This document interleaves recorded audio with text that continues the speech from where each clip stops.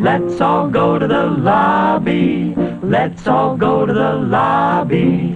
Let's all go to the lobby to get ourselves a treat. Delicious things to eat. The popcorn can't be beat. The sparkling drinks are just dandy. The chocolate bars and the candy. So let's all go to the lobby to get ourselves a treat. Let's all go to the lobby to get ourselves a treat.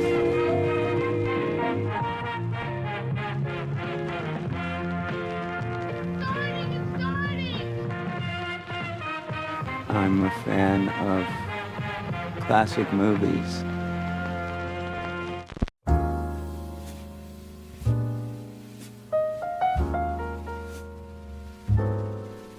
Hello and welcome to Ticket Stubs. We talk movies in all their forms, double features, audio commentaries, and everything in between. We take cinema seriously, even if we don't take ourselves too seriously. We're your co-hosts, Kyle and Levi Huffman. I'm Kyle. I'm Levi. And here we are, Levi. We're finally back. Yeah.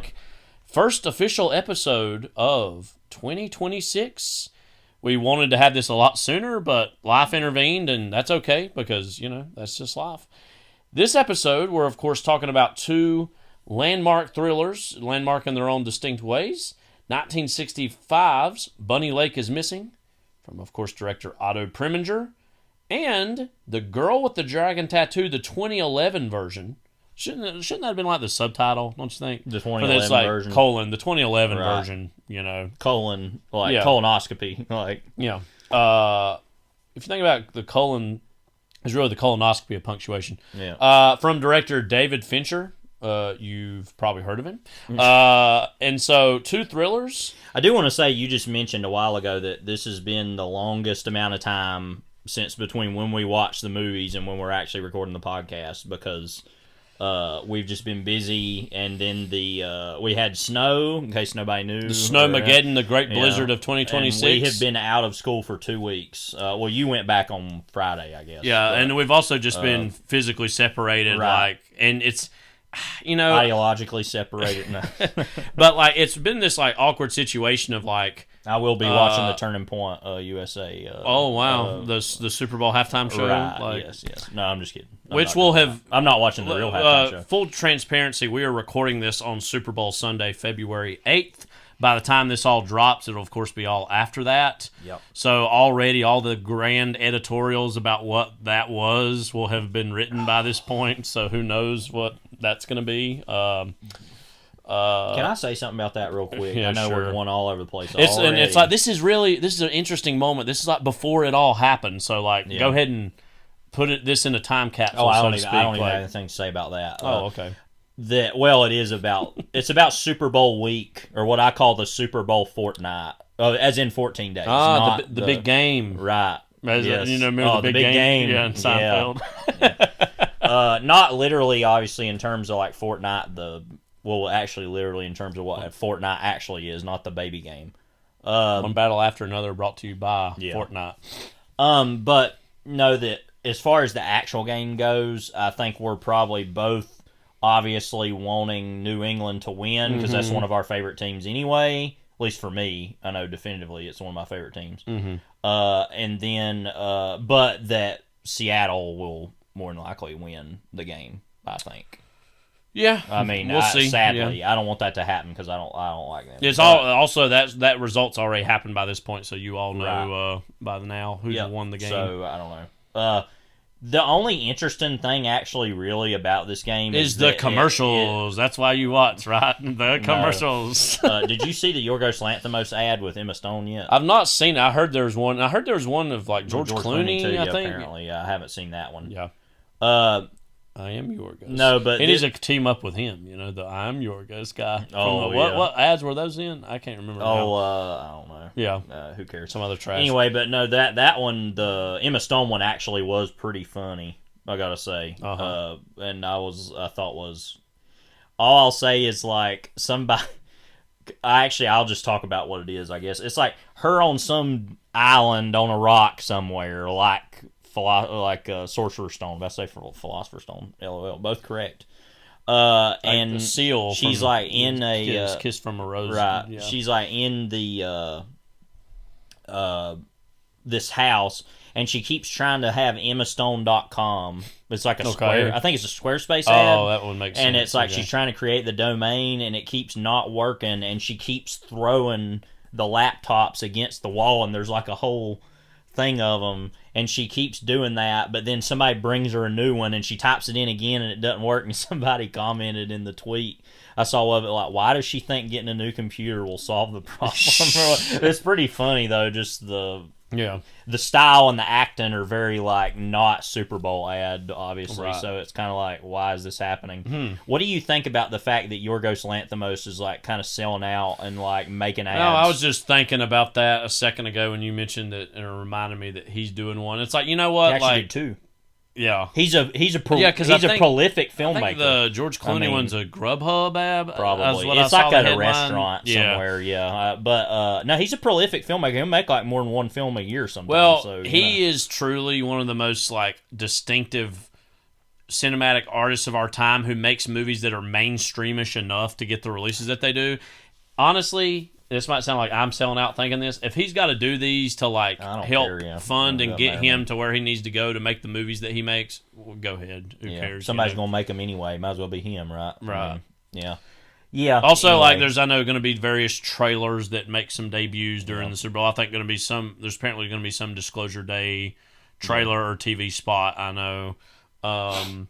Feels like 20 years ago. It's like, oh, the Spielberg movie's getting like a Super Bowl ad or something. You know, it seemed like almost a throwback. Well, before we get too far off there, I don't have anything to say about the Bad Bunny thing. I just don't care either way. I'm mostly in support of him doing it only because it's pissed off such a big portion of the country for some reason. I guess because they're just racist. Well, I think we should just say up front here, like, when it comes to the ads or the Super Bowl halftime show, like, Levi and I are actual football fans. Yeah, I know this is more and more, like, goes by the wayside, but I actually just want to watch the game. Yeah. And all this other stuff is just like, okay, sure. Like, you ever heard that Bill Burr bit of him talking about like he's a big football fan, plays a it a little fan, bit behind, and he's like 30 minutes behind, and then he fast forwards through like the stuff that he don't want to watch or whatever. I'll watch it, but that's not my. And there are some funny ads. I'm not going to act like I'm immune to some charms of some advertising. Puppy Monkey Baby. I mean, that was Monkey. Baby. And that was like literally, I'm not even kidding, that was like 10 years ago now. That's 10 years crazy, old. yeah.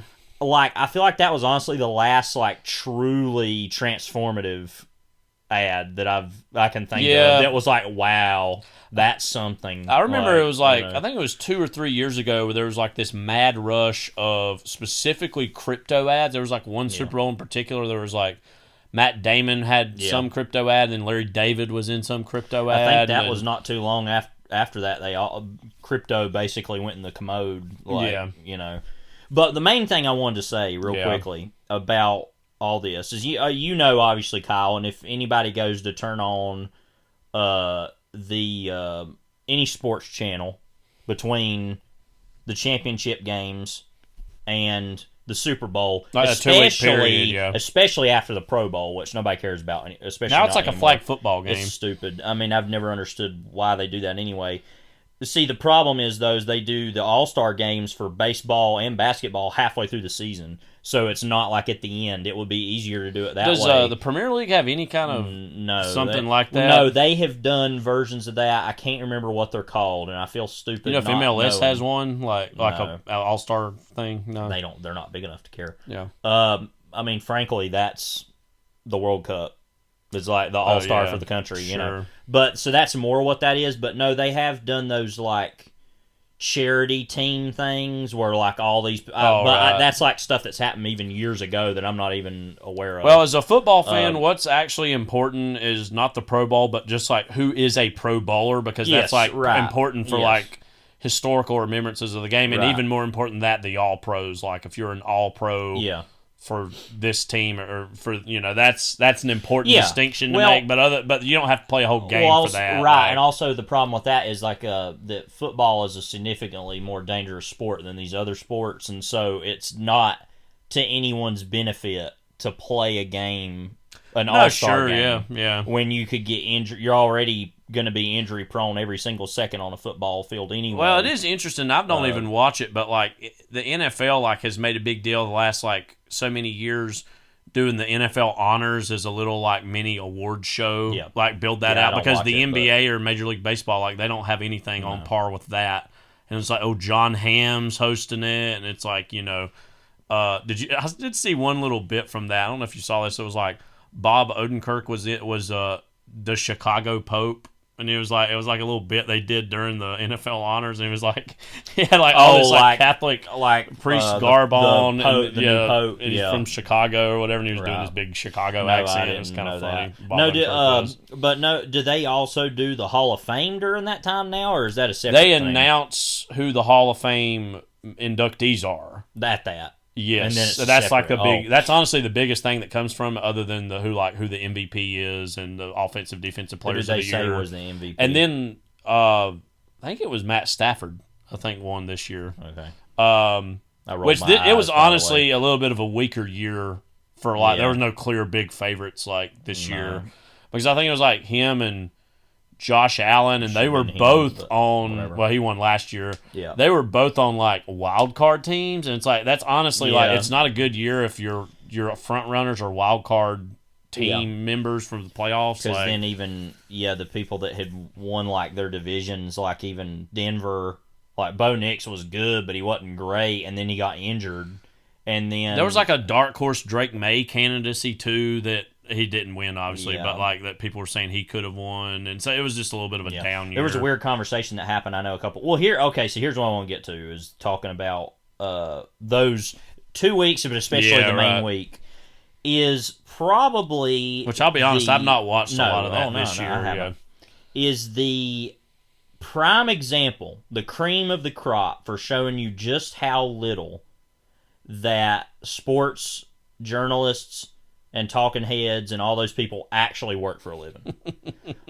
It's honestly something that I could probably write a little pamphlet about.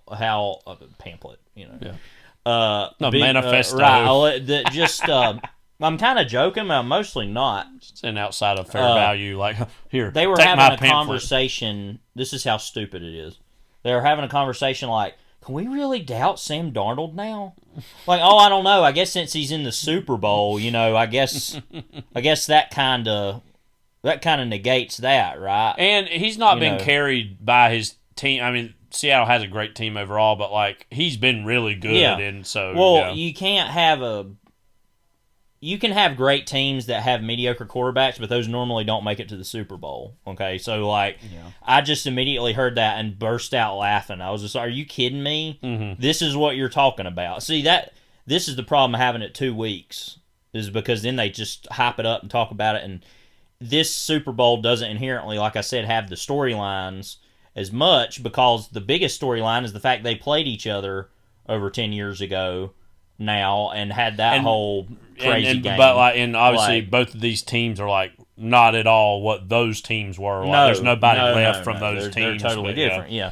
And so that's cool, but like that, and then specifically 2 other items I wanted to mention. Number one, I think you had seen that I tweeted this, that Dave Portnoy from Barstool Sports apparently hurt. So you know what's stupid is that I watched the video, but I automatically, because these people have the brains of toddlers, so like it's not that hard to figure out what the like storyline going on here is that he had apparently injured his leg.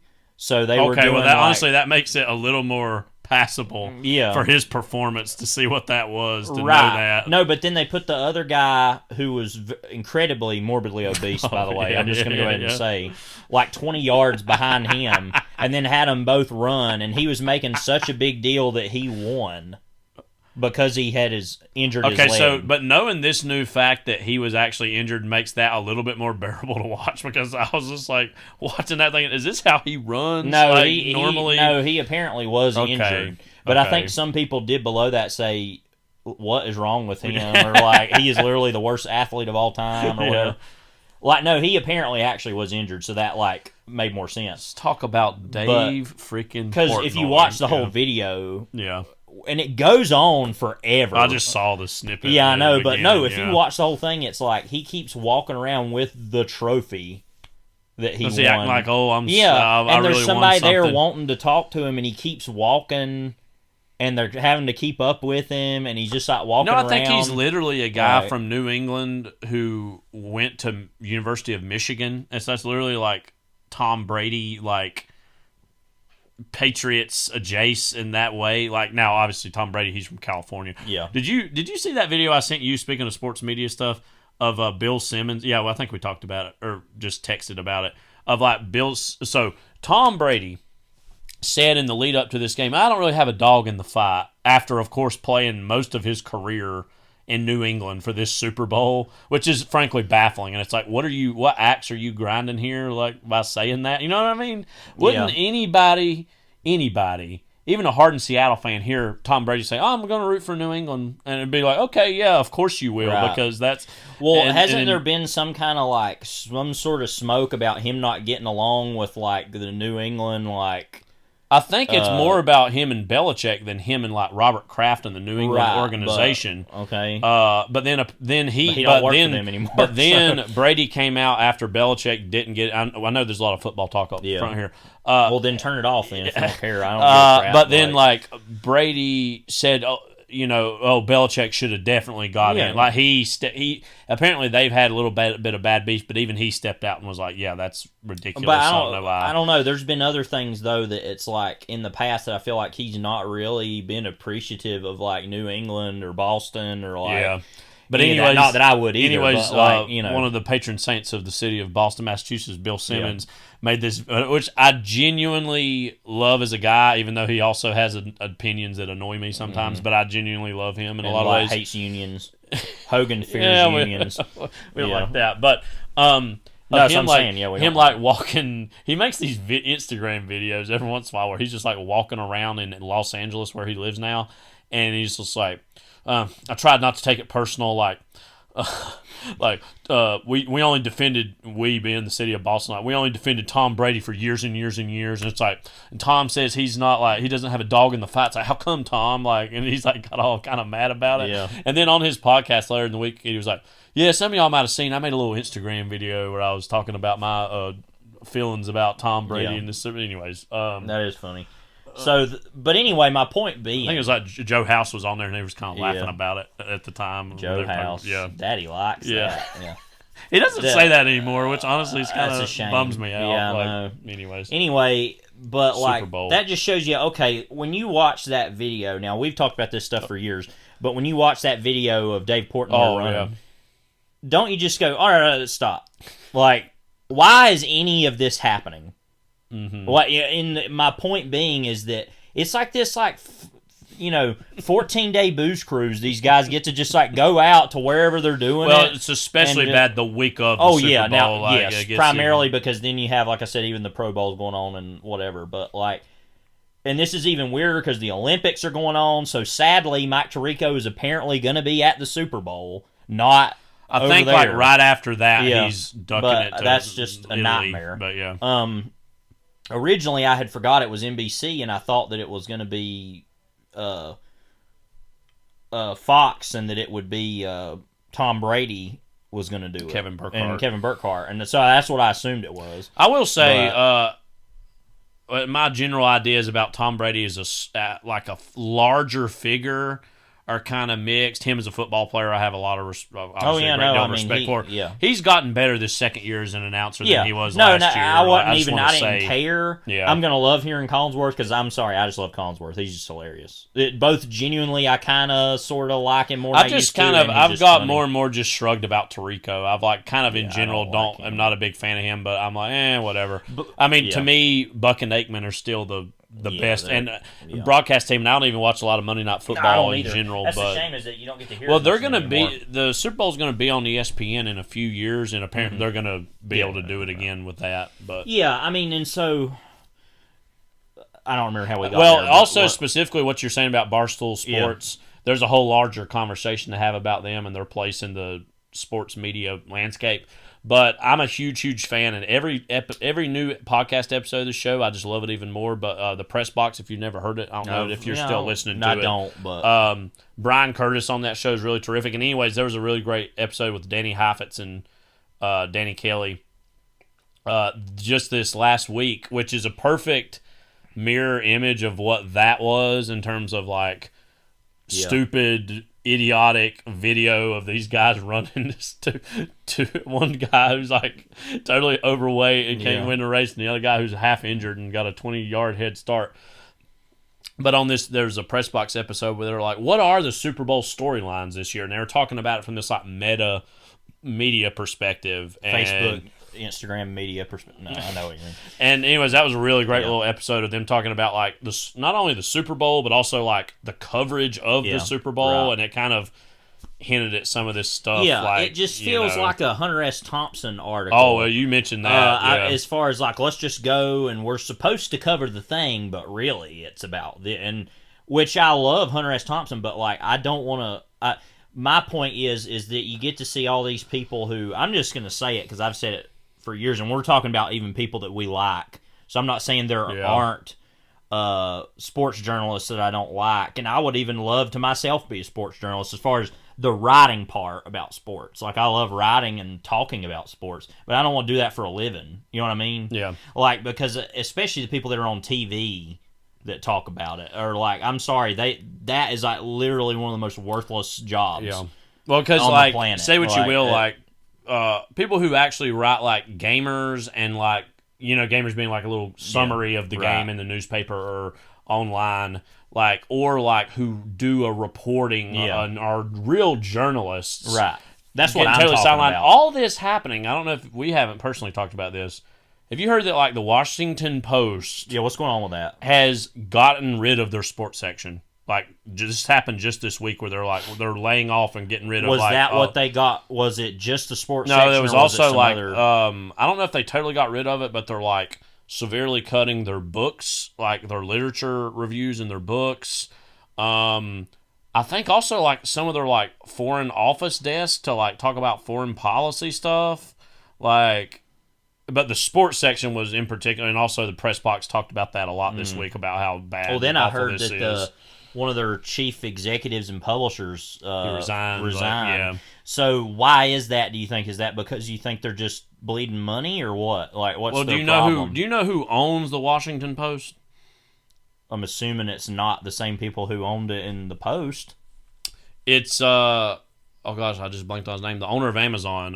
Bezos? Bezos, yeah. He Jeff owns Bezos. the Washington Post? Yeah, when did that happen? That happened like a year plus ago. I didn't even know he bought that. Bought the paper. Okay. And apparently it's like, we're just like, you know, we're just trying to make it viable and blah blah. It's like, and so they're just destroying the paper, basically. Yeah. Well, see, now I was wondering if it was something like the fact that obviously how like the Wall Street Journal's got all its like, you know, stock and like Wall Street news, so they have their own kind of like thing. But then the New York Times is like so big, and they have their app, and they have all this way they get news. Apparently, out. like one of the things that has like helped save them as an institution are the games that they have created, and all the money that makes that actually goes to funding actual real journalism, which is I love the New overall. York Times. Yeah, I mean, I regularly read I New York read them. That's where I get my news primarily from New York Times. Yeah. And I've subscribed to New York Magazine. I'm a New Yorker now. subscriber. You also have New Yorker, but so we love the New York Magazine, New York Times. Well, that's all we're going to get anything out of. So yeah. I have respect for all. No, those but anyway, so I was thinking, okay, so like maybe that's what the problem with the Washington Post is. They don't have this like app or this like bigger. That was thing, something that they talked a little bit about. Is they don't really have a money making more like quote unquote modern way to get that out there. Yeah, I mean, well, that's the thing is that newspaper sales in general, like actual print news, like the last time I saw a New York Times newspaper was when you bought one up in King of Prussia, like a year and a half ago. Like, so that's the last time I've actually seen a physical copy of a New York Times. I did see one when I was in the airports in Charlotte. And, I mean, London. right. So there's going to be places where they have them. You know what's interesting was in now London. In London, they had like a New York Times international version. I saw, and I think I bought, which was like. They had the JFK assassination details printed a day ahead of time, right? Yeah. I was just thinking about that, just like. I I think about the shot of him looking. It's like black and white with Donald Sutherland with glasses and hat, like, looking at the newspaper all the time. Like, but anyway, point being, I'm glad you brought that up. Is that like, and then even like, spoiler, we're going to start talking about David Foster Wallace here in a little bit. That old DFW. He had written, a lot of, essays in journalism. I know he wrote one in particular about that one because they talked about it on the press box here a while back. That one article profile about a big tennis player. I can't remember his name. He wrote some really famous, I think, essay or like kind of piece of journalism that I've never read, but I've always heard about like him on a cruise. Yeah, it was a supposedly fun thing. I've always heard that's good, but I haven't read that right. yet. So, like, I love reading sports journalism, and I love writing about sports. There's a column I want to call... Yeah, go. Well, I was going to say one of my favorite things I wrote, especially last year, was about Lamine Yamal, the soccer player for Barcelona, who I'm not a fan of, and I talked about that in the essay. If anyone cares, it's called Lamine Yamal Was Always a Gangster. You can go look it up. But there's a little which column, is my real like Frank Sinatra has a cold kind of like name, But anyway, there's a really good little column that the New Yorker, does like about once a week called The Sporting Scene. Yeah. Louisa Thomas is the name of the writer for that. And it's just got some really good little.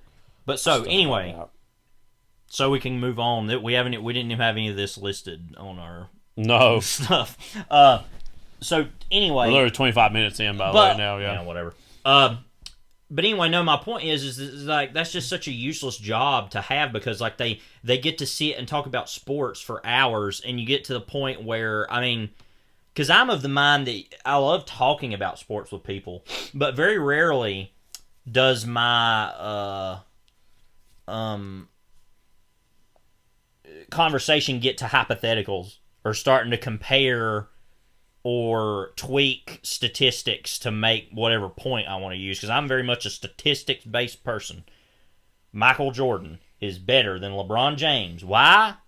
Because he has won more NBA championships. You might be, you might not be. I don't know how many of these conversations you have with middle schoolers, but with high schoolers, like they take it as a fact. Oh no, LeBron is clearly better than Michael Jordan. Duh.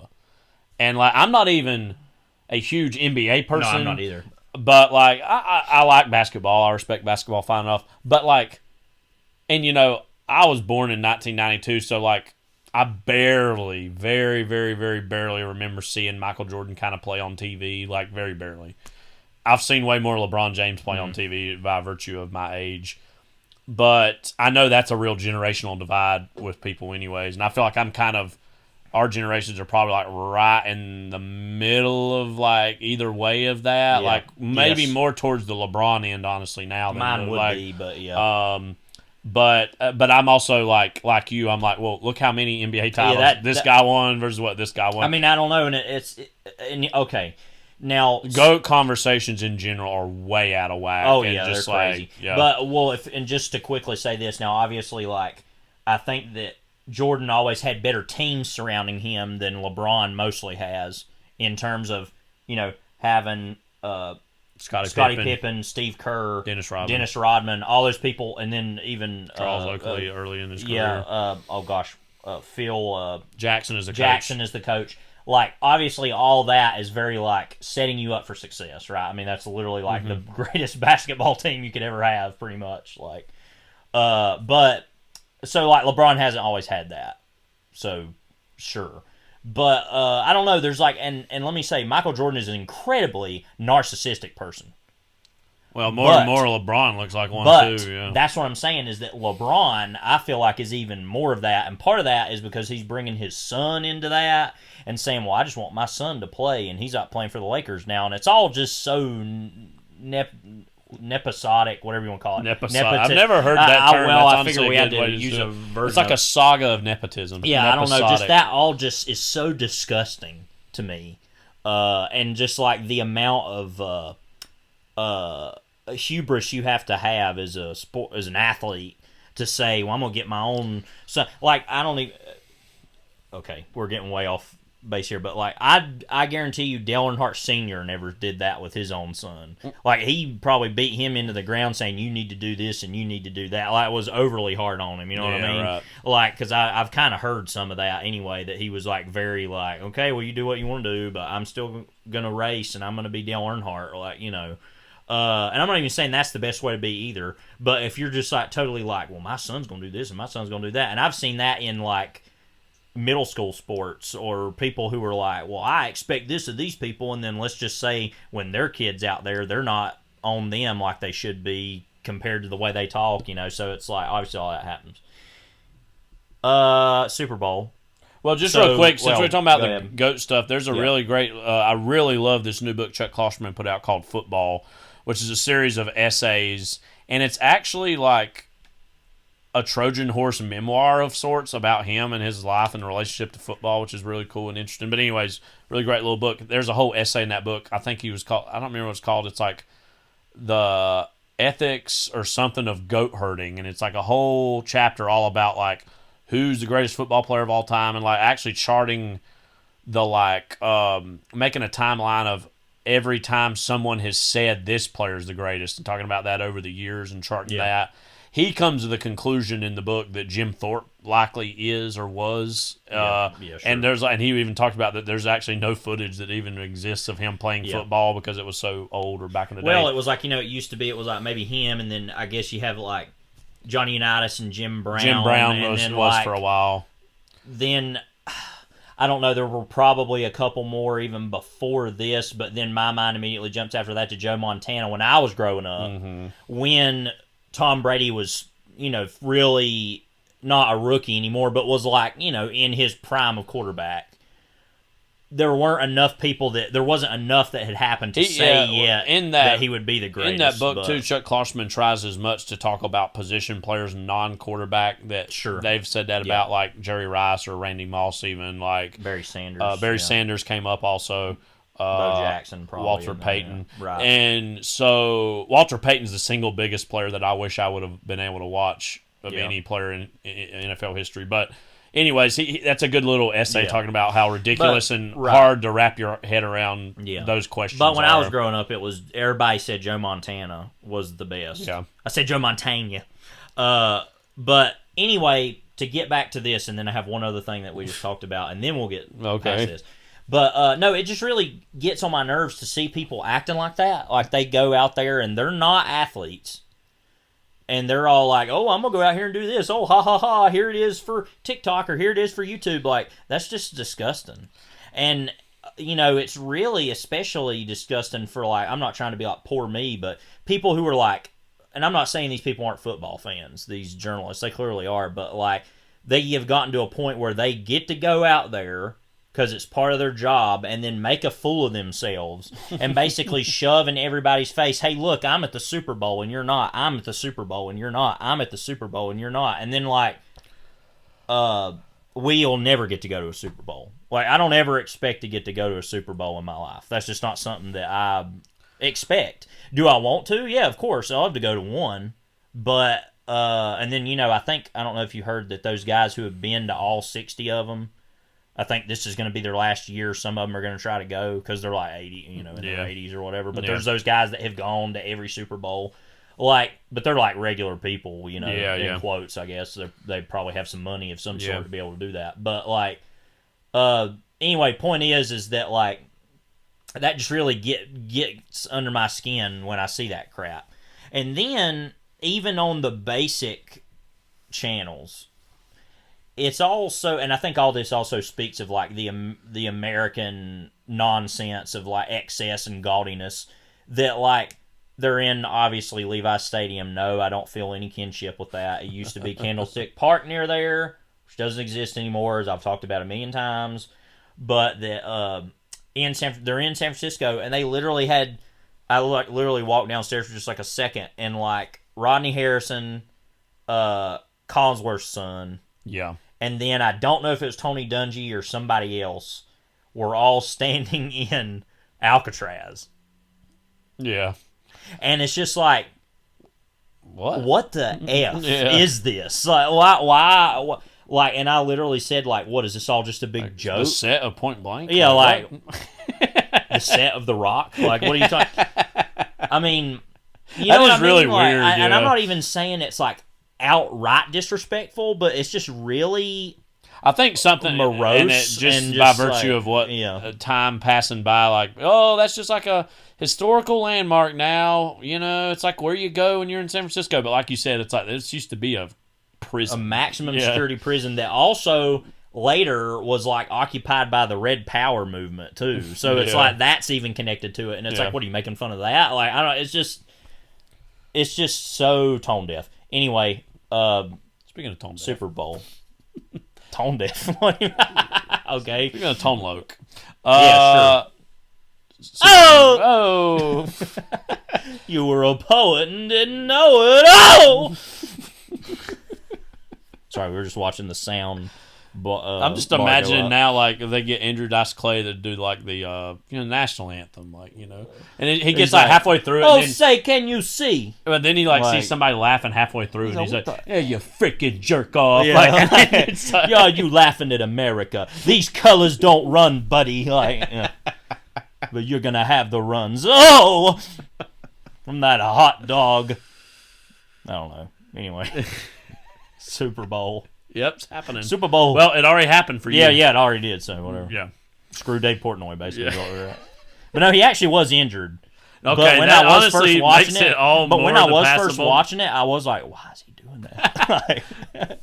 Yeah, I'm not even going to say some of the things I was Yeah. thinking on this podcast, but I was just like, what? Have you ever seen that Like, video? Actually, the first time I ever saw who he was that video of that guy who, like, was in some major city they were in. It might have been New York, I don't know. Who was, like, walking was he doing around. his pizza reviews and and didn't have, yeah. Okay. And he, like, didn't have his arm. That guy didn't have an arm. Okay. And he was, like, pulling he was, like, clearly, like, a crackhead, like, homeless guy of some sort. And was, like, carrying a bag of luggage behind him. Mm-hmm. And clearly he had, like, wrapped, like, a string around it and put on whatever nub of an arm he had and was pulling it behind him. Mm-hmm. But he, like, walks out of a store and Dave Portnoy's standing there and he's like, something about crack addict or something. And he's just walking by. And then Dave Portnoy just looks at the camera and then looks and he's like, how's he carrying that? Yeah. And he's like dragging it behind him. Do you remember that? No, and then, like, that. I'm not even kidding, like a day or two later, totally unrelated, same guy Okay. is like running after somebody in the city with like scissors on his feet, like trying to get him. What? And they're like laughing, running away from him. It was like the same guy. And I was like, wait, so this guy's like a character? What's going on? Wow. But anyway. But yeah, he does those pizza reviews where he goes to random cities and does. Have you seen? There's like been a few where like he's started getting shouting matches with like the owners of the pizza places. No, but that don't surprise me. Like there's one where he was giving them like a half decent score. It wasn't all that bad. Yeah. But then the guy the owner came out and was like arguing with him. He's like 0 out of 10. And he's like started yelling at each other and cussing. It was the whole thing. I have to go watch that. Yeah. Anyways. All right, Levi. So during this little blizzard, just a little blizzard, we've been having, you started reading David Foster Wallace's Infinite Jest, which also it recently... Sorry, hang on, I'll turn that off. That was the stereotype button just went off. Like, it's 27-year-old white male reads. Have you been performatively reading it in public? Like, you know. Well, I haven't had the chance to do that yet. But also, I just want to say, it would be incredibly hard to carry this around. Yes. So, how heavy it is. Yeah. So, you just... Okay, you just got the new the 30th anniversary. 30th anniversary. That's why I just started copy. to say is that February 1st was the 30th anniversary of the release of the book, and so I hadn't really planned. I'd actually planned on reading it this summer, at some point. I remember reading this in the summer of 2019, I believe it was. Now, and so I would have been 26 years old. Yeah, and I'll ask you and let you talk about it more even than me before I say anything. I want to say first off that everybody knows by now, and I want to be like self-aware that, and then talk about why we shouldn't be. But whatever.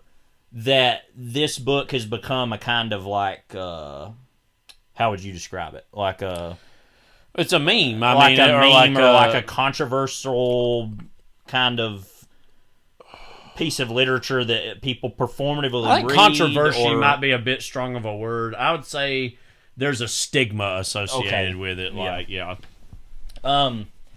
that it's a book that is intentionally long, kind of intentionally complex. What's interesting, it's not really hard to understand. It's just told out of order, and it's kind of disjointed, and there's so many characters. I'll say put it this way: the actual prose is not hard to understand. But like you said, the organization of the story is intentionally obtuse and intentionally aloof. And of course, it has all the end notes in it. And of course, I mean, this was obviously, it goes without saying, just say this at the beginning. Like, this was one of the landmark novels of the 90s. Yeah. Like, I mean, and it's 1,079 pages long, and like probably about nearly 200 or more pages of that is just the end notes. So just to say, with this, that with David Foster Wallace, it's also attached to the fact that he committed suicide. About 10-ish years after it was published. So obviously it's another thing too. They say, like it's proponents of, I guess another term you could use, it appeals to the white male rage of kind of like this generation's version of Catcher in the Rye, which is also a great book, by the way. But so yeah, I guess I want to get out there and say that I know everybody talks about Infinite Jest, and most people have read Infinite Jest or have attempted to or have an opinion about it.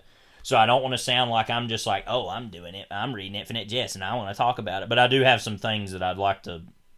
And I'm literally 154 pages in, so I'm like not, also you've done the end notes up to that point, so it's like really more than 150 Yeah, but my point is that I'm not even really good ways into it, but I wanted to just talk a little bit about it mainly to say that it's the 30th anniversary of it, but I wanted to cede it to you and talk about your experience with the book and what you think about it. And I read this back in the summer of 2019. That was like right as I was finishing my teaching degree and I was about to start teaching for the first time.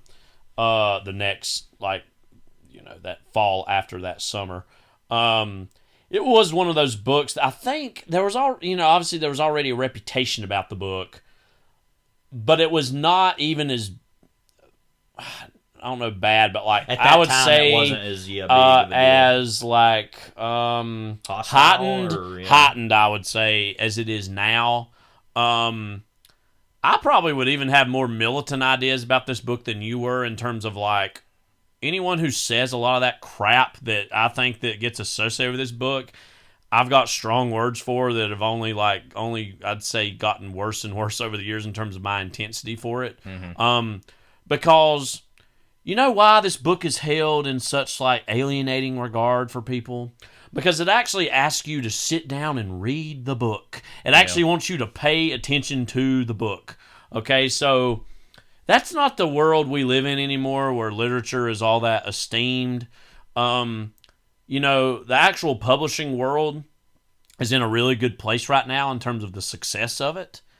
But a lot of that is supported and bevied by the most useless garbage you could ever imagine in terms of what is quote-unquote counts as literature nowadays. I know I'm randomly this might not be exactly the angle you thought I was going to come at this with, just with this hostility. But, I'm sorry that this book actually tries and is actually trying to do something with the form of literature, because I know that really seems out of date now for people. Now, I know Foster Wallace as a figure is somewhat met by a little bit of controversy now, more so because of some very, very light, and we have to understand these things are on a spectrum, Me Too allegations that have come out over the years. I wasn't aware more of that. so about him trying to like foster, no pun intended, like relationships with like younger fans of his. When I say younger, there's adults, but of younger women and him trying to act as though he was interested in them or was like almost acting as though he was a mentor to them. Now, again, I want to emphasize there was like I don't think there's anything on par with like sexual assault or rape. More so just like suggestions of things. Yeah. More so in that realm. So I understand that. I think too that this book has just come to represent again, like, he was in the mold of, like, he was the Gen X version. He was compared a lot, and he's the Gen X version of, like, Don DeLillo or Thomas Pynchon, or you can go through a list of various other writers, a lot of which we're big fans of. He was the Gen X answer to some of the tradition that they were a part of, while also he himself trying to run away from that tradition and some things he said. But, you know, like, I think it's, you know, I'm kind of militantly on the other side of, like, we just need to embrace this book's greatness, and if you're going to attack that, let me see your reading list, because I promise you, I'm going to not be nearly as gracious towards that as you likely are towards this book. So, and it's randomly something that gets me more and more mad over time because I think it's not a book without flaw, but it is a masterful work of literature, in my opinion. And so I randomly am getting more and more annoyed as I feel like it's kind of started to taper off a little bit, honestly, from where this was, like, say 2 or 3 years ago, even as a stigma of sorts. As a depiction of modern life, and I'm using modern in a more abstract sense, like since the 90s or even a little bit before, this is really in many ways without parallel in terms of what Infinite Jest is as a central metaphor of a work of death that we cannot look away from and that it traps us. Hello, Instagram Reels. Hello, TikTok. Hello, the entire digital world that we now live in, and that he was in many ways while also in its own way trying to create that itself with this book. Well, that's what makes this. It almost gives you a headache when you think about that, because you're like, wait, so he's talking about the perils of modern life and about, like, these death machines that we're addicted to but can't escape, and then he writes a book that is a death machine that we can't escape. And that you get engrossed in, because it started to happen to me at first. Now I'm about to go back to work, and I know that's going to be its own, like. And when I sit down and read this book, it's like a test. I'm like, all right, I have to, like, pay attention. You know, whereas I'm reading, like, Wuthering Heights, and that's more of like, oh, okay, I can read about, like, a little bit of that, and okay, I'll go do something else. Like this, it's like, okay, I have to really try to read this much today, and I have to understand this and understand that. But that around probably page 75 or so about halfway of what I've read, I started to started to love reading it. Now, I don't know where all this will go and if I'll become the stereotypical 27-year-old male who loves Infinite Jest and talks about it all the time or blah, blah, blah. But I think part of why, and I'm agreeing with everything, I agree with everything you say, but I think also people that it was such a talking point and people were making such a big deal about it that especially, you know, I don't want to make it all about gender, but I know it was especially a thing of, like, if you see men reading this, women go the other way, or, oh, if you see that on their, like, bookshelf, that's like a red flag, or if they're talking, you know, that sort of crap.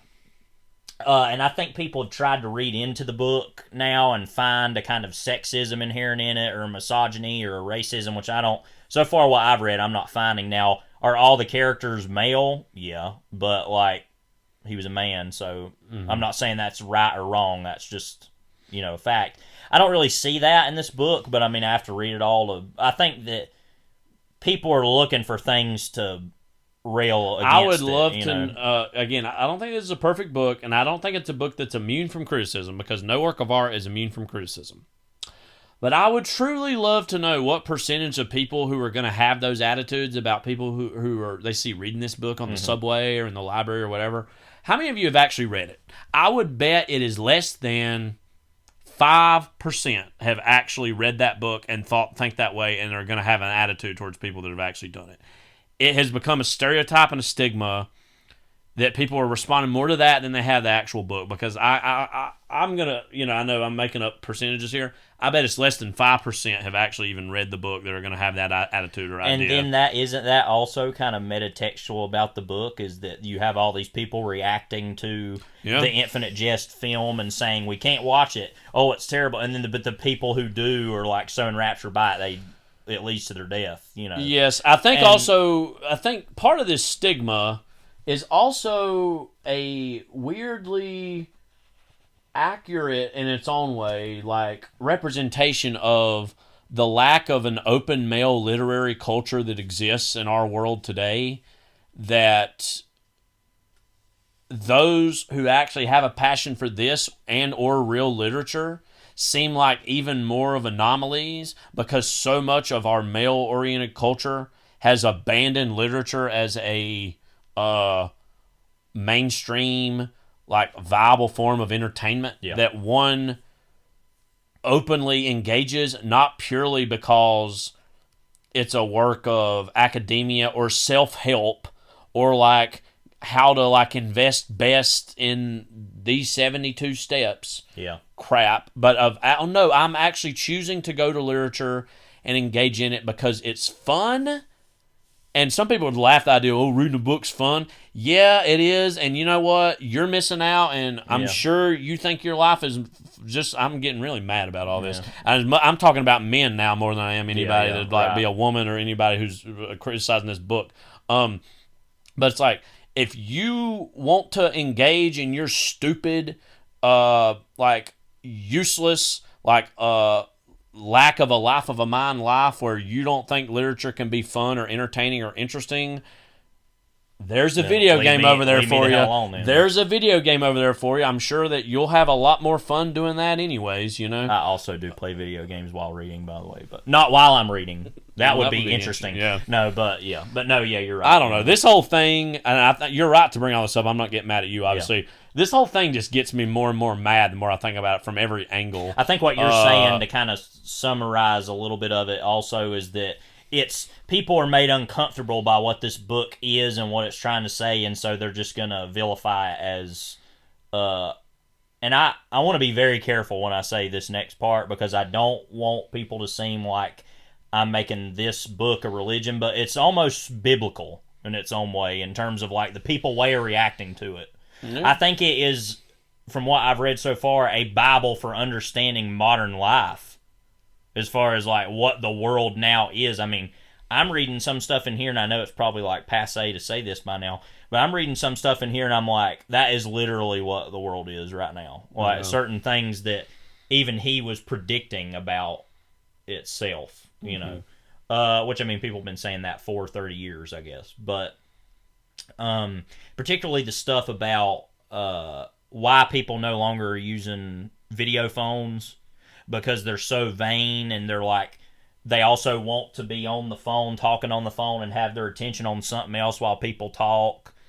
And then if they're being shown, they're going to have to act like they're paying attention. So then they're like, oh, but I don't like the way I look on the video, so now I have to buy a mask that makes me look better. But actually, I kind of like the way that the mask looks on me, so now I'm going to wear that out in public. Like, that's all literally like 2026 is what that is literally like the AI, the way that AI is now creating those for ourselves, versions of ourselves. And I mean, but my point is, I think that people struggle to even like attempt to approach the book. Yeah, and what I'm about to say, I don't even mean nearly as dismissively as it probably is going to sound.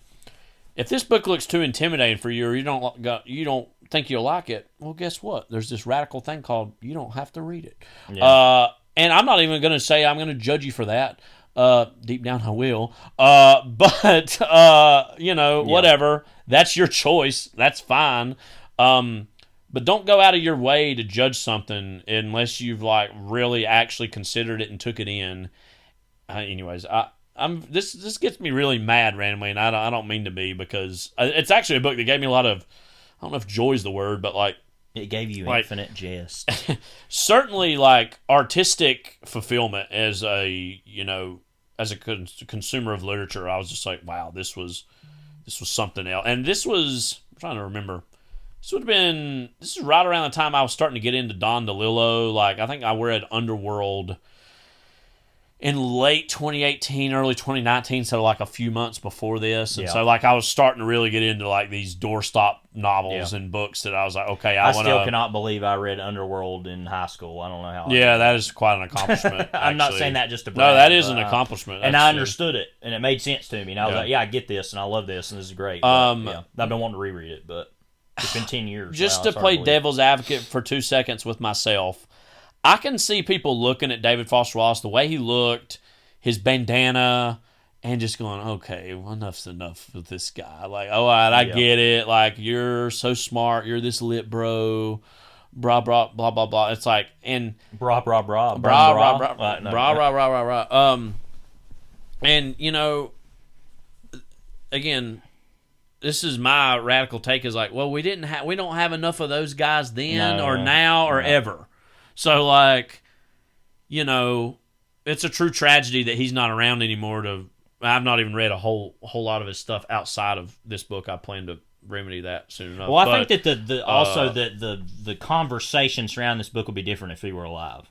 Yeah. I don't necessarily think that it would have gotten to this point, and also he would have written more books. Yeah, I mean, it already was held and well regarded when he was alive, and certainly in the 90s when it came out. But I do think, as you say, undeniably, there's a specter that hangs. There's a whole specter that hangs over his whole life and all of his literature because of the way his life sadly ended. Yeah.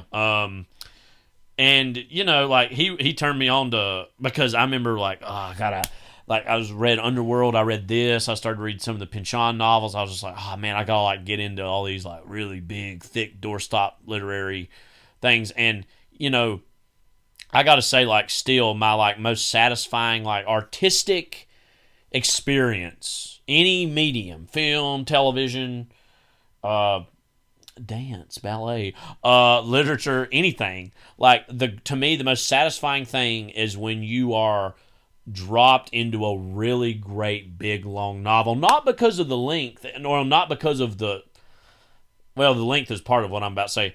Not because of the, like, self-aggrandized, like, prestige of what it is, but, like, when you're in a work of literature that you know you're in the middle of, and you know, like, you've started and you know has an end, and you just feel like you're immersed in and you're just deep into. That's the greatest, to me, artistic feeling I can have as somebody who's taken something in. And that's what I was going to say is why I think that, to speak a lot more positively now, I think what I really love about the book, and I think that you probably know this instinctively but maybe didn't think about it in these terms, is somebody who both of us aren't really fans of, like, fantasy novels, but, like, what I think is great about this book is that it's in a slightly future world, obviously, and it's, like, a lot like the world we now live in certain ways, but that, and even the world of the 90s, but is not a, you know, it's not like Dune exactly, but it's like the real Dune in its own way. It's like, obviously it doesn't have, like, fantasy aspects, but it has a whole world it's creating. It's got some sci-fi adjacent stuff to it, but, that it's... I know what you mean. It's like a large,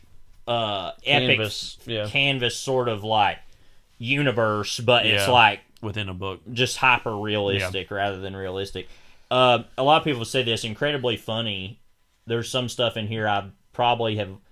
There was one thing in here, specifically I really loved the James O. Incandenza filmography.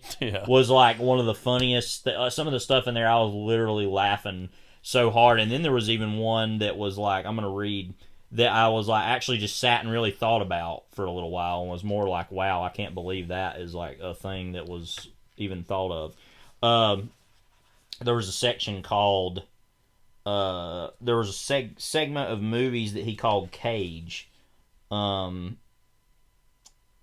Yeah, well, just listen to this. So there's a movie called Cage 3, free show. Okay. Yeah. 65 minutes long, black and white. The figure of death presides over the front entrance of a carnival sideshow whose spectators watch performers undergo unspeakable degradations so grotesquely compelling that the spectators' eyes become larger and larger until the spectators themselves are transformed into gigantic eyeballs in chairs. While on the other side of the sideshow tent, the figure of life uses a megaphone to invite fairgoers to an exhibition in which, if the fairgoers consent to undergo unspeakable degradations, they can witness ordinary persons gradually turn into gigantic eyeballs. Like, okay, that's was unexpected. One of my favorite ones, though, hang on, I gotta find this. Was you can tell then also there's like all these little like things talking about what their real lives are like here, and maybe we can talk about what this is actually about if we don't, if someone doesn't know by now.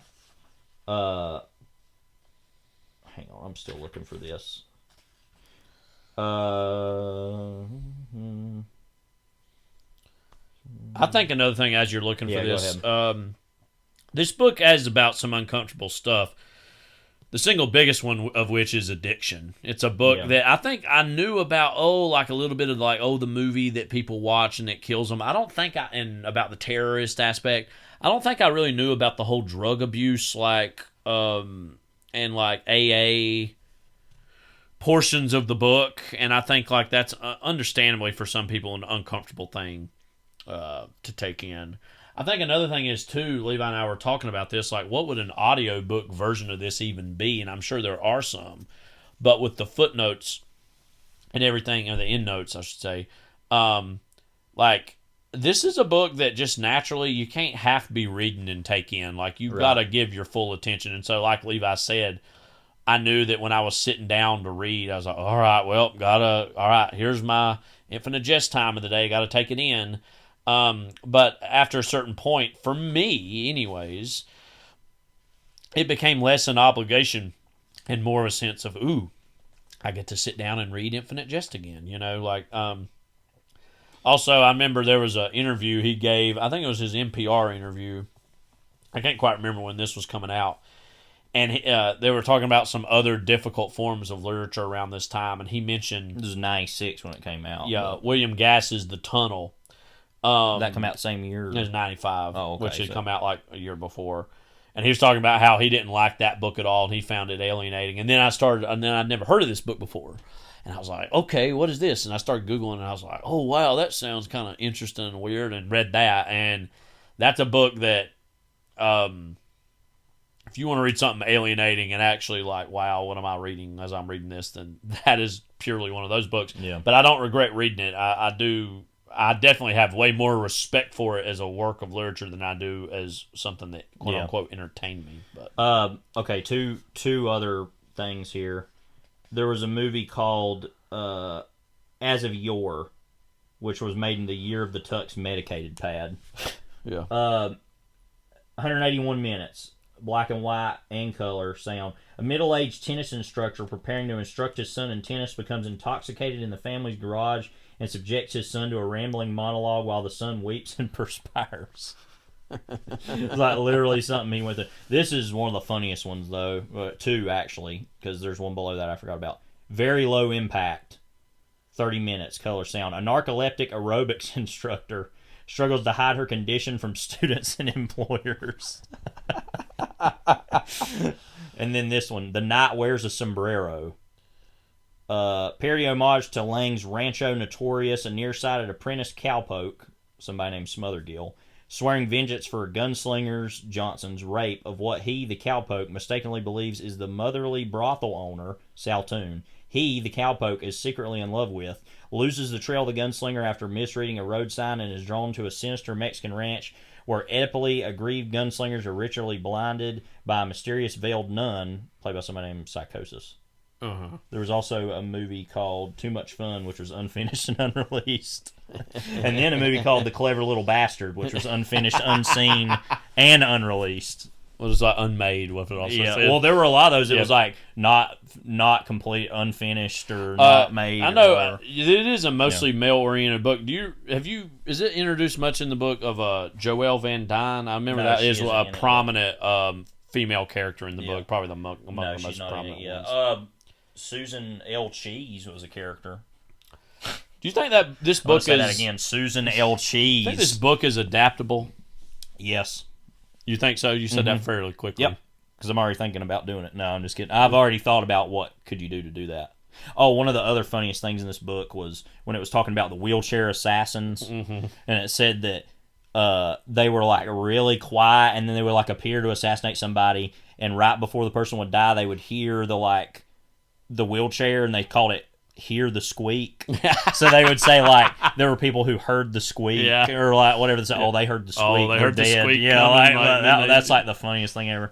I'm gonna try to get my kids to start saying that. Oh, did you hear the squeak? Like, I'd heard this before, but forgotten it. That his working title for the book was "A Failed Entertainment." yeah.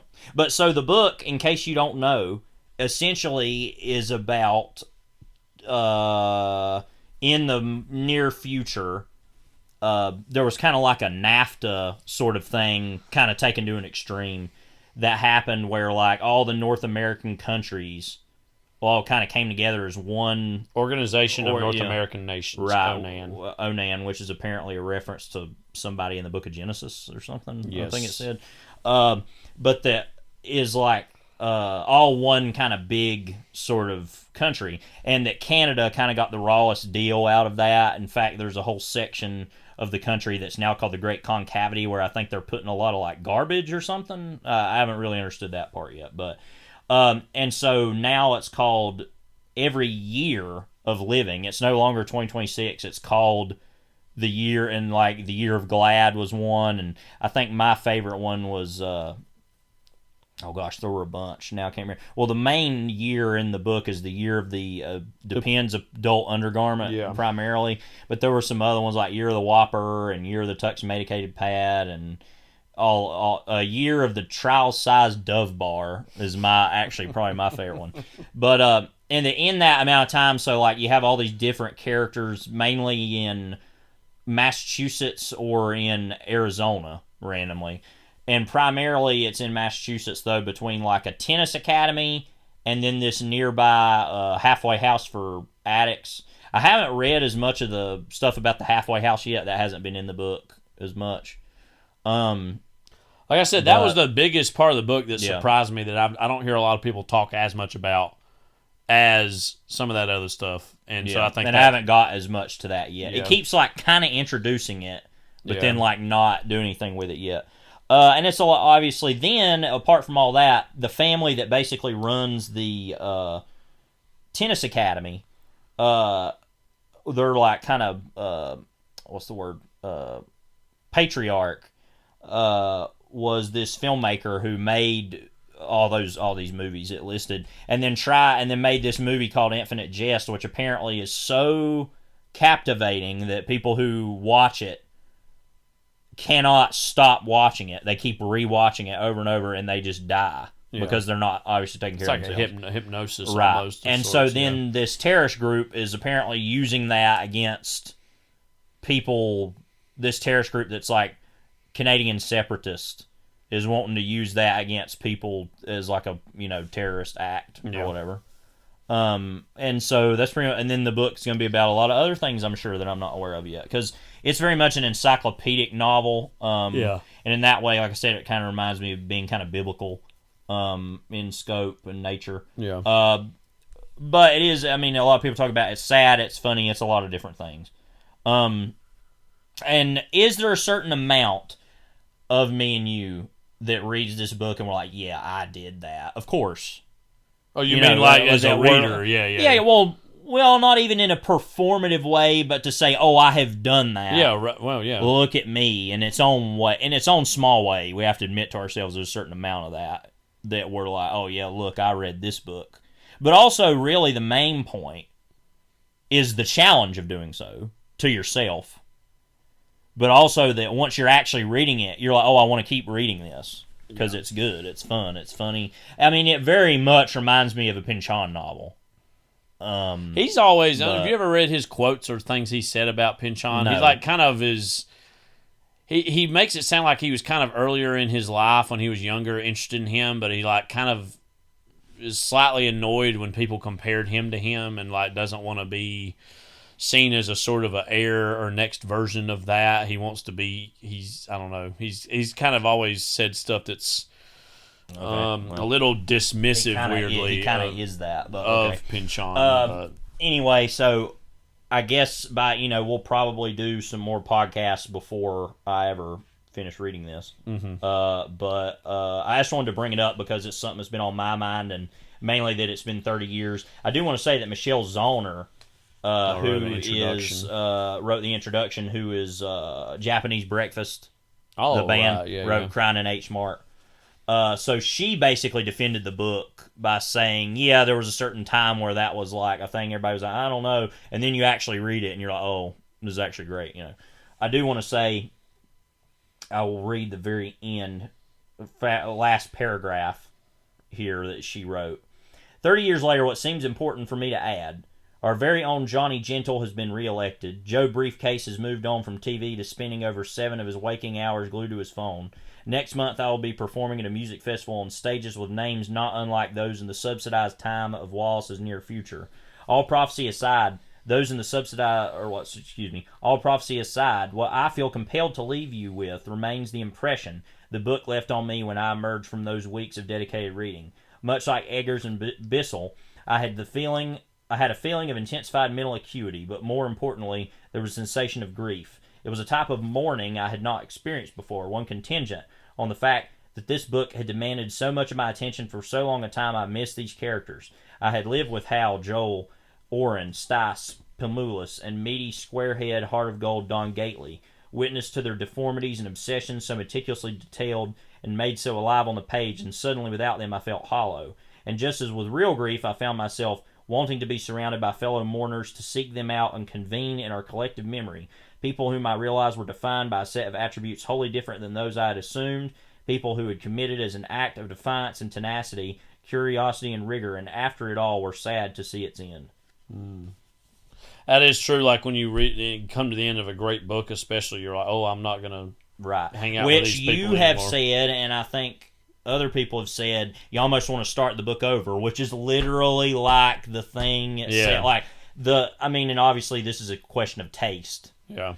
But that's what true genius is, when you're able to say, okay, there's this thing that does this, but then the thing itself is the thing. I know that sounds like, oh, okay, cool, bro, whatever, but when you're actually reading it, see, that's the difference between talking about literature and actually doing it. Is like we're saying, is actually doing it is a different story than just talking about it. Yeah. So I remember I saw Until the End of the World for the first time a few months after reading this book, and I can't help but think of these two things similar. Combined. Because that was about watching your own dreams. And being addicted to that. Right. And they're both about, in their own ways, the end of the 90s. The millennium. And the millennium. The millennium.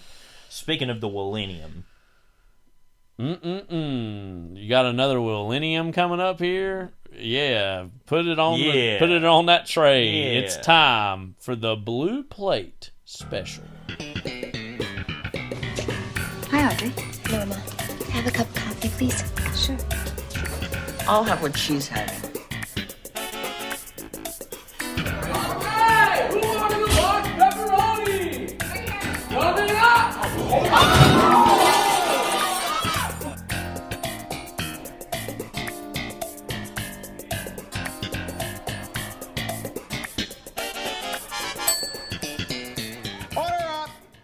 Will Smith is going to hear the squeak right here. I messed that up. I hear the squeak. That has to be one of the longest. I said they call him the squeak. Boogity, whatever. Has to be the longest what? I was going to say longest amount of time in the beginning before we've got to the Blue Plate Special. I kind of thought we were already in it. Yeah, you're right. Okay, we'll kind of go through this a little quicker. What do we got to talk about here? Let's see. What are we even doing? Okay, send help. Send help? More like send a little bit of help to make Your this movie slightly package came better. In the mail? I had a little bit of well, my package etc. A little bit of a revelation as I was watching this movie and leading up to it. But real quickly, Send Help. It's the newest movie from Sam Raimi. You might have heard of him. It's been a while. It's great and powerful. The film follows Rachel One of the worst McAdams movies and I've ever seen. Dylan O'Brien as an employee and her boss, respectively, who becomes stranded on a deserted island after a plane crash and attempt to survive while tensions rise between them.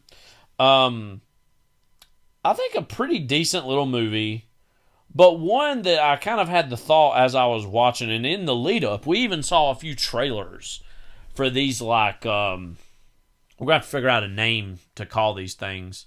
Maybe we can brainstorm one here, of like these class warfare comedies slash fantasies that, like, you know, it's like a popular Eat the rich. Eat the rich, like kind of fables of sorts. Big and rich. Fables that have started to occur over the last like so many years. And they're definitely like pushing the button that we all as middle class to lower class people want to have of like, I'd kill this rich person or I'd take this from that person. And these movies that are like living out these fantasy versions of that. Yeah. But, you know, I wrote my little letterbox review about this. I find this, frankly, a little bit, what's the word? Like condescending, I guess, towards audiences. Because in general, like, I struggle with, like, narratives or stories that are about people trying to survive in the elements. Sometimes I can get kind of bored by that. Yeah. Although something like Castaway, which is even more of a harder sell because it's like mostly a story of one guy. Yeah.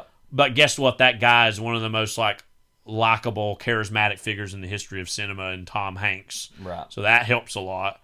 And also, say what you will, like that's I think one of Robert Zemeckis' best movies, and I think it's a really well done version of that. And it also, and, you know, that's obviously a different thing because it's not involving this whole class warfare element to it. You know, that's not what narrative is about. Let me say also, this is all presaging a movie that's going to come out before too long.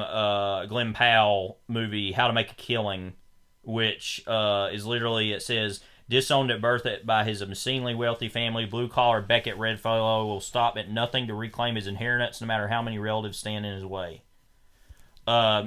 My question to you, do you care about whether Glenn Powell gets his money? I like Glenn Powell, but no. I'm saying the character. No, right. No, yeah. But I don't, but like... No, I do like Glenn Powell. I'm not saying that.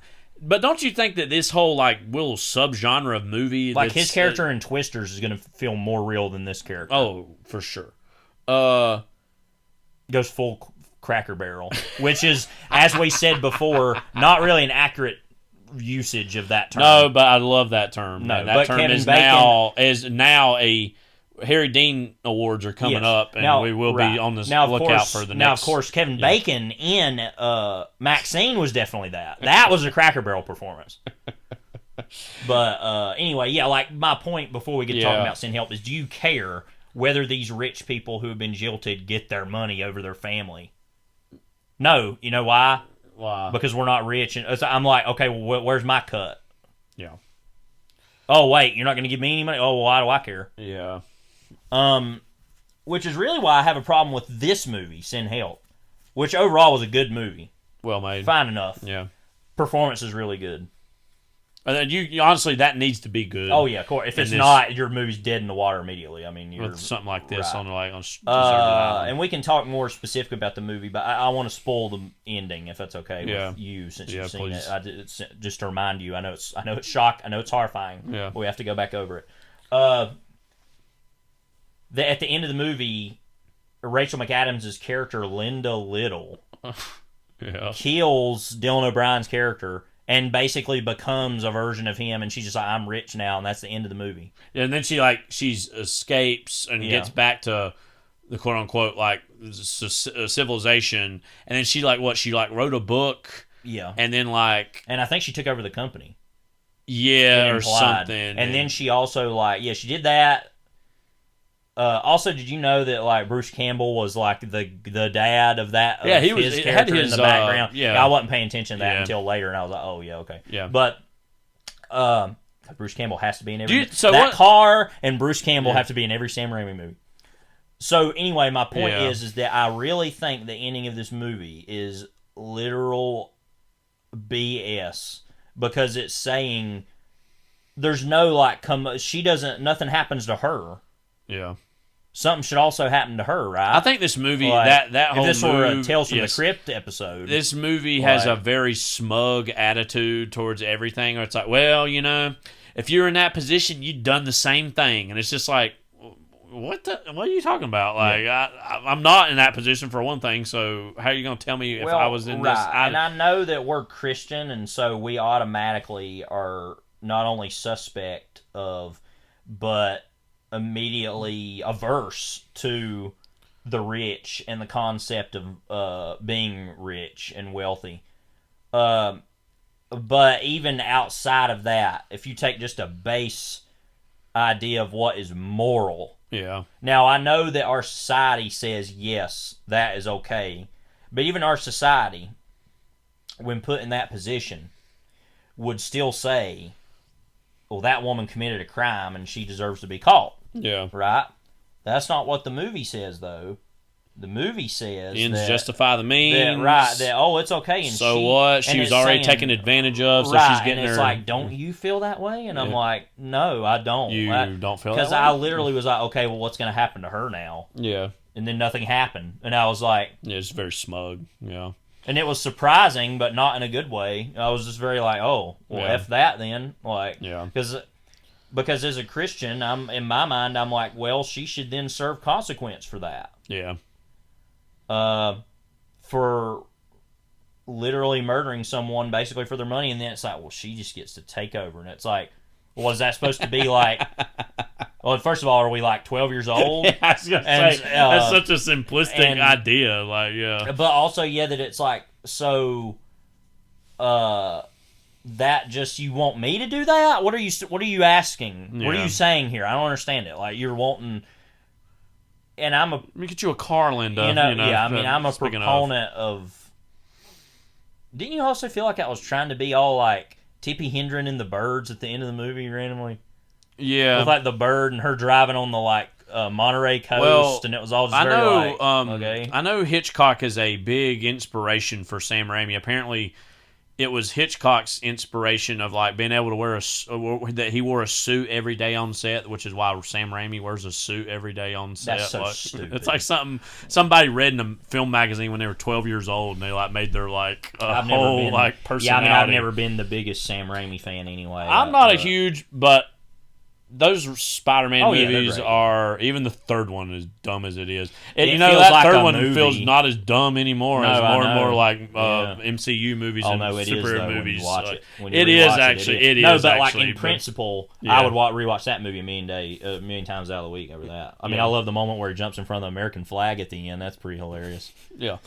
But anyways, I don't know. Like, I just think this whole thing it was actually really well made. So I'd like give this 3 out of 5 stars. It sounded like I'd be worse on it, but Yeah, just I really gave just it the kind of same. smug. But like, the more I and thought whatever. about it, I'm like, well, that ending is just awful. Oh, anyways, Like, as mentioned in yeah. Hitchcock, that I think he thinks this is like a Hitchcockian, not only this, but other movies he's done, that it's like he's working in the tradition of Hitchcock. And in some ways I think he is, but he's just not nearly as talented at, like, I don't think, animating the material that's on the page into something that's interesting. Other than the Spider-Man movies are kind of in another category for me because I really truly love those. Now, granted, like if you're talking about I want to say a lot of things here about comparing it to the ending of The Birds, actually, which is one of the greatest endings of any movie of all time. That with The Birds, the ending of that movie, I know it's kind of like a Taming of the Shrew kind of thing, you know, where it's like saying, "Oh, well, the wild woman's been tamed," and that's can be a little bit problematic. But at the same time, it's a heartwarming ending, whether you think that way or not, because even where that has happened to Tippi Hedren, if you look at it that way, the mother character is like, oh, I'm willing to accept this person. I'm willing to accept somebody who I don't see as worthy of my son. Yeah. that's just a really great ending to a movie. Everything about it, and not only aesthetically, which is the immediate, gut reaction, but also just what that means. Like, so even in one of his more like newer, more modern Hitchcock movies, or even if you go back to Vertigo, which has the death of one character in a similar situation to that another, the main character is then like left alive, and it's like, okay, yeah, well, the woman died, but she not only was like quote unquote deserving of that death, but also he's not going to have any kind of life after this. Yeah, I could easily imagine him killing himself right after the camera cut. I mean, but the point being that even in his more like cynical endings, there's a sense of morality that exists. Yeah. In Hitchcock's movies, especially Rope. I mean, that's one of the biggest ones. And the wild, crazy ending of Strangers on a Train with the dadgum like merry-go-round spinning, and the little guy has to like get under the. I'll never forget when I saw that in film school when one guy volunteers. There's like people that were clapping. There was like a big mass of clapping, and that guy was gonna get under to stop it. Or whatever. My group clapped for the ending of Pierrot Le Fou, so that's where they were. I will say one thing I kind of liked about this movie was how unappealing Rachel McAdams' character was in the beginning, especially. That makes it an even harder sell to let her live too, is because you're like, dang. Yeah, but I feel like the movie's walking this weird tough line of like, oh, but she's our hero though, like she's been taken advantage of, but then how unappealing she is purposefully, and I don't know. Not that the men in the movie are appealing either. I'm not saying that, but like, one of the most like laugh out loud moments is as the plane crash is starting to happen and they're about to like crash into the water. Like one of the idiot, soulless, like other the guy executives, that took her job, basically, is like demanding that she give him her. She give him her seat so he can live, and it's just so like, are you freaking? Why would kidding you me? say that in this moment? I can't even I'm gonna be able to even unbuckle myself and let you sit down in this space of time, like anyways. But and also, what did you think of the boatman in the movie? I wanted more of him. Yeah, he was hilarious. He was like, "Come on, we need to go," the whole time. Anyway, what is it that happens? This is a bigger question, and this is a question we've asked a few times. Sam Raimi, Peter Jackson, Tim Burton. Tim Burton seems like he's kind of started to maybe dig himself out of the hole after 20-some years. I don't know. What happens with these directors who have these really strong genre starts? They get sucked into the franchise machine for a few years, and then they can't ever get back to dry land, so to speak. They can't ever. What happens? I don't understand. I don't want to use this term again, but it's because they sold out. I mean, in its own way, that's what it is. And even Peter Jackson, he's like, Peter Jackson. He was making like Bad Taste and Meet the Feebles, and then he did all those Lord of the Rings movies, and it's like, who cares about that? Well, yeah, I mean.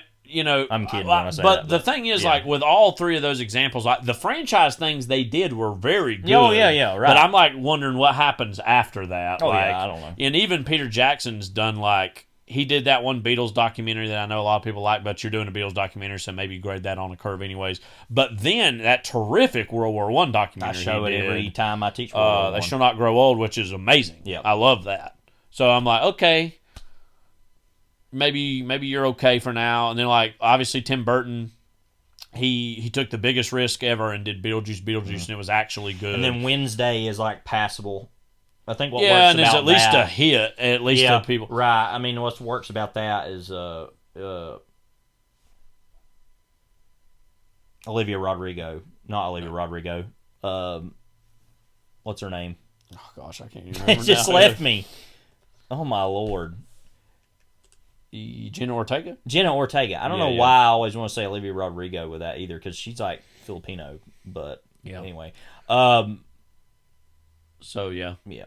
So that's I did hear, I think in some interview in the lead up to Beetlejuice, Tim Burton said that like the lowest point of his entire career was like the making and the release of Dumbo. He said at that point he just felt like, wow, what even is he was like openly saying like, after the fact, like, what even is my career? What am I doing? Like, he was kind of acknowledging Yeah. what we were all saying on the outside of this whole thing. Anyways, Sam Raimi, like, you know, Drag Me to Hell, I know a lot of people kind of like that. That was like his It was first... like 2009. Yeah, well, I was going to say, that was his first post-Spider-Man movie.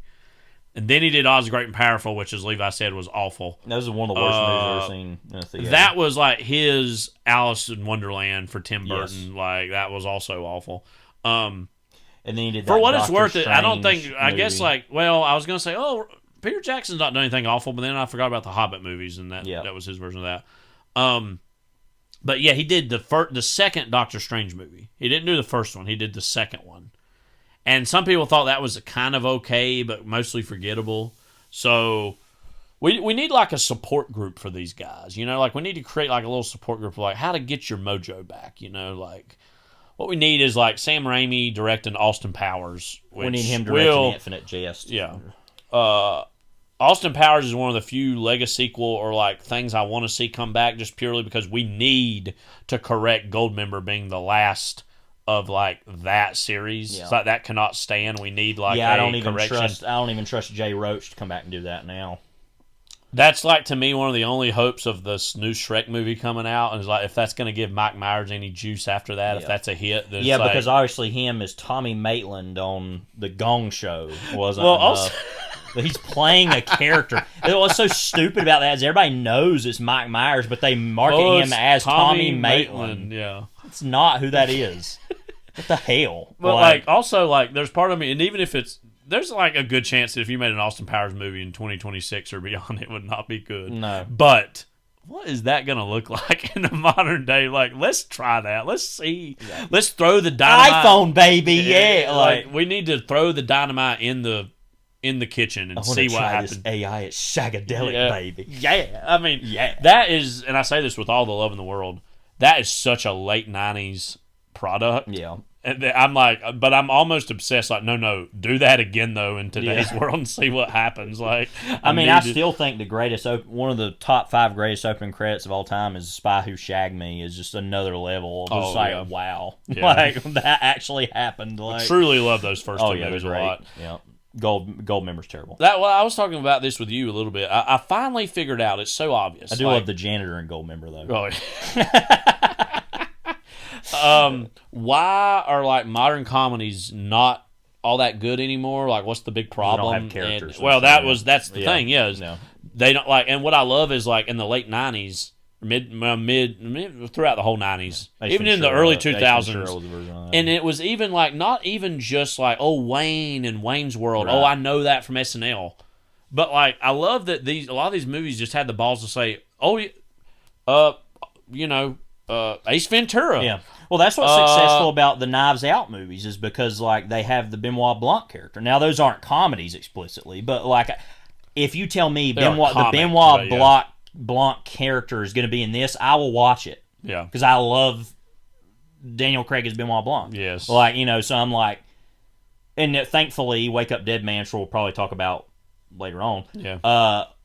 It was better than Glass Onion. Yeah. To the point where I was like, okay, I like this, But yeah, like I'll watch any of those movies anyway just because he's in it. But like, I think some people, like, I'm talking 30, 40 years from now, when the people are like trying to write histories or understand or contextualize these eras, I think some people are going to be shocked that, like, say, Ron Burgundy was not an SNL character. Yeah, right. No, that was just Will Ferrell's like, I've got a character I want to do in a movie. Yeah. Like that, and that, like, even Talladega Nights, a little bit of a weaker version, is still like, I'm going to do this particular character strain, you know.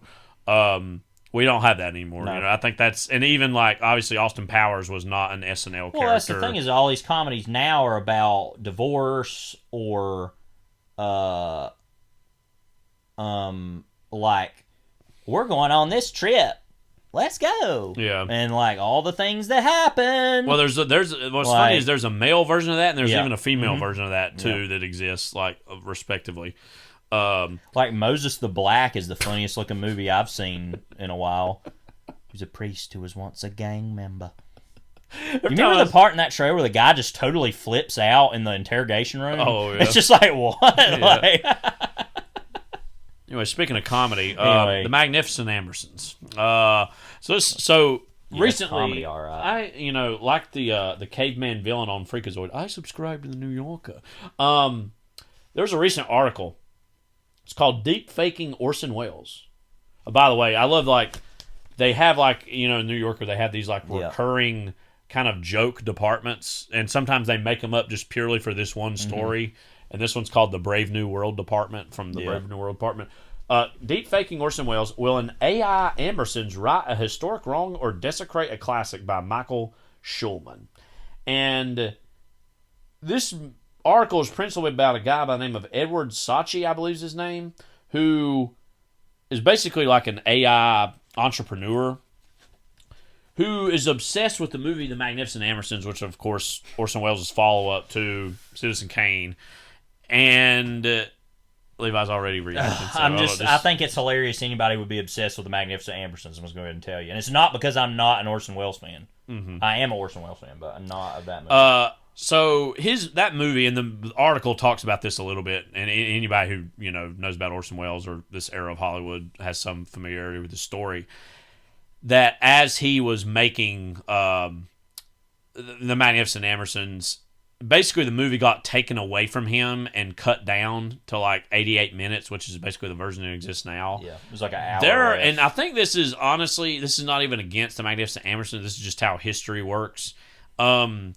There were some people who saw early cuts of that movie, which was basically Orson Welles' preferred version, who claimed at the time in 1942 was even better than Citizen Kane, which I think has granted this movie this whole elevated. He has said that. Yeah. Too. I mean, I think a lot of people take let's just look at it from his perspective, or from that perspective real quick, where he's the one who's been wronged. Yes. And he's like, this movie was even better. Why, of course, would he not say that? Well, you know what I mean? all that true, combined with he's always the guy who did Citizen Kane first, so that's always what everybody's going to remember him as primarily.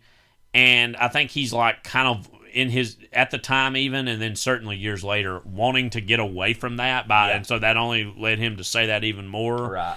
Combined with also that,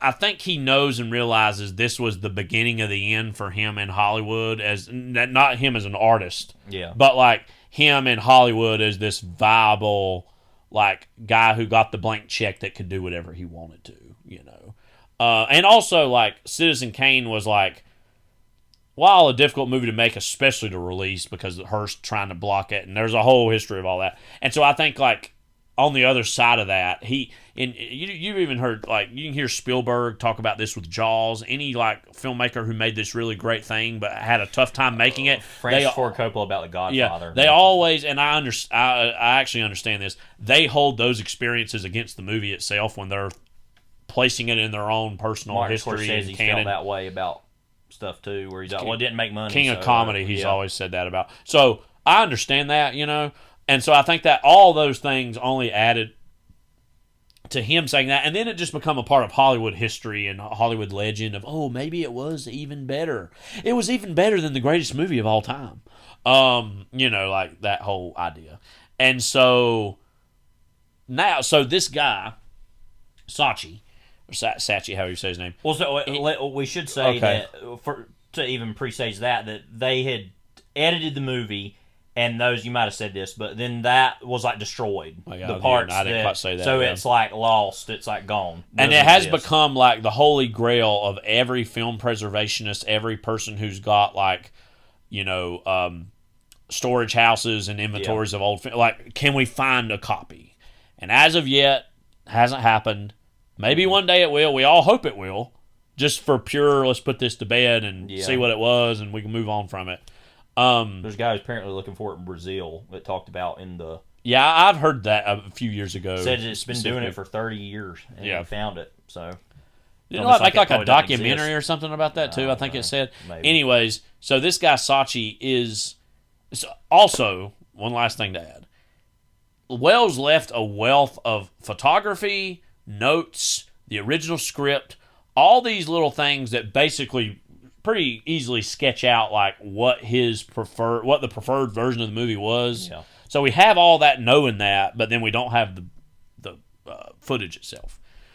So Saatchi is now attempting to actually take all of that material, shoot those parts with actors that he will then use artificial intelligence to replace their likenesses with the actors from the original 1942 film. All of this is to say, and I think the article does a good job just describing what all this is attempting to do and this project's about. And I gotta say, like, if you look at the digital version of this online, it even has some, like, clips and stuff that show you some of the process, which is cool. Just to see, like, what that is attempting to do. And so I think this, in many ways, I think we all understand, any film fan or cinephile understand, this is step one of where all of AI is eventually going to take us when it comes to regards with film. Not only making films in the future, but also, like, taking the likenesses of dead and deceased actors, which I think is the single biggest ethical thing I think about with AI, like, and manipulating for your benefit.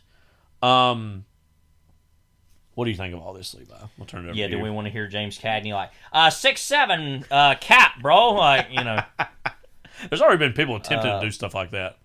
Yeah. I think this is the devil. Yeah.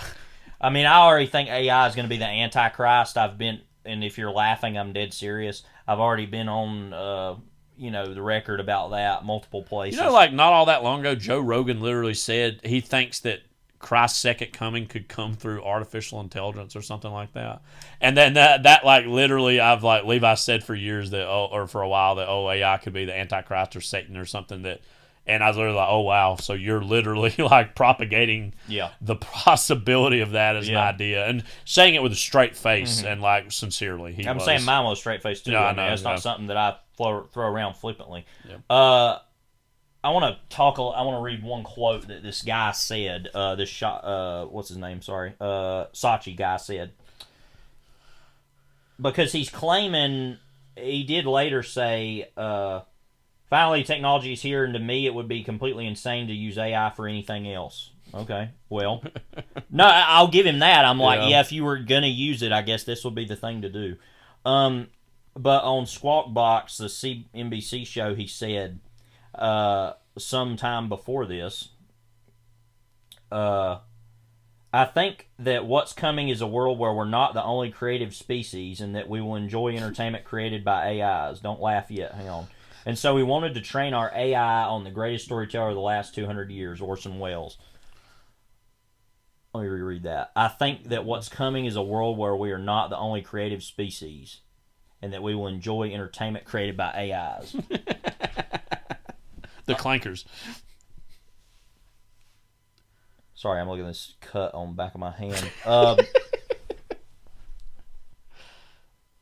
You gotta be a really special kind of delusional to say something like that. I don't even know how to... That is sacrilege. Yeah. Not only against cinema, but humanity itself. Art, the concept of art. And human consciousness. Yeah. That's only on the third kind of panel of the third column of the article. It goes on for multiple pages after that. When I read that, I was like, okay. Yeah. And then everything else it said after that was at least slightly intriguing. I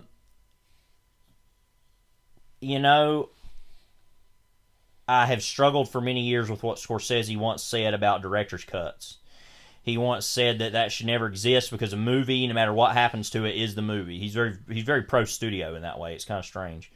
About I will say, just to quickly jump in on that. Yeah. I think that is coming from a place of a director who's honestly, he's had to cut things here or there. He's had a fairly, and he'd probably agree with this, like, I won't say easy, less than arduous than some of his own contemporaries' times with studios over the years. Mm-hmm. Single biggest stuff had to do with Taxi Driver, predictably, because that's a pretty extreme movie. Yeah. But I think that's coming from a place of like, a little bit of a privilege, I guess you could say. Like, I kind of got to do what I wanted, and and that is informing his own take. Yeah. And he knows more than us of all the stories of all the filmmakers that have not had those opportunities. I think he's ultimately just shrugging and saying, "You just got to move on," and that the movie was what it was, and we can't. And there are examples, I think, where like until the end of the world needs to be its length. And that came from a natural, eventually natural way of that filmmaker realizing that. Yeah, and that him saying, okay, we need this movie to be this long, and that it wasn't that long, so that's... I'm not saying that always works. My point, though, and then even the same thing happened with Heaven's Gate. Like, I think, if I saw a little bit of a shorter version of that movie, I probably wouldn't like it as much. And that movie's got a lot of space in it. So... But as there's a Heaven's Gate poster in the room that we're recording this, but is the Heaven's Gate poster in the room with us now? Like, this is your scariest video yet. But my point is that sometimes things just happen, and that's the fate of a project. That's too bad, yeah. And I feel that way wholeheartedly about Magnificent Amsterdams, because I'm gonna go ahead and tell you that.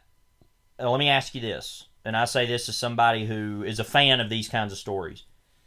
Do we really need another generational rise and fall in America story?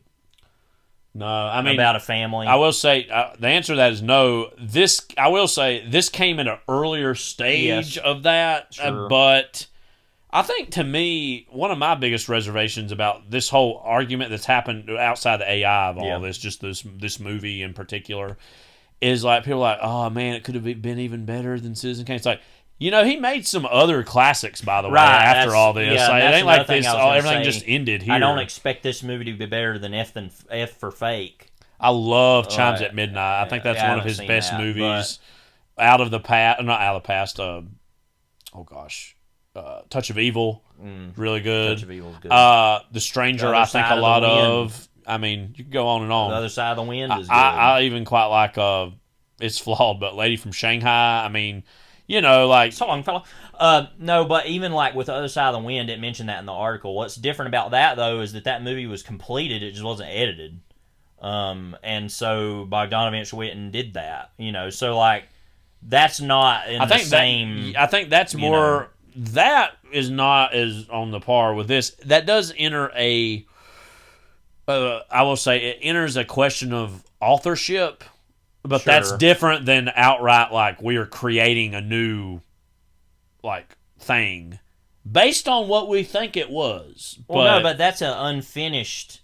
Yeah, but I'm just saying even the organization of that is in of itself starting to complicate the authorship. But I don't even want to put that really in the category of this because that's a whole other lesser degree of and it's good, so it would complicate our argument if it weren't. No, I mean that is something where he had notes about how he wanted to edit it, and Bogdanovich knew that, so he just did what he had wanted. All I'm saying is it's just naturally not him doing it. But this is a finished product. It is done. The movie is over. Yeah, right. Move on. Yeah. And we've been saying the same thing for 80 years. Don't you think this is one of the strangest AI projects you've ever heard? It's like this one guy's really obsessed with this movie, and so he's going to slowly bring about the death of art and creativity in cinema because he wants to scratch the itch. Just for the Magnificent Ambersons. Yeah. No, because I saw the movie, years ago, and there's a Criterion of it that exists now. I've not got it yet. That I think might have even had some version of a little bit of newer things, something. Question mark? Yeah. I don't know. But anyway, the point being is that just stepping outside the movie, don't you also find, I don't want to say a thrill, I don't want to say that, but like, because obviously he could have had an even better career, I think, if, maybe, I don't know. That's the thing, we don't know any of this. Well, I say this as somebody who I'd say I'm a pretty big Orson Welles fan. I think we should be very grateful the career he still has. Right. I mean, I think he has one of the... I don't know, I'll go as far as saying this. If we're going to make a Mount Rushmore of cinema artists, he's got a very decent shot for being one of the four faces in the history of cinema. And this is beyond just Citizen Kane, which I think's amazing as one of the five best movies ever made. But he made other movies that were great, and also even the great, not great ones are like pretty interesting. And so I don't think his, we can play and this is what this is. This is an alternate history. If we're going to engage in this project, we can say what we want about, well, this is what we would want. Well, he's not right here to totally direct us on that, so we're really in alternate history mode. But, like, the alternate history of, oh, man, if he would have still been making Hollywood movies funded by the Hollywood studios, it's like, well, yeah, but, like, some of the movies he made even outside that system he would not have made if he were in the Hollywood studio system. So, like, I think you're shortchanging, like, his career if you don't acknowledge he made some other great things outside of just Susan Kane, you know. Yeah, and also, like, in its own way, don't you also find that, like, there's a certain amount of hubris that you go into this movie with, and it's like, okay, I made Citizen Kane, now I'm going to make this big movie that's about the transition, a very Tom Wolfe-esque kind of movie about the transition between the buggy to the automobile. And I'm going to make it about Kansas City, and it's going to be about this, and it's going to be about this family and how screwed up they are and how they all die. And it's just like, okay. Mm-hmm. I don't know. I watched the movie, and, like, other than it being well made, there was very little in it that I found that I could think, oh, there probably was more to this that made it great. I'm just being honest. Like, just watching the movie, I was very nonplussed by everything about it, and and it was kind of like, I don't know. I'd like to see it again. Yeah. But I just was not convinced by that. So my whole point is, I think that The Magnificent Ambersons is the biggest smokescreen in cinema history. It's up there. For just, like, why do we even care? Yeah. Who cares about any of that? I think the story should be, what we got was fine enough. It got cut from him, but move on, because there's plenty of other things with his career to move on and go, oh, wow, look at that. Plus, if you're going to go digging into the lost films like Dumpster Dive, this ain't my first stop. I'm going to be looking for, like, King Kong appears in Edo. That's what I'm looking for. All this, like, worthless genre trash that I want to watch. I want to watch that. I don't care. You know, there's whole stuff that's missing from the original King Kong. Like, there's just whole footage that's missing that doesn't even exist. Yeah. So why not look for that? Well, then there's also, you know, it's another thing, but, like, the unmade films of Stanley Kubrick is, like, also partially in this category. I mean, and so somebody will make AI that eventually, I guess. Yeah.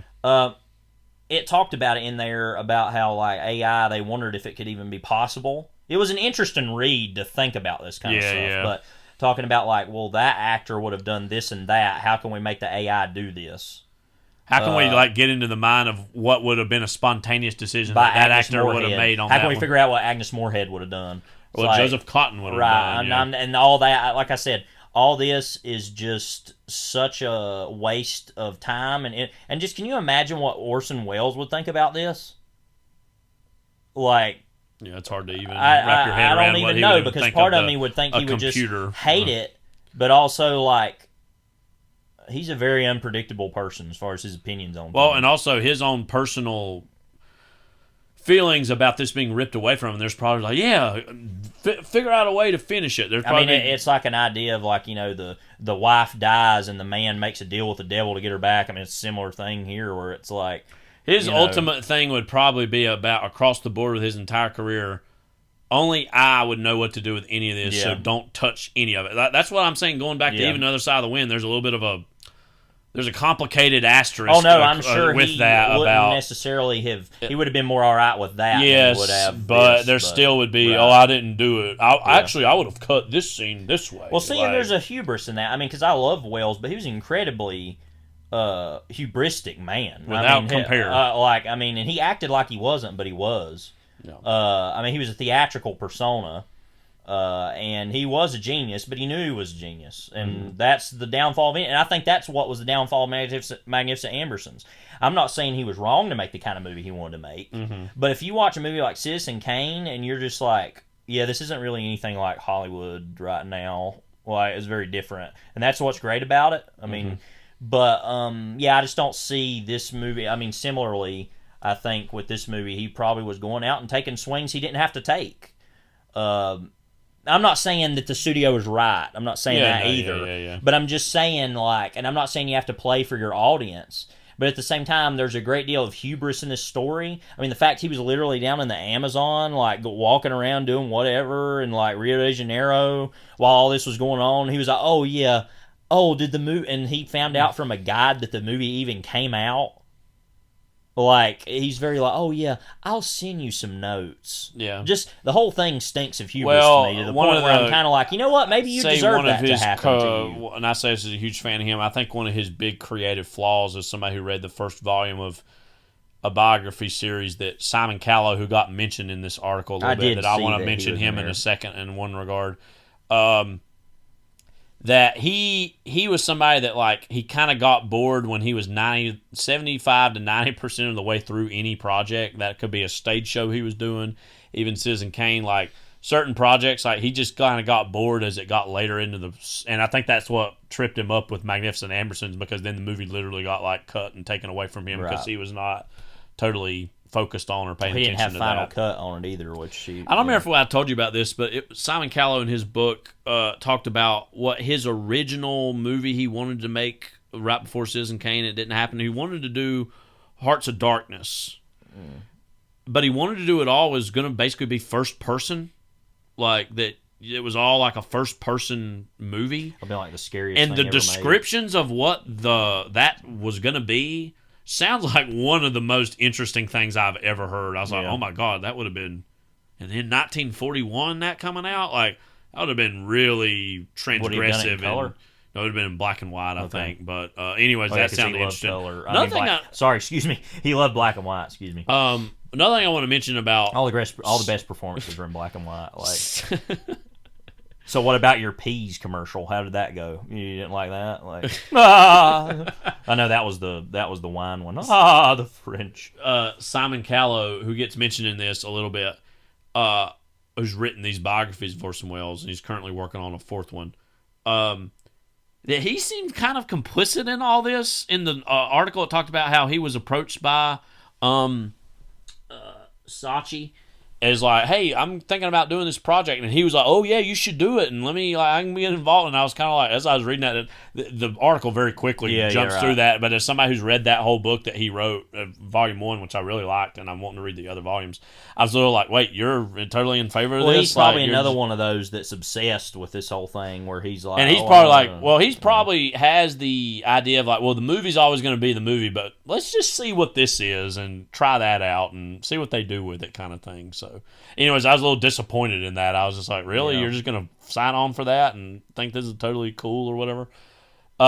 As the article says, and I think a lot of people have been predicting this for a while, there's going to be a day soon enough with AI, and I don't think this is a good thing, let me just say, that if you're going to be able to like, let me make a Friends episode that's about this, and gives, like you give it all these prompts of like a hypothetical Seinfeld episode you want to see, like I have one of those in my mind already. And you like would give like 2 good paragraphs about what that would all entail, wait about 30 minutes to 45 minutes, and then that episode is going to be there for you to watch.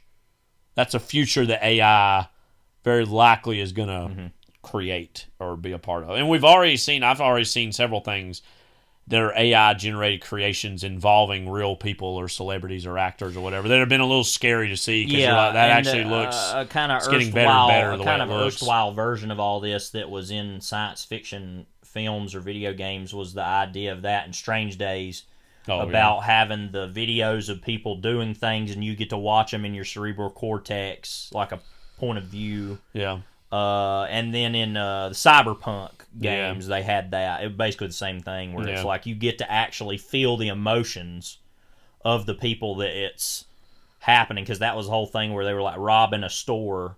I think it was both that in Strange Days and in that, where like somebody robbing a store and like you could feel the anxiety of the person robbing the store. You know what I mean? Right. Like, and in the moment. And that's just really like visceral and kind of disgusting, the whole idea of that. So yeah, I think that's kind of where, and was that thing a set thing? Yes, but ultimately that's something that somebody said, I want that. Somebody make that for me personally, and I will buy it. I mean, it's a similar thing like you're saying. And it's not really all that different from Wallace either, as far as like the David Foster, the recordings and the entertainment cartridges they send, and how they're like, this thing you want to watch or that thing you want to watch. You know what's something that really freaked me out about this was it was talking about like when they have those like big screens when they're having the big buddy talks. You remember that, where it's talking about the big buddies of like they have the younger kids and you're supposed to be their big buddy and like look out for them, and they like meet with them, and it was talking about the different things each of them do. The funniest one was where it went to one guy and he was just talking about dental hygiene. And they were all just like sitting there. And then the other ones are like actually interested in whatever. Yeah. But it was talking about like basically screensavers. Like there's a field of wheat. Yeah. Here's the, and then like I've been places where like there's nothing playing and it like times out and goes to this basic moving wallpapers. Yeah. And I was just like, wow, we're already to that point where that's happening. Not even that that's a bad thing. It just, when I read that, I was immediately like, oh, that literally happens now. Like, this kind of like, you know, almost, what's the word? Meditative. Yeah. Like, you know, kind of easy watching, like, so as I said, like, who would have thought that the Magnificent Emersons would be phase one of the death of everything, you know? Yeah, it really has been a disaster in every way, you know, because I'm serious. I gave that movie 4 stars when I watched it, but I like to rewatch it, but I'm just like, I don't get this, just in general. Not only what the product is, but also it feels like somebody who's high on their own supply a little bit. Like, they're like, oh, yeah, I'm going to do this now, and it's like, okay, well, that's not as good as the greatest movie ever made, so... Yeah. So all I'm saying is, to end the thing, I guess, is to say that, of course, it was in his best interest to say that that was better than Citizen Kane. Why would he not say that? Yeah. Well, we're going to believe him? Like, yeah. And I love Orson Welles, but I'm just saying, like, I'm not going to... I take no stock in his opinion of that film. Because that just doesn't... That's not of interest to anyone. Yeah. It shouldn't be. And yeah, there's going to be those people who didn't like it, but there's plenty of people who didn't, or who did like it, but there's plenty of people who didn't like it, too. Yeah. So, I don't know. And that could be because they just were behind the times. Yeah. You know, but whatever. Last thing we want to talk about in the Blue Plate special today is the unfortunate passing of cinema. No, just of Catherine O'Hara, who passed away on January 30th. Of course, Canadian, American actress, comedian, screenwriter. Career spanned over 50 years, involved in sketch and improv comedy. I think, like, she got her start with, like, SCTV, Second City Television, which was huge in Canada. Yeah. And, like, really created a lot of Canadian comedy icons that had a lot of crossover in the United States. This was a really, this kind of came out of nowhere. I don't think she was, like, sick for all that long. Yeah, it seemed very sudden. Yeah, and so she passed away. Married, of course, to Bo Welch, who was a big production designer. Made a lot of Tim Burton movies. Yeah. As well as some Barry Sonnenfeld stuff. And directed Cat in the Hat. Yeah. Hey, that's something that needs to be mentioned. No, yeah, you're right. I love it's like, if you go to his page, by the way, it's like Robert W. Bo Welch III, born 1951. We don't have a birth date, by the way. So, like, it's like age 74 or 75. We don't know. He's a masked man. American production designer, art director, film and television director, and occasional actor. I always love when you see occasional actor. This one, I mean, celebrity deaths are interesting because you feel bad for people that you don't necessarily know, but they're a part of your lives. This one was a really big gut punch. Yeah, it was. It's just in terms of the shock of it, but also, I feel like the last few years we've been more and more acknowledging, if not on the podcast, just me and you, Catherine O'Hara, just like, such this icon. I thought she was really great in Beetlejuice. Which was really her biggest, most recent thing. Yeah, honestly rivaled her performance in the first one in terms of, like, wow. I think the thing that, like... I don't know about that. That first one is another There's level, two things for me that were my first thoughts when I heard her passing. Number one, she seems like the type of celebrity who's, like, made at least one thing that everybody loves. It was kind of said that about Rob Reiner. Yes, that Rob Reiner is a similar thing, where it's just like everybody loves at least one thing that they have done. Number 2, there's a lot of things you can point to. Everybody's going to have their favorite thing. I know, like, Schitt's Creek was a more recent thing that a lot of people really were attracted to and loved. I've not seen that, so I can't really speak to that. And I think some people say, oh, you're shortchanging her by just defining her by Home Alone or by, like, one thing. But I think it's a very underrated quality that in a single movie like that with Home Alone, and then she was, of course, in Home Alone 2 also, but in a single film, she can, like, typify and put into stone, cinematic stone, like, movie motherhood. Yeah. Like, when you think of movie moms, Catherine O'Hara for me in Home Alone is probably stepmom, Beetlejuice. Or even that too. Literally, yeah. I mean, like, I think that is a very underrated quality that, like, of course you could point out all these other things she's done, which a lot of it has been totally great and lovely. I honestly forgot she was in After Hours, and I saw that come up again. I was like, John Hurd. With John Hurd, yeah. But I think, like, her is one of the definitive movie moms. Is honestly, that's on par with any Oscar she could have ever won or any, like, big award. How like, what are your reactions even just thinking about Catherine O'Hara's life, career, her legacy as an actress? I was standing in the Spectrum store out in Whitnall when I got the news, and I was already pissed off because I had to deal with anything Spectrum related. Yeah. And then that happened. I was just like, day shot. Yeah. No, I mean, that was my first thought. She was my movie mom. I mean, growing up, 2 of the movies I watched the most were Home Alone and Beetlejuice, and those were movies that are literally a part of my DNA. And, I mean, I literally see that I kind of have 3 mothers. My mother, my great Aunt Sarah, and Catherine O'Hara, in its own way, is like, that was the movie mom for me. And she was somebody that I think I understood at a really young age. Like, this is getting real pretentious, but, like, she was somebody who so embodied the characters that she was portraying and her version of that, like, I immediately understood. I understand this person. Yeah. I understand how they feel. Like, I understood how an adult felt about something. That was like, yeah. And I don't think I understood it that way at that time, but, like, it's something that I've always been like, oh, I get them. Yeah. They make sense to me. Even Beetlejuice, and that's like a, you know, ultimately you look at it as a, you know, everybody looks at it as a negative character, like, you know, but that also I see certain aspects of myself in, I guess. You know, not in as much as, like, Home Alone, but I think what really worked about Home Alone, though, is, like, a mother who is, like, not flippant. Yeah. I mean, I don't know that you could make a movie now. Well, you could, but I think it would be more unrealistic to make a film now where a parent is that hell-bent on it. Yeah. You know what I mean? Now, obviously, most parents would be.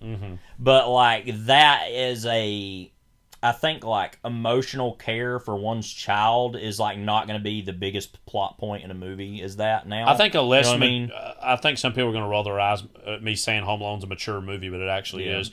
I think a less mature movie than Home Alone would have, like, not had that character as a whole subplot of the movie trying to get back to. It's like a third of the movie. Yeah, it's a lot. I mean, and I think a lot of that is obviously about. And it's not the dad. Right.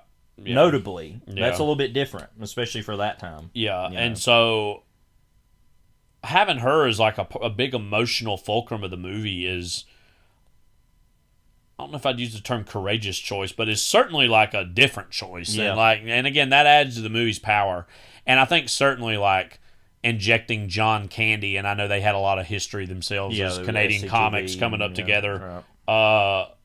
And I heard that there's that new John Candy documentary that I've heard is pretty good. There's that new Mel Brooks documentary. I think there's that new Chevy Chase documentary. Colin Hanks actually randomly, I think, directed not the Chevy Chase one, the John Candy one. Colin Hanks, I think so is what I heard. Yeah.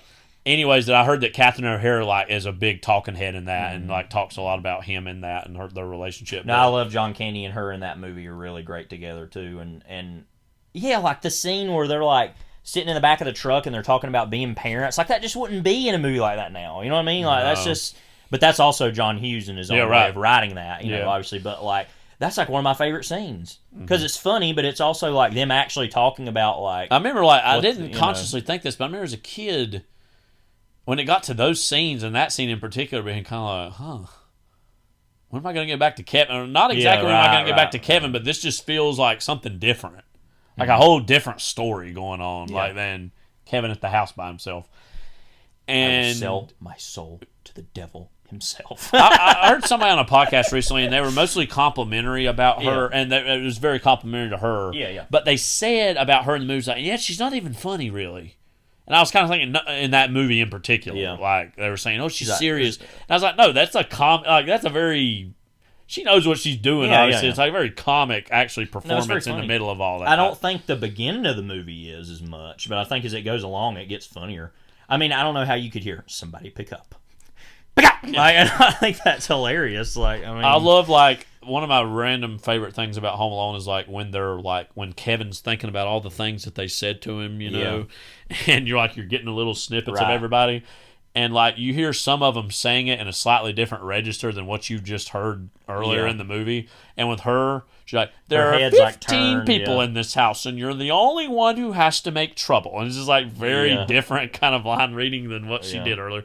Anyways, we love Catherine O'Hara. She also was on, I should say, she also was on The Last of Us as the oh, that's right. Yeah, therapist. I forgot about that. That was not a character that was in the games at all.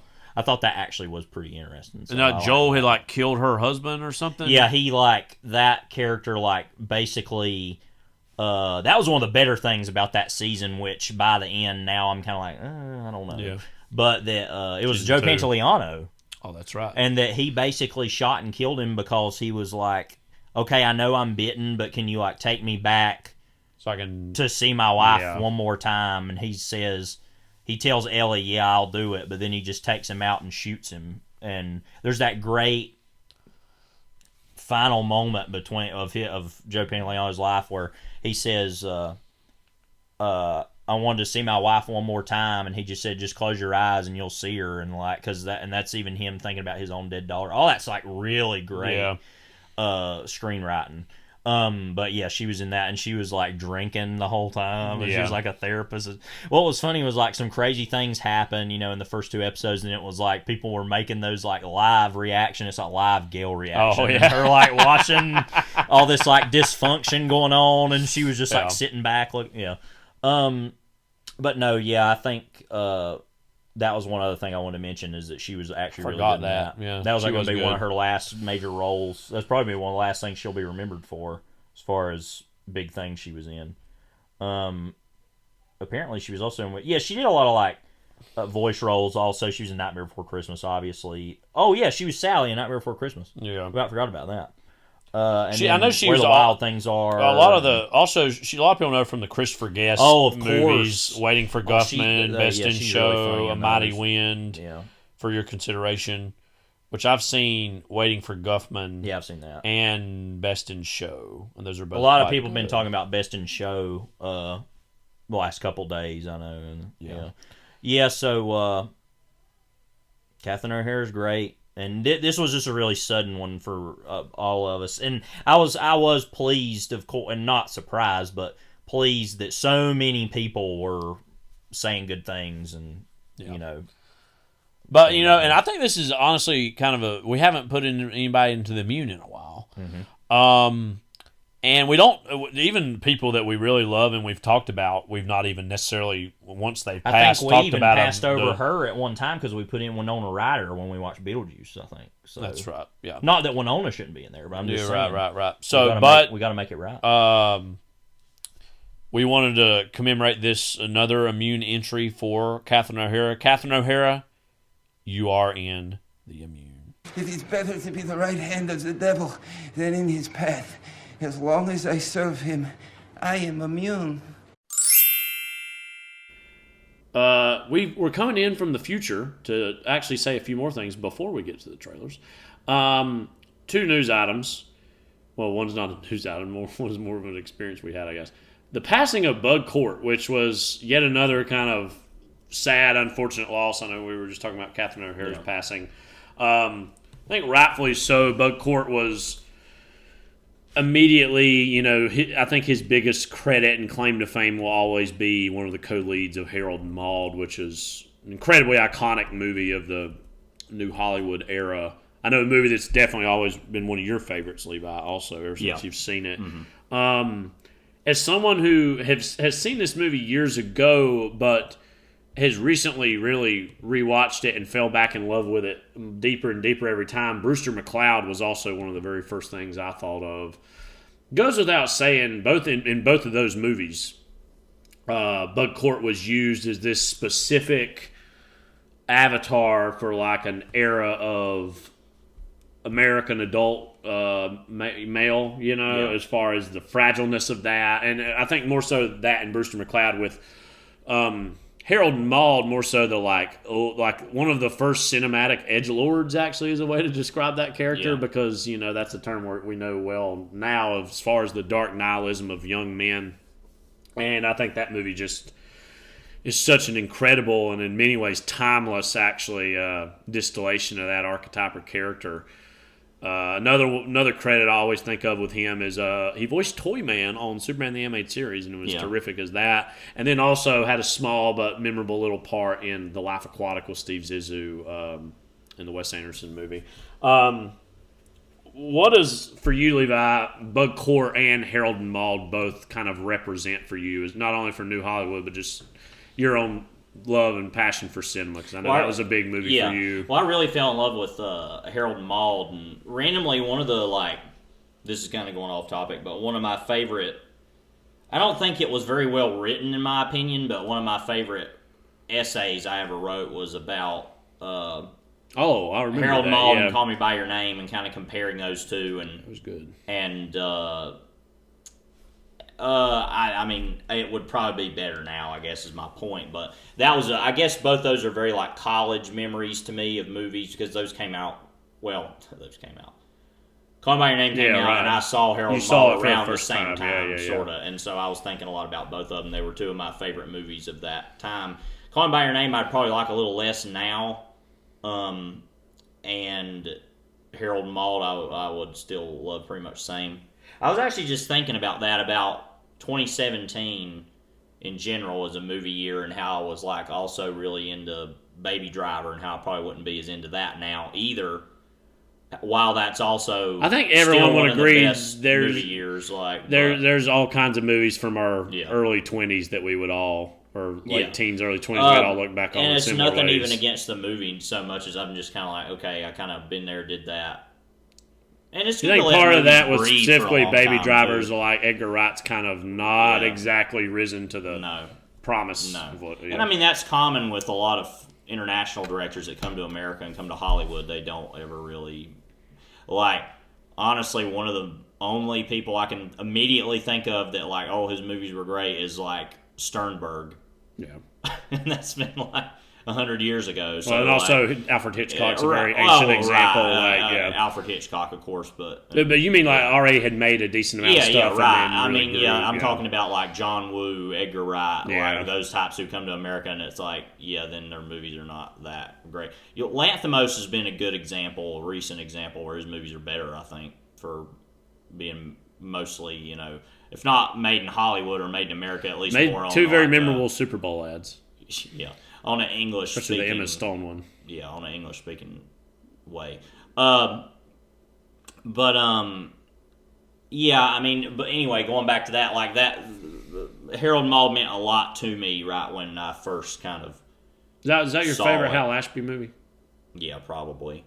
And it wasn't a movie that made a lot of money at the time. And I was literally just talking today to some work friends of mine. We went out to lunch, and we were talking about people that had died, and I think they were talking about James Van Der Beek, who also passed. And no offense to him, but we just don't.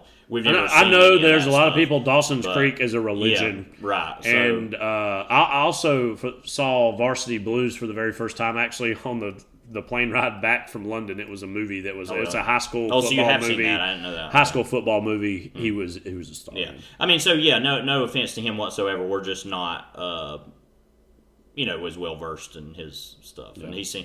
That's a very sad story, and it seemed like he was a very nice guy. So Yeah. anyway, but my point being is that we were talking about that, and I said, yeah. Our specialty, by the way, is people who were relevant decades ago. Oh, right. Yeah. Yeah, you know, that's our stock and trade. Right. But Bud Cort, and then I mentioned to my friends, I was like, yeah, and then Bud Cort died, and nobody really, and I said Bud Cort died, and I was looking at the guy across from me, and he was like just looking at me. I said, you don't know who that is. Because I've had to literally explain it to a couple people, and I was like, yeah, he was in that movie Harold and Maude, and one of the other people we were with was like, I think I've kind of heard of that. So like, also, he's in MASH. Yeah. I forgot that. Well, yeah, then I was going to say he was in the MASH movie, and they were like, yeah, I know that movie, and I was like, yeah, you wouldn't remember him in it, but... Also, he was in Dogma, the Kevin Smith movie. Yeah, like I said, Brewster McCloud he was in. Oh, I didn't think to mention Life Aquatic with Steve Zissou. I said that earlier. Would...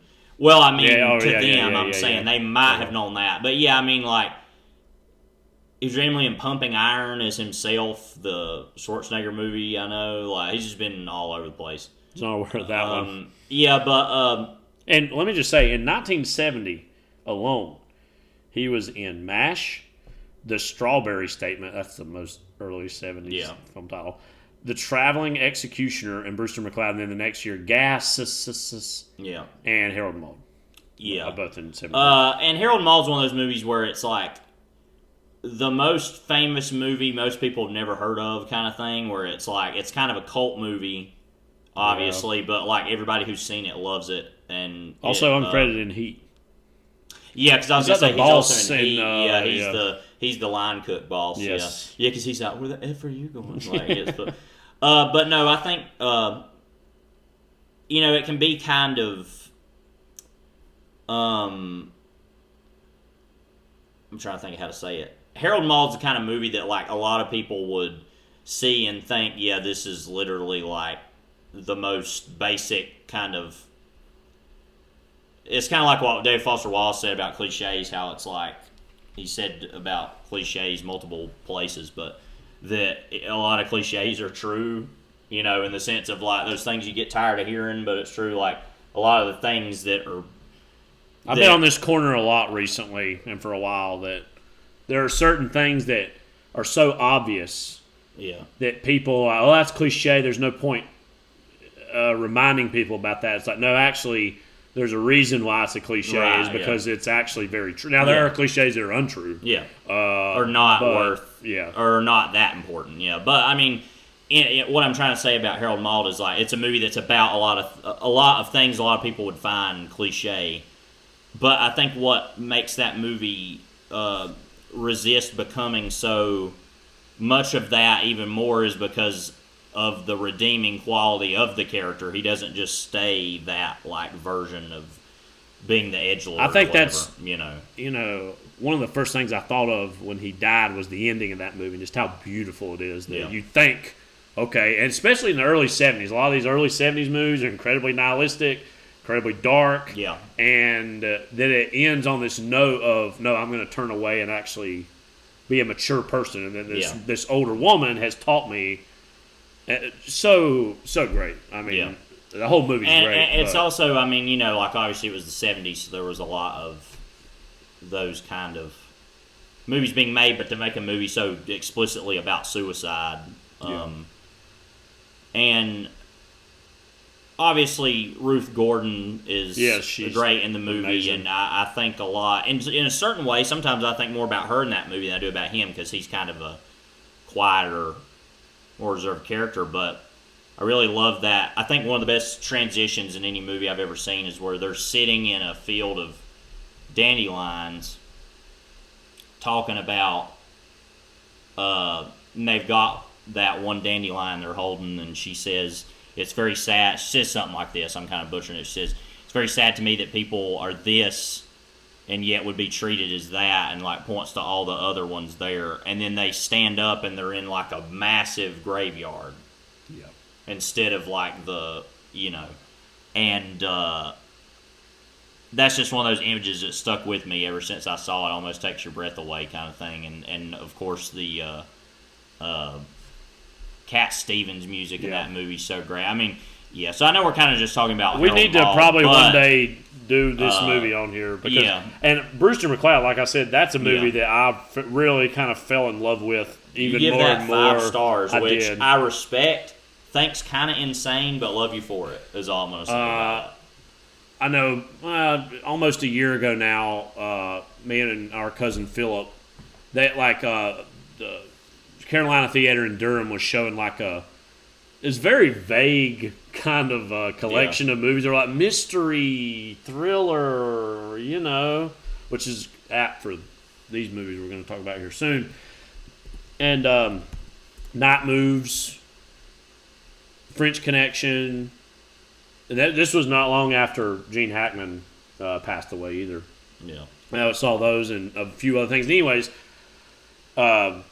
Brewster McCloud was one of those movies. And, I know this is cliche. This is another cliche thing for you here. Okay. And I know you know this too, though, that depending on the movie, depending on the moment, there's certain things you see on the big screen and they just become new things. Yeah. Even beyond what you know it intrinsically to be, it just becomes something else. And that movie kind of had that effect on me as I was seeing it. And so, anyways, like I said, in both of those movies, he is a fascinating example of a random guy who didn't quite become a star, but who was seen by these great auteurs of this era as an embodiment of the young American male at this time. And both of those movies, obviously, Harold and Maude is much more of a two-hander specifically than Brewster McCloud. While he's the titular character, that's also a kind of an ensemble mishmash, intentional shotgun blast of nonsense involving a lot of characters. But one of the first things I thought of also, other than the ending of Harold and Maude, was just that image at the very end of him, those images of him flying in the Houston Astrodome.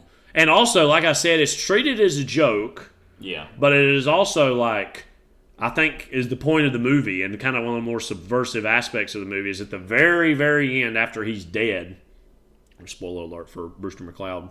Which can I say about that? One of the most hilarious deaths. Yeah. Because it's not supposed to be inherently funny, but the pitch of his screams gets so loud. Yeah. And he's it's this breathless heaving because it takes so much to. It's just so he crashes funny. down and dies, and then you have the entire cast come out, and they're dancing around and singing. It's all this funny thing, and then it ends on him dead. Even the character in Bug Court is playing still dead in that moment, and it's So it's the moment in Kill Bill. And again, it's very funny, but it's also very sharp. And this is part of what Altman's picking at this movie is this is what it feels like to be a male of this age in 1970. Yeah. With all the insanity going on at home in the United States with Vietnam, obviously MASH also came out that year. This is the final statement of the Strawberry State. The Strawberry State. Same year. So, anyways, I think... Insane he made MASH and Brewster McCloud in the same year, just a reminder. Yeah, and I've not rewatched MASH in a while. I do know I would both not like it as much as other people do, while personally liking it a little more than I probably did years ago. I liked it better the second time. I didn't really like it the first time I watched it. And I had seen a couple Altman movies by then when I first saw it. But I think we all understandably get, and I don't even mean this dismissively, get the importance of that movie at that time. Yeah. It was a more even explicit movie about the same ideas that Brewster McCloud is. I think Brewster McCloud's, and I say this to somebody who loves the movie, is getting into a little bit more abstract territory, but MASH is kind of underlining it and bolding it even more. So one of my favorite things about Brewster McCloud is how Renee Abenjois' character, every time it goes back, he's more like a bird. Oh, yeah. And my favorite part isn't the fact that that's that way. It's that the first time I was watching it, I was starting to get scared and anticipating how far it would go. Oh, right. And it didn't really go as far as I thought it would, but I was like, will he literally look like something even more horrific? Not even as laughing, literally what is he gonna look like by the end of this movie? And it's kind of, for those who haven't seen it, if you ever watch that, it's kind of a spoiler to say it doesn't get to a point where it's so scary that you can't look at it, but it's you don't really know that when you're watching. You're how far is this going to go to is this really going to look like those scary scenes in Black Swan, as far as the birds and that, that's a random thing. But yeah, Brewster McCloud is a film. Yeah. So yeah, Bud Cort, and I think the ending of, not to be too like roll eyes metaphorical, but I think the ending of Brewster McCloud perfectly sums up Bud Cort's whole stardom in a way too. Is like, and the star of the show, Bud Cort, and he's laying there face down dead, like he's almost a faceless movie star in terms of like I said, talking to that person today, I said Bud Cort died, and they're like, who's that? Like, right. You know, I mean, and they've seen him before. Yeah. They just don't know who it, you know, and that's common with a lot of people, but Bud Cort was one of those weird people that was kind of sort of famous, but not. Yeah, that's what I'm saying. He's almost star, right, but not. Right, yeah, so it's, yeah, so. Last thing to talk about, Crime 101, movie that just came out. They could have called Brewster McCloud Crime 101. Yeah, just to, well, yeah, okay. I'm just saying on Wikipedia, it's got a very, very brief little thing here. Jewel thief Mike Davis's heists along the 101 freeway have left police baffled. When he sets his sight on the ultimate score, his plan intersects with those of insurance broker Sharon Combs. Meanwhile, Detective Lubznik Bassnight believes he has cracked Mike's pattern and is determined to bring him down before the next job. Levi, also, by the way, real quick, directed by Bart Layton, who's only made a handful of movies. He's been working for a while. He made the documentary that Levi and I are a big fan of, The Imposter, which is one of the most insane stories I've seen in anything ever. Yeah. Also, American Animals from a few years ago. I didn't see that, but I heard about it. And then this movie. Chris Hemsworth's the star, Mark Ruffalo, Barry Keoghan. How do you say that? Like Kagan. Yeah, I don't know. I always add extra. Yeah, Kagan. Halle Berry, Monica Barbaro, Corey Hawkins, Jennifer Jason Leigh, Nick Nolte. This movie has to be good. It has to be great with that cast. But Levi, what did you think of Crime 101? Well, what's funny to me, that statement doesn't, totally tread water, because it's like we've got a good cast. We don't have a great one because we're kind of cut down the middle, because we have Mark Ruffalo, first of all, who, well, I guess I should say something about Hemsworth first. I've never been the biggest Hemsworth fan in general. I think he's the better of them. Well, that goes without saying. But of the Hemsworths, yeah. But this is literally, you said it, and I felt like I don't want to say I was like I was glad Kyle felt the same way. But he's pretty bad in this movie. This is one of the most charismaless lead performances I've seen in a movie that was not awful. Right. It sounds like a lot of qualifiers I'm throwing on that. Yeah, because I haven't even got to what I think about the movie yet. But to say that, my point is... Well, no, that goes a long way, though. The lead's but my point was, I was saying, about some of these, you're kind of automatic, because, if it had somebody like Ryan Gosling, for example, who himself is, in Project Hail Mary... We need to have a conversation. Yeah, what I was going to say is he's in Project Hail Mary mode himself. About trying to make a movie. Well, he's in the new Sean Levy Star Wars movie, I know too. Which, yeah. Also, that female lead of Project Hail Mary, who was in, Sandra Huller. Did she do it? I'm just gonna ask that question once again. # Did she do it? Anatomy of a Fall. Anyway, so Hemsworth's already okay, shaky ground.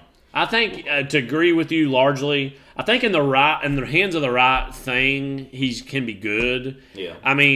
This seems like he's better when he's funnier, and this movie's not funny. No, so he's actually got a really good sense of comic timing, and not to give free press to the MCU, but him and especially a few of the Thor movies and the Avengers. That's the sadness is he needs to be in more things that engage his comedy or action chops without necessarily being MCU. But he is good as Thor. I want to be clear on that. I think that's one of the better aspects, actually, to me, of the entire MCU. Yeah. But again, him just doing a straight down the line drama kind of thing, especially in this, it's just not working. Yeah. So it doesn't work. Ruffalo, he's somebody that I have a lot of respect for in a certain way. but also has been in a lot of nonsense and garbage over the past 5 years. But really since COVID, he's just gone off the map, like what is going on. We need to actually, I know we're kind of taking more time on this than we have planned, but I really want to do like we need to really like look into what's going on here, because I have a lot of questions about his filmography in general. So... We know he was born on November 22nd. You know where he was born, don't you? Kenosha, Washington, which means he is the Kenosha Kid from Gravity's Rainbow. Okay, so he was in... I think the last truly great performance that I saw him in was Dark Waters. And that was 2019. I've still not seen that. Yeah, and I thought he was really great in that. And then, of course, he was in all the, Marvel movies too, but you can kind of say whatever about that, right? So then you have, since then, okay, Poor Things. Okay, that was really great. He was good. He was really good in that. Memorable. And really great. Duncan Wedderburn was his character name. He was really good in that. Stella. Yes. But he was also in The Atom Project, Arco. Oh, The Atom Project. That was here we go again. Sean Levy, who's like secretly one of the worst, maybe not so secretly, one of the worst presences in modern Hollywood. Yeah. Mickey 17. Yeah. Now You See Me, Now You Don't. Now You Don't. Or Now You See Me, Now You Don't. It's one of my favorite aspects that, do you know they made like a whole Now You See Me movie before calling the sequel Now You See Me, Now You Don't? Like, wasn't that the most slam dunk obvious thing to call the sequel? It's because those are awful, so like... Yeah. But yeah, anyway, so then you have like... And then he's going to be in this Spider-Man Brand New Day, and then a movie called Good Sex. Which is the way you have to say it, Good Sex. Yeah. So, like, that's all just to say that really, honestly, since Spotlight, back in 2015 especially, now that I'm looking, he's been in a lot of just, like, what?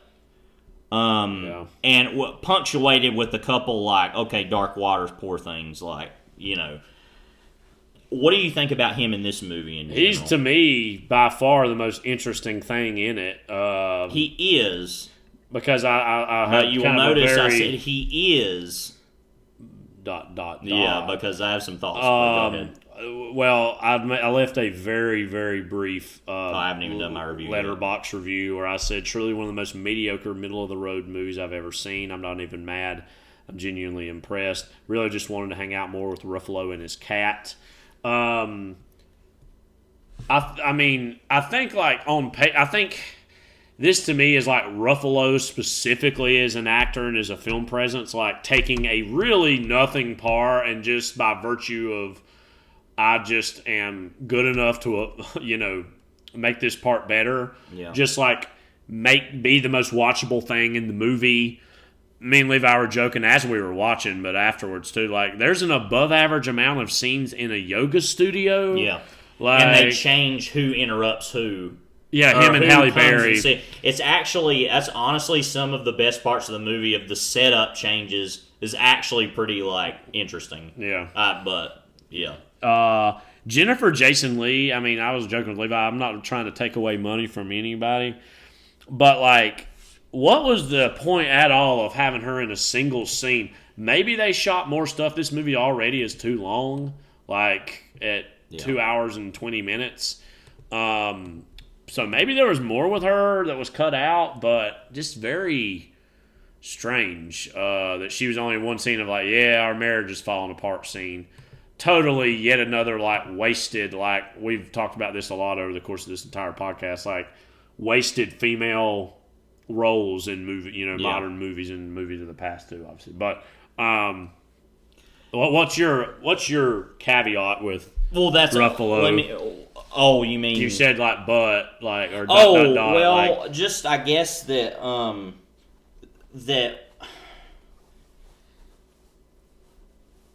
well, I think it's just he's not given a whole lot, and he kind of just like sleepwalks through the movie, kind of. Yeah. But he's also is kind of one of the more interesting things about it. So I guess that says something about the movie. I don't know. I don't know how to describe that other than just it feels very like I want to quickly go through the rest of these. So then you have Barry Kagan, who's great. and in general, he's fine in this movie. But like, he was the skeleton key of the movie to me, where I was like, if he's in it, there's something going on. Even if there's movies he's in that I'm not crazy about, I'm like, okay, well, he felt there was something here. I can tell.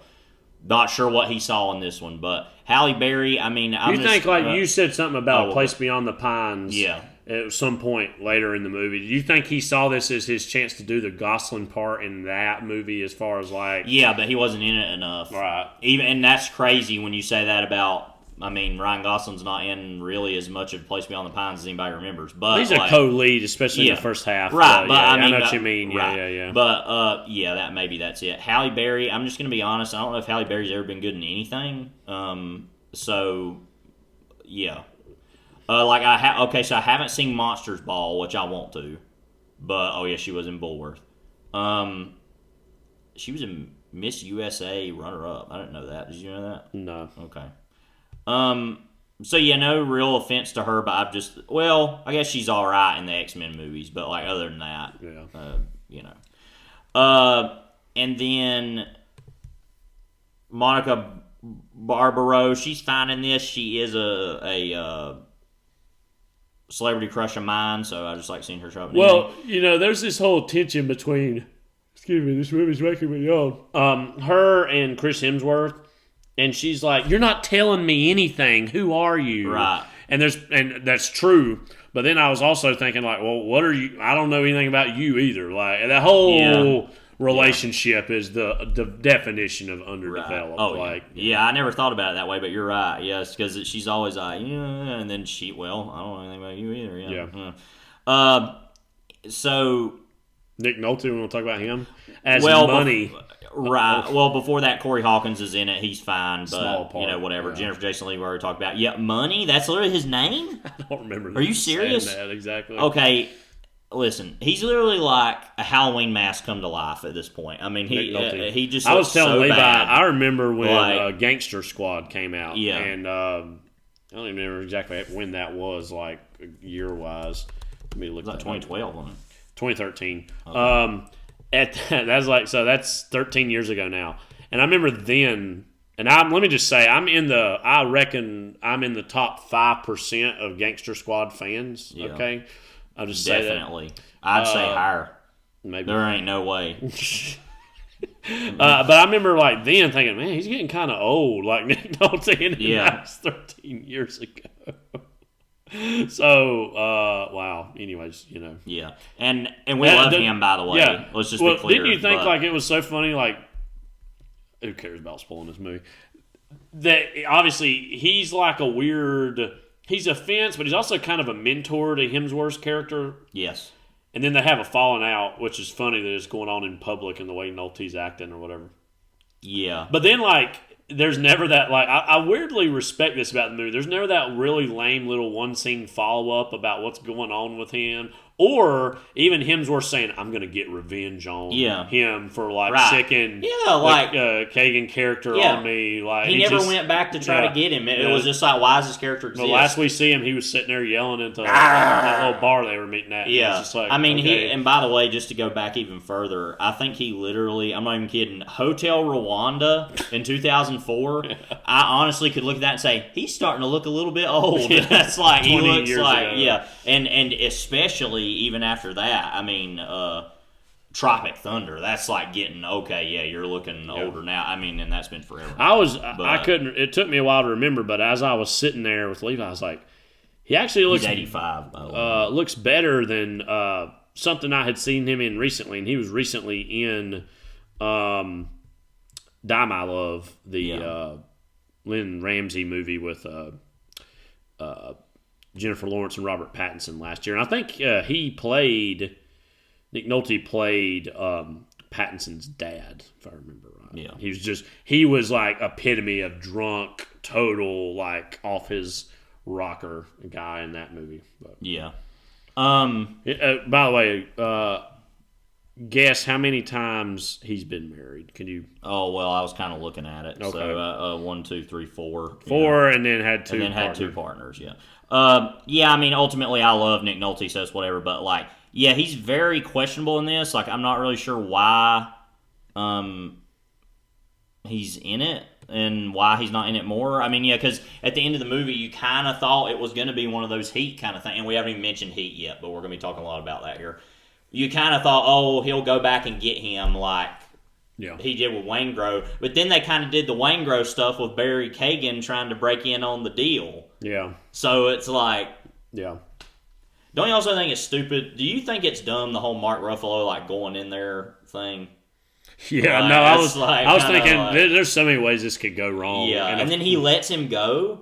Yeah. He lets him go, and then like the rich guy that, you know, he's like, I'm not, and he's telling the guy to lie, you know, like, oh, you're going to lie about what happened here. Right. And he's like, I'm not going to do that. And then the guy's like fiance, who's like less than half of his age, is like, you're going to do that, you coward, or whatever. And then he's like, okay, fine, whatever. But so, yeah. And then you also have Tate Donovan, who's in like a bunch of stuff. Well, that guy that was the guy getting robbed. And then one other person I just wanted to mention real quick is Payman Mahdi, who was in, I correctly remembered, was the dad on The Night Of. Oh, right. He's, Iranian American.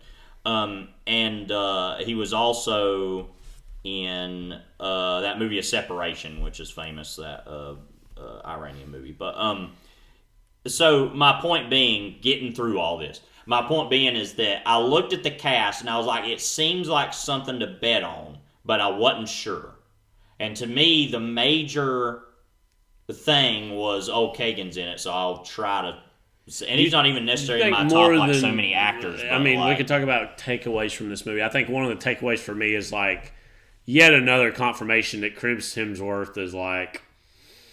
Depends on the project, but is probably not going to help elevate. He does not, as Tom Waits would have said, have the sauce, have the cheese, have the whole damn nation on his knees. He does not. And also, you mentioned it earlier, this movie's an entire ripoff of Heat. Yeah. I mean, there's so many moments of things that were like, okay, this, okay, that. Because like Den of Thieves is that, but like it kind of knows it is. You know what I mean? That's what's kind of fun about Den of Thieves. Is it's like, and it's an actual action movie. I would go as far as to say that, like, and I'm no like huge Gerard Butler fan. I don't hate him necessarily either.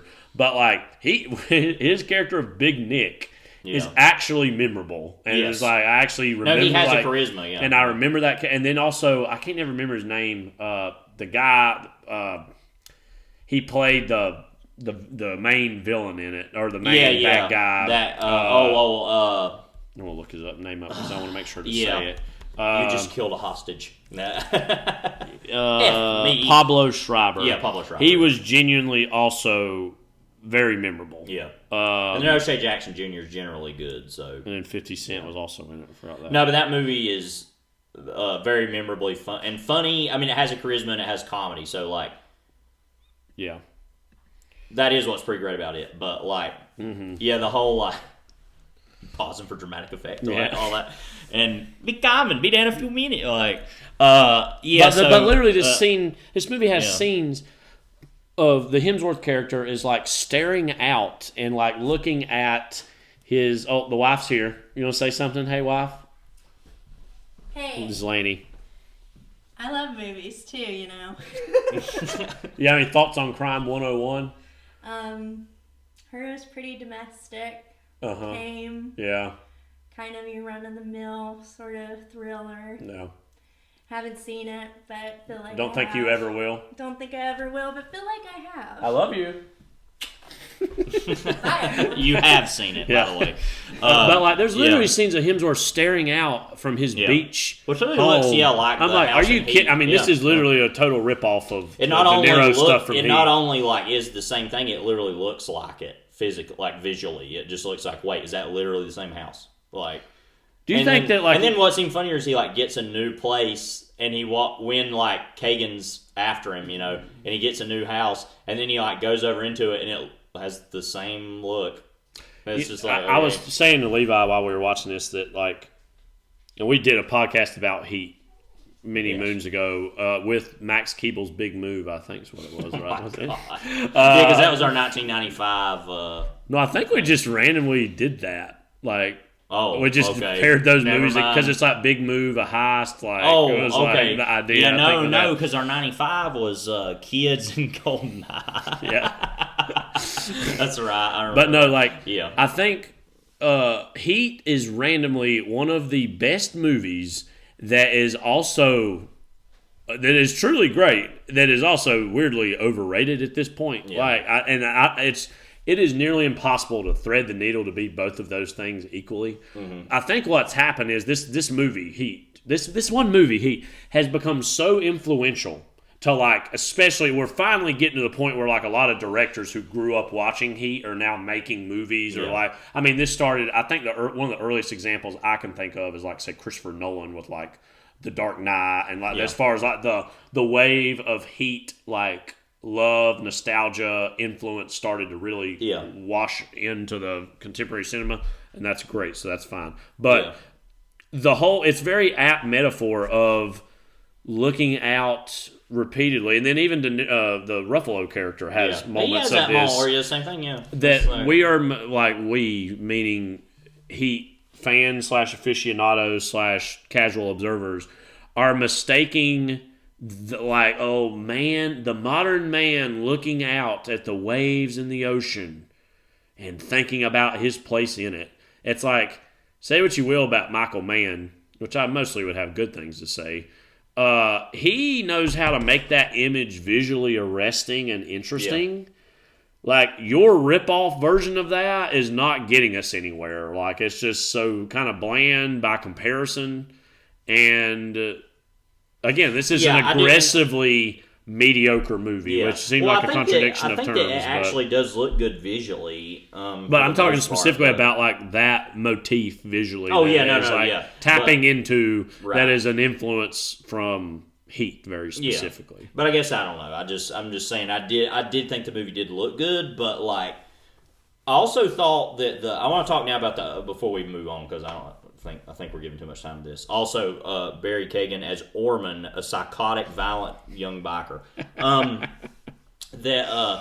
I really love the opening of the movie, where it was like cutting between him and the guys he was going to rob, and it was doing the like Halle Berry's like meditation app narration, which like recurs throughout the movie. I thought that was pretty like, this is kind of a weird way to open a movie. The ending. Why does this movie feel the need to let every single one of these people off the hook and have a good time? All of these people are culpable for murder, conspiracy to commit grand larceny, or aiding and abetting. Yeah. And the movie feels like it's ended on this, like, c'est la vie, like, such is life. Yeah, like, and it's you like, know, but the image of Ruffalo, specifically the way it ends, it's like he's driving, it like he gets gifted by Hemsworth, like, from afar. Talking about as a kid wanting a Mustang or whatever, and he gives him this like dark green Mustang, and he's like driving off into the sunset. And the movie ends on this seemingly triumphant. Literally one of the weirdest final shots in any movie I've ever seen. Yeah, very artistic and like what? Like that's what I'm saying. It's like there's a lot to this movie that I'm kind of like, okay, I get this, but like, elsewhere, what is going on? But yeah, I just don't really buy that at all. The idea of like, oh, Halle Berry's fine. Yeah. He's fine. Ruffalo's fine. Just like, no, that's stupid. Yeah. Like, and the only person that really suffers anything at all is Kagan.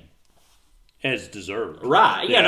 But like, even Nick Nolte doesn't get just deserved. Well, they make a big deal about telling us over and over again the Hemsworth character's like, he doesn't hurt anybody. He's like, and the thing that makes Heat interesting, if we're going to go back to that, because this movie and many others are obsessed with it, is De Niro never goes out of his way to kill somebody, but he will do it if he has to do it. Right. Like, so like he will not hesitate. Yeah, I mean, but like he's like, he makes clear we're here for the bank's money, not your money. He's not wanting to hurt people in the same way that, like, say, the Tom Sizemore character is like a literal psychopath. You know what like, he's famous for? He's famous for crippling people. Yeah. But like somebody like him is like, no, I kind of want to. I get off on. Right. It's like, the De Niro character in Heat doesn't get off on hurting people. He gets off on the heist coming together and going off without a hitch. Like, and that's a little bit of a different thing. And so I think this, like, there is a weird code to De Niro's criminality. Yeah. That a movie like this takes too far to mistake as like, he's like a night character he's doing all this, but he's doing it to bad people is like what it showed. But also, and then there's the whole thing about like, him being his kind of mom, and then there's the photograph of him at the end of the movie, and it's just like, I don't care about that though. Do you think that was another? I think you might have said this. Another Place Beyond the Pines also. Definitely. It's trying to traffic on that. influence. I mean, it's trying to traffic on one of the like single greatest endings of any movie in the past 20 years. Like, it's trying to be all like, now listen, remember that? I would love for Place Place Beyond the Pines to be more of an influence on modern cinema because that's a movie we love, of course. And we've done on here. Yeah. I mean, and so that movie obviously, like I said, that has like one of the best emotional payoffs of any movie I've ever seen. And as we said then and now, like, that comes as this gut punch at the end of the movie that feels like over the 2.5 hour movie that you've lived a whole life and then some, a whole generational This is like story. Doesn't try to do all this because we see the image and we're like, well, I don't know, I've never seen any of this play out versus us seeing that the stuff picture taken, literally, and then I mean, that's just all stupid. Like, but it's whatever. Don't you love the like modern cinema like endeavor of that thing you like but like worse, and that's kind of what movies are you gonna like it? You'll like it, but it's like not as good as that other thing, right? Like, well, that's what's weird is it feels like something like Place Beyond the Pines, which is like what, almost 15 years old. Like, it's not that old. I mean, close. And that feels like ancient history at this point, as far as like a movie like that being made. Well, it also feels like ancient history for a movie that Ryan Gosling would make. You need to get your names right. Sorry, that was more Shaq than Ryan Coogler. You need to get your names right, son. Yeah. Bradley Cooper would make, like, exactly, like, I mean, Derek Cianfrance, he's still kicking, like, Cianfrance heads. Roofman, great ending. We ride another great ending to a movie. Yeah, and for a pretty movie, fine movie, but like a good ending. Yeah. So, Crime 101, we talked about it way more than it deserved. I'll say that. And I mean, literally, it's like a movie. It's like the movie was scientifically made in a lab to be as mediocre, middle of the road, like, in a way that, as I think about it, it kind of gets me more and more mad. Yeah. But, like, honestly, it's like, but then there's little things about it that I kind of liked, and I'm like, all right, well, what whatever. did you think about the scene where where Kagan gets thrown from the car, or he hits that car and he gets thrown from the back, and then he just like walks into like a like a little like store and just lays down in the aisle. And he starts throwing like cans, and then they start fighting, and no one does anything. Yeah, it's just like I will say this is the movie's hallmark. Best thing about the movie is that it makes a big deal, and there's something Den of Thieves even felt out actually. So this is one thing it has on Den of Thieves. It makes a big deal about Los Angeles, but actually was shot in Los Angeles. You can tell it was shot in Los Angeles, not Atlanta doubling for Los Angeles. So I will say, because I've never been to LA, so it sounds like a dumb thing to say, but like I've seen enough movies of California to know like what is California and what's not, and this actually was shot there. Yeah. So it gets where points all for movies that. are shot. Yeah. Well, in theory, yes, but not anymore. Yeah. As much. Well, certainly for decades though. Well, as far as like going out and actually shooting stuff. Yeah. They'll shoot stuff in LA on the sound stages or wherever. They'll go up. A lot of movies are now shot like over in the other part of the valley or like up further north or wherever. Like they don't shoot. You know what? Like the kernel of the movie that this should have actually been about was like Ruffalo. And this could even be, and I'm not asking for any new serial killer movies, but like the whole idea of Ruffalo is charting this pattern and is figuring out that he's using the 101, and that whole little scene of like where he's saying, all right, look, I figured out the pattern, and then his superior comes in and is like, that's Carmela actually Sopranos something. Yeah, it's like cousin or somehow related, from the Sopranos. I don't remember exactly, he's in the later seasons, but he's like, what are you doing? Like, you can't be like, It's like we've solved those cases. Like we don't need to like break in and or what. I like the idea of like a police department at war with itself to like where some people are wanting to say no, actually this theory is why this is happening, but actually like going against the bureaucracy of like no, we need to close these cases and move on. Like that actually I think it could be a cool little movie idea of some sort. And again, it doesn't necessarily have to be a serial killer thing. It could be something else. That's just what immediately came to mind.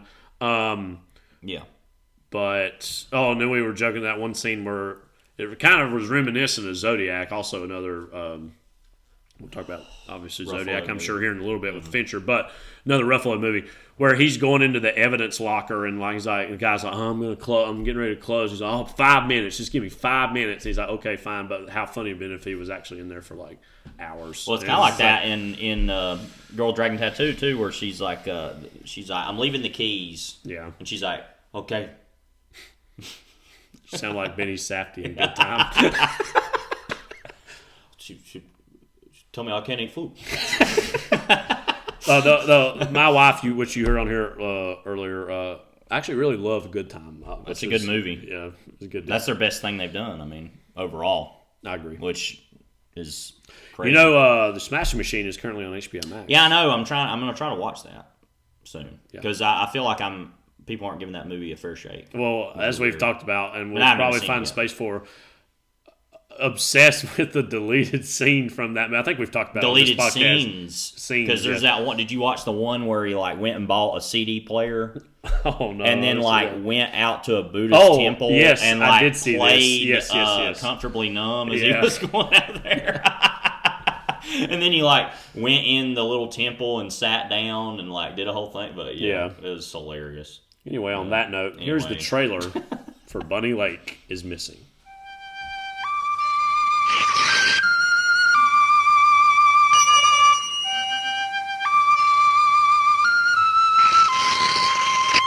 Laurence Olivier, often acclaimed as the greatest living actor, returns to the screen after 3 triumphant years as star and director of the British National Theatre. Carol Linley plays Bunny's mother. They arrived just a few days ago from America. This morning at 9, she took her 4-year-old daughter to a nursery school.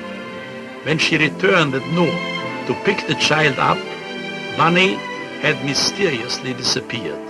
During the next 8 hours, the search for Bunny continues relentlessly. Everybody becomes a suspect. The German cook, played by Lucy Mannheim. The zombies. Time will show that I mean what I say. You'll see, you'll see, you'll see, you'll see. You'll wonder why you died of my Matita Hunt. Our love was meant to be. Come on home, you'll be glad. Back here, I won't be mad. Bunny, you should be the one to make me feel sad. Just Irene. Anna Massey as the school teacher. Just Irene. Time has changed you, I can see. Try to remember how we used to be. Come on. Finlay Curry, the kindly dull surgeon. Don't stand back and you will see just how easy it can be. But you stand contentedly. Pierre Doulé, whom you may remember from David and Lisa, plays an American newspaper man. I just want to find one simple thing. One small, simple proof. Proof of what? That Bunny Lake exists. Well, perhaps I should have called the picture, Does Bunny Lake Really Exist? What was it, Duchess? You cold? Has that buttermilk flesh all frozen? Cold, my girl? Some would be honored, may I tell you that, by my touch? There are those in the BBC who bear like medals bruises left by the love of Horatio Wilson. That, of course, was Noel Coward, who needs no introduction. He plays in the picture. No, I won't tell you the story, because I want you to join the search for Bunny Lake.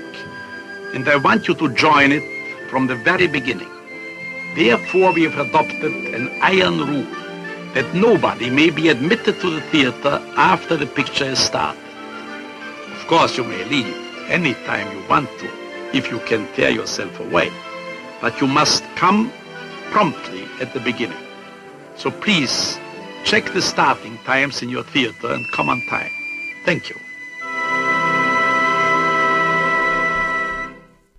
I love literally, like, before watching that trailer, I was like, I know it's going to be some 5-minute, like, thing. Yeah. And it was We like, talked no, about that. it's like 4.5 minutes. We talked about that on the Blow and Smoke for the Mad Men podcast. We talked about that with the trailer for Exodus. I remember we were talking about how, like, a lot of those, like, another Otto Preminger film, but a lot of those movies at that time, they had these trailers that were, like, so long.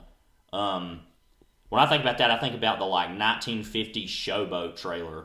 I don't even remember how long that is, but I have a feeling. If I've seen that. I don't even remember if I've even seen it, but I just already know that trailer's got to be long. Let me look. Anyway, you go ahead. While Levi's finding out some very important information, Bunny Lake is Missing is a 1965 psychological thriller mystery film directed and produced by Otto Preminger, starring Carol Lindley, Keir Dullea. Did I say that right? I always say Duella, but I don't know. Keir Dullea, I don't know. I have no idea. I'm going to say the 2001 guy. And Laurence Olivier. Adapted from the It has to be Dullea or Dullea. Dullea. Dullea, maybe. Anyway, go ahead. Adapted from the 1957 novel the same name by American writer Miriam Modell. The film follows a woman who reports her young daughter is missing, despite the fact that there seems to be no evidence she ever existed. It's got to be one of the best synopsises of a movie I've ever heard. It's direct. I mean, by the way, the Showboat trailer is 4 minutes and 2 seconds. Okay, so there you go. So many places to start with this. We have done a Otto Preminger movie on this podcast before with Skidoo, which is so far afield from actually what he's known as or known for. You know, I think the place to start is talking about with Otto Preminger, and something I had written down. This was even before I watched the trailer, which makes it even more prominent. I think was the idea of like post Hitchcock thrillers of the 60s and beyond. I did not literally know until I watched this trailer that he literally does the Hitchcock. I'm the director of the movie in the trailer. I'm the director of the film. Yeah, because I was like, I literally said, why does the narrator have an accent? Which, like, whatever, but I was like, what is going on? This was just before where he was Mr. Freeze in the Batman show. Yeah. I could see, like, if this would have happened a few years later, a kid getting scared, like, Mommy, that's Mr. Freeze. Like, and then he's just so... Yeah. I was going to say... something very mean, like very distinctive looking guy. Let's just say he's pretty odd looking. He could have been Egghead. But anyways, like that is like that trope from the trailers, literally ripping off like what Hitchcock was obviously really well known for with his trailers. And I mean, if you were a cinema goer in 1965, you would have like been starting to get used to that. Not only that. The movie trailer itself makes a big deal about if you don't enter by this time of the movie, you can't come in the movie, which famously Psycho and some other Hitchcock movies of this period before were very well known as. Which is hilarious because can you imagine going that late into Psycho? Yeah. By the way. Yeah. Just like, what? Like. Yeah. I imagine like somebody walking into Psycho for like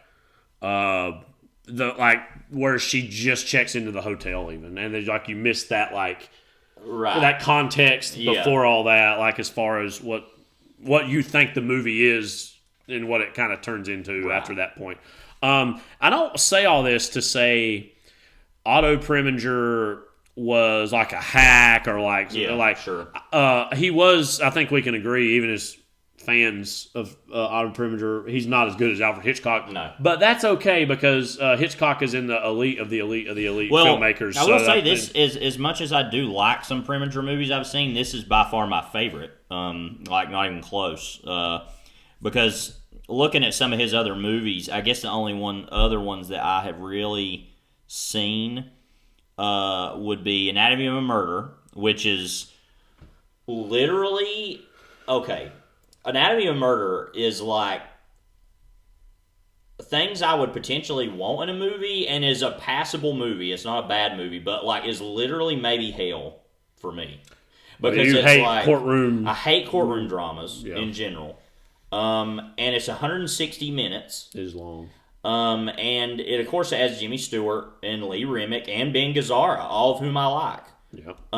But then and Murray Hamilton, don't forget, and Orson Bean. Just love that name. But no, I just am like, no, I don't care about this at all. Like, you know. I like it better than you do, but it is like...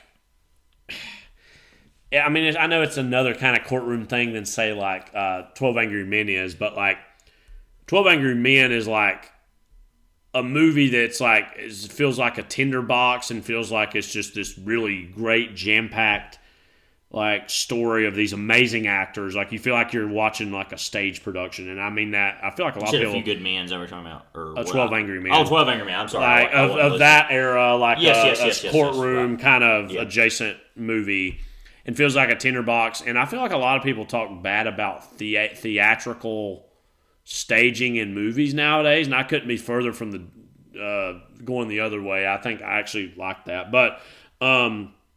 Anyways, Anatomy of Murder, it's good, but it's good in like a Stanley Kramer kind of way of like, oh, it's good, yeah, that was all right, like it's about an important thing. And a lot of his movies, he like, as this saying on Wikipedia here, but like he made these movies that are about these big issues, right? So like premarital sexuality, as it says about the man in The Mood is Blue. Drug Addiction, The Man with the Golden Arm, which I think that's a Frank Sinatra movie. I would like to see that. I bet that would probably be good. Anatomy of Murder, of course, with rape, and then Homosexuality and Advising Consent. Court Martial Billy Mitchell, too, is another one that was like a kind of... Oh, Advising Consent. I've always wanted to see that. That was... based on a book. Henry Fonda was in. Yeah. Is there some like Gore Vidal connection to that movie somehow? No, I think it was... Or maybe he wrote the screenplay. No, I looked. He did that movie, The Best Man. That's what I'm thinking of. Yeah. Okay, but anyways, Advising Consent does look. And then we've seen Bonjour Jest, and I didn't really like that. I think I remember much. You liked that quite a bit, I remember. But yeah. So anyway, that's all just to say that this is by far the movie of. Well, and also I do like Laura, which was a film noir he made like in the 40s. Oh yeah, then there's his like older stuff that I haven't seen, which I would probably like better. Where the Sidewalk Ends has one of the great. He made posters. several movies with Dana Andrews. Yeah, I think Daisy Kenyon. What I also heard. Really I think my favorite thing about this movie is it feels very modern in a dated '60s way, and that starts off from like the opening credits, like which was Saul Bass, wasn't it? I think too. Yeah. He did the opening credits, very memorable. He just does everything. But like, that like contemporary '60s style, is like in the '60s as a decade, as we know, is like starting to really take shape by '64, '65. And so it's a movie that feels like it was on the zenith of being contemporary at this moment. Yeah. But then now we look back on it, it seems like it could be very dated sensibilities in various regards, which of course every movie becomes it to an extent. But what do you think? Like, I think, wouldn't you agree that maybe like thrillers post Hitchcock, especially like we're getting into the '60s, where Hitchcock's own like volume is starting to shrink a little bit and change? So I think for me, like you've seen some more of the later Hitchcock movies than I have. I feel like the last great movie he made for me was Marnie, which we've talked about in the past. That's correct. And that, like, I think, and he pioneered this with all the movies he made leading up to this, but especially like Psycho and Marnie, I feel like, where it's like the psychological aspects of thrillers are getting more sophisticated and also more to the surface than things that were maybe just read into or suggested but never. And I say this to somebody who loves film noir, but like never really fully materialized in like a film noir era thriller. That and a movie like this is like, we're going to kind of let the psychological aspects bubble up over the surface almost, and that the subtext and the text are becoming more and more married. Would you think that's like what Preminger and even this movie in particular are like doing as far as an evolution of thrillers post Hitchcock? Yeah, because Psycho, like I said, and and Marnie especially are very much doing that as far as like saying this person has a explicitly psychological, problem or something's going on. It is notable also that, and it said it in the trailer, funny enough, and it should have been its own little clue as to the twist of this movie, that Keir Dullea played. I think every time we should say it different, like just do another way to say it. Dulala. Dulala. He's quite an actor. Keir Dullea. Dulala. Cough snot.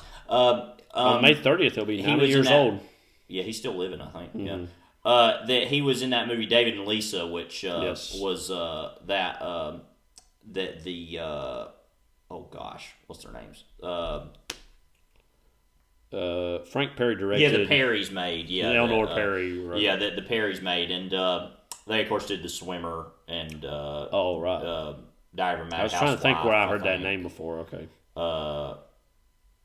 If you get a chance, check out Frank Perry's Wikipedia picture. Yeah, you will not be disappointed. Yeah, they randomly are like a group of filmmakers that I'm into watching a lot of. I'm interested in because they made Diary of a Mad Housewife, The Swimmer, also Last Summer trilogy. Doc played as it, and then he started making movies. They got like divorced, and then they didn't make movies together anymore. But anyway, Rancho Deluxe is the all-time name. Mommy Dearest is honestly probably the most famous movie he ever made. But anyway, David and Lisa said he was in that, and like that also being about, I think that's kind of like a love story about a man and a woman. I have the Blu-ray for it, but I haven't watched it randomly. I bought it at like the Tybrisa one time, randomly, the books and Lenore. And just because I was like, oh, that's interesting. But anyway, it's like about a man and a woman that fall in love in a mental institution, which is like, but for then was like a big deal. I think that came out like 1962, something like that. That's what it said. Movies are like you're saying, becoming more psychological, and that's definitely what this is. I mean, of course, the bait and switch of the movie is by saying like, oh, it's her that's crazy. Yeah. Rather than I remember the very first time I saw this, because we see the daughter in the beginning of the movie. No. Well, I think she's dropping her off, right? No, she's never seen in the movie at all until. Okay, maybe I'm imagining things. I remember the first time I saw this that I remember genuinely early on being like, you obviously we're so aggravated as an audience watching this because what are these people stupid? Like, how can they not have seen what happened to this girl? And then there's a part of me that starts, and this is what's masterful about the movie, I think, is like, wait a minute, did I I think I'm imagining the scene in my head now because of the effectiveness of the movie saying, oh yeah, you saw her, and ultimately wait a minute, actually did we see her? Is our main character, who we've not really mentioned the actress all that much, but Carol Lindley, excuse me, is are we just imagining things here, and that actually we're in her headspace, and that she's and I think this movie, I think part of its brilliance is that it gets me aggravated and then gets me invested in trying to figure this out. Well, I think it's good at also having Keir Dullea be him saying yes, she exists at the beginning, and then also later telling the police also she kind of had an imaginary friend when she was a child, right? And then that adds to the, and you start wondering, why is he withholding that information, or why is he playing along? And then of course, I guess we can just say spoilers about the movie is that he has kidnapped her because he and his sister had this not at all sexual, but this weird relationship when they were children, and he kept growing up and being a child basically, and he's jealous of the daughter because he's not best friends with the mother anymore as sister, and he wants to literally kill her so that he can be. I don't think it's totally out of bounds to say that there is some sexual incestuous aspect to it. There's that's implied, but I'm saying, but they're not literally what it right. is, but, okay. And that I don't remember all the logistics, but he basically kidnapped her, And the way that it reveals it is that they finally find the doll that they took to, and dolls are like a great motif in this movie too, very well used. And that they take, or no, it does say an incestuous interest in his sister. I didn't really remember. Well, it doesn't come out and say it exactly, but you know that's what's the underbelly of what's going on. But it's like one-sided. Right. You know, obviously him to her, not her to him also. But that's a great kind of moment in the movie where they find the doll and he literally, like, smiling with a smile, sets it on fire. And you're like, what? Like, you know, that's a really that's as reveal. Disturbing as any bit of gore. Yeah, or like anything that could have been more explicit. Yeah, that's a very great shock moment in a movie because that's when you're starting to realize obviously something's going on, but it's like, oh, what? Like, you know. So anyway, yeah, I mean, the movie ultimately is one of the more, like you said, even disturbing or explicit versions of this kind of movie without being explicitly. Mm-hmm. You know what I mean? Yeah. What I really love about this movie is the first act, I think, is like flawless. Yeah. This is like of the very slow. Like, I mean, it almost feels like when you are in that situation yourself and you're trying to figure out, and I've only had very minor versions of this happen in my life where, like, you're trying to find out where somebody is or if somebody's injured. It seems like there's just doors slowly closing, right, possibilities. And it's like, and so... And naturally just the tension just starts rising. And this is, like, one of the best versions of that I've seen, you know, ever depicted. The only other thing that comes to mind immediately is the first episode of Twin Peaks. But even with that, you know she's dead from the beginning, so there's not a, like... With this, it's like literally like what has happened. And then they even angle it of, well, wait, is this subjective tension even real at all? Right. Which is even weird. And then you're like, well, what? Like, and so this movie is expert at laying these little breadcrumbs of, like... Or leading you in one direction and saying, actually, no, come back over here. Maybe it's this, and then, oh, it's this. So, which sounds like, okay, plenty of movies do that, but very few of them do it well. Mm-hmm. So, yeah, this movie's definitely good at that. And therefore, I think Preminger's best work, while also being kind of derivative of other filmmakers, but I think this is his best version of doing that, in my opinion. Talk a little bit about Laurence Olivier, who plays Newhouse, who's the detective who kind of comes into the fold to help solve this.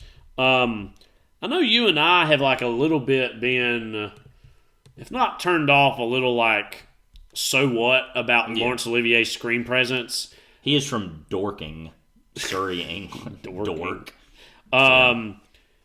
What, you know, because, you know, I guess some of his most famous film roles, The Marathon Man, and then also I think of him, and he's doesn't have a huge part, but in the 49th Parallel, also. Yeah. I forgot that. Yeah. The thing I always have to remind myself about him and certain other actors is that, like, they're primarily known as stage performers, and what we see on film is not exactly always, like, plays to their strengths, and, like, he's been somebody that frequently bores me in movies. Also, like Rebecca, he's actually, I think, good in that. That movie's a little overrated, but yeah. But I would agree with that. But I think, like, I always got to remind myself, okay, like, he, you know, and we're never going to see the stage version of Laurence Olivier because we're not there for that time and place. Yeah. But he's really good in Marathon Man. I don't know if you mentioned that. Yeah, I said it earlier, right. And that produced the very famous story between him and not Philip Seymour Hoffman, Dustin Hoffman. Yeah, and you know what? I think he's good in this as like somebody who's granting this a little bit of gravitas just purely because of his name and his like thing. You know, I think like we in modern audiences might like expect. Like we were saying earlier with like even Mark Ruffalo and like even a movie like Crime 101 to have an affectation, to have like this other little thing going on. He's going through a divorce. He's doing yoga. He's got a cat. Like, I think it's very natural for us for like those type of roles now. Like that part has some other character dimension to it. While versus this is very traditional that he's a detective. He's coming in and helping solve the case. Like there's not that like more modern twist to say how can we make that more interesting. The worst version I can think of that is Lee J. Cobb in The Exorcist. Is literally just like, why is this character in this movie? Just like, which that's different because it has this explicitly supernatural things going on. That then when you also have like there's an investigation into like a murder, it's like no one cares. That is so low stakes, compared to everything else going on. But it kind of makes you think. I think a really good version of that is John Turturro in The Night Of, randomly bringing that back up. A lot of his stuff is he's allergic to cats, but he has to take the cat. Yes. And all of that's going on, and then he's like also having to like do the case. But anyway. So I think you're right. I think it comes off a little more plain.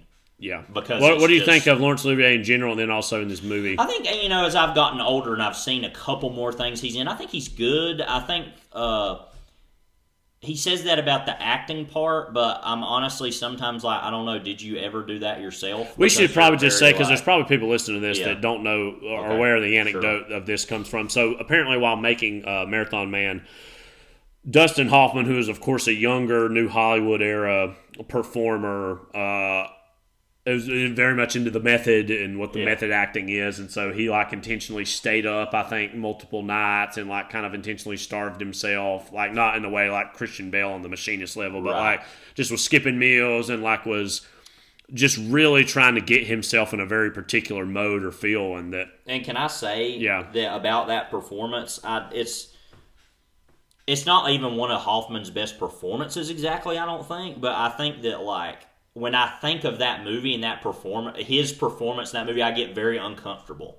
Yeah. And I've only seen that movie once, but when I think about it, I'm like, that makes me feel weird to think about that performance. So successful. Yeah. Well, in that way, but. And so apparently Olivier, like between takes or before they were shooting a scene or something, said something to him like, "Oh, Dustin, like you're looking awful, haggard and you feel like peaked or whatever he said. I don't know. And he's like, "Oh, well, I'm trying to just get into the part. Like, I'm trying to do maybe I don't know if he said the method, but basically implied I'm in the method." And very iconically, Olivier said back to him, "My dear boy, why don't you try acting?" Like implying that obviously Olivier was an older actor. He was not interested in the method. Like he come from another place as an actor, and he saw that as a lesser form of acting, basically. And that anecdote is thrown around a lot as an anti-method like response, and also people who are against a lot of versions of actors acting in movies, and as a way to like say that way that's like you don't need to do that to be a performer. One of my favorite postscripts to that is that there's a famous interview of Daniel Day-Lewis where this was relayed to him. Or he knew the story, but it was like reminded, or it was brought up. Some Q&A talk somewhere or something. And he then responded that Olivier didn't understand the method, didn't understand what Hoffman was trying to go for, and of course, like you don't need to know a whole lot about anecdotes and stuff to know that Daniel Day-Lewis is one of the biggest modern purveyors of this style of acting, and obviously the performances he has given are there's no other way of saying it, titanic performances in modern screen acting. And so I think the expectation in that moment though was that he would agree with Olivier, was kind of the way that I remember, at least in memory. I felt like the interviewer was like, "Oh, right," and he was like, "No," which was even funnier. So and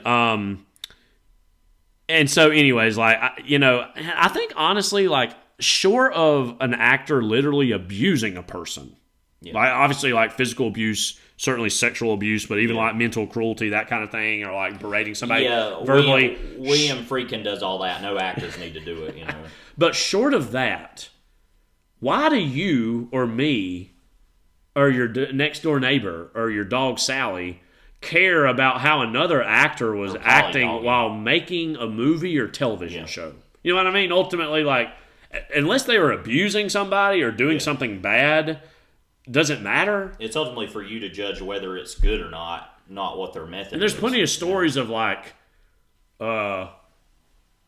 great actors who, like, didn't need to do those things. Mm-hmm. There's also plenty of stories of great actors who did do those things. There's plenty of stories of bad actors who did those things. So, like, Jared Leto did that where he, like, mailed some kind of dead animal to somebody. Well, and I would say that's crossing the line into more like that other category right. of what I was saying. Yeah. So, and so I don't know. I just think, like, Jared Leto.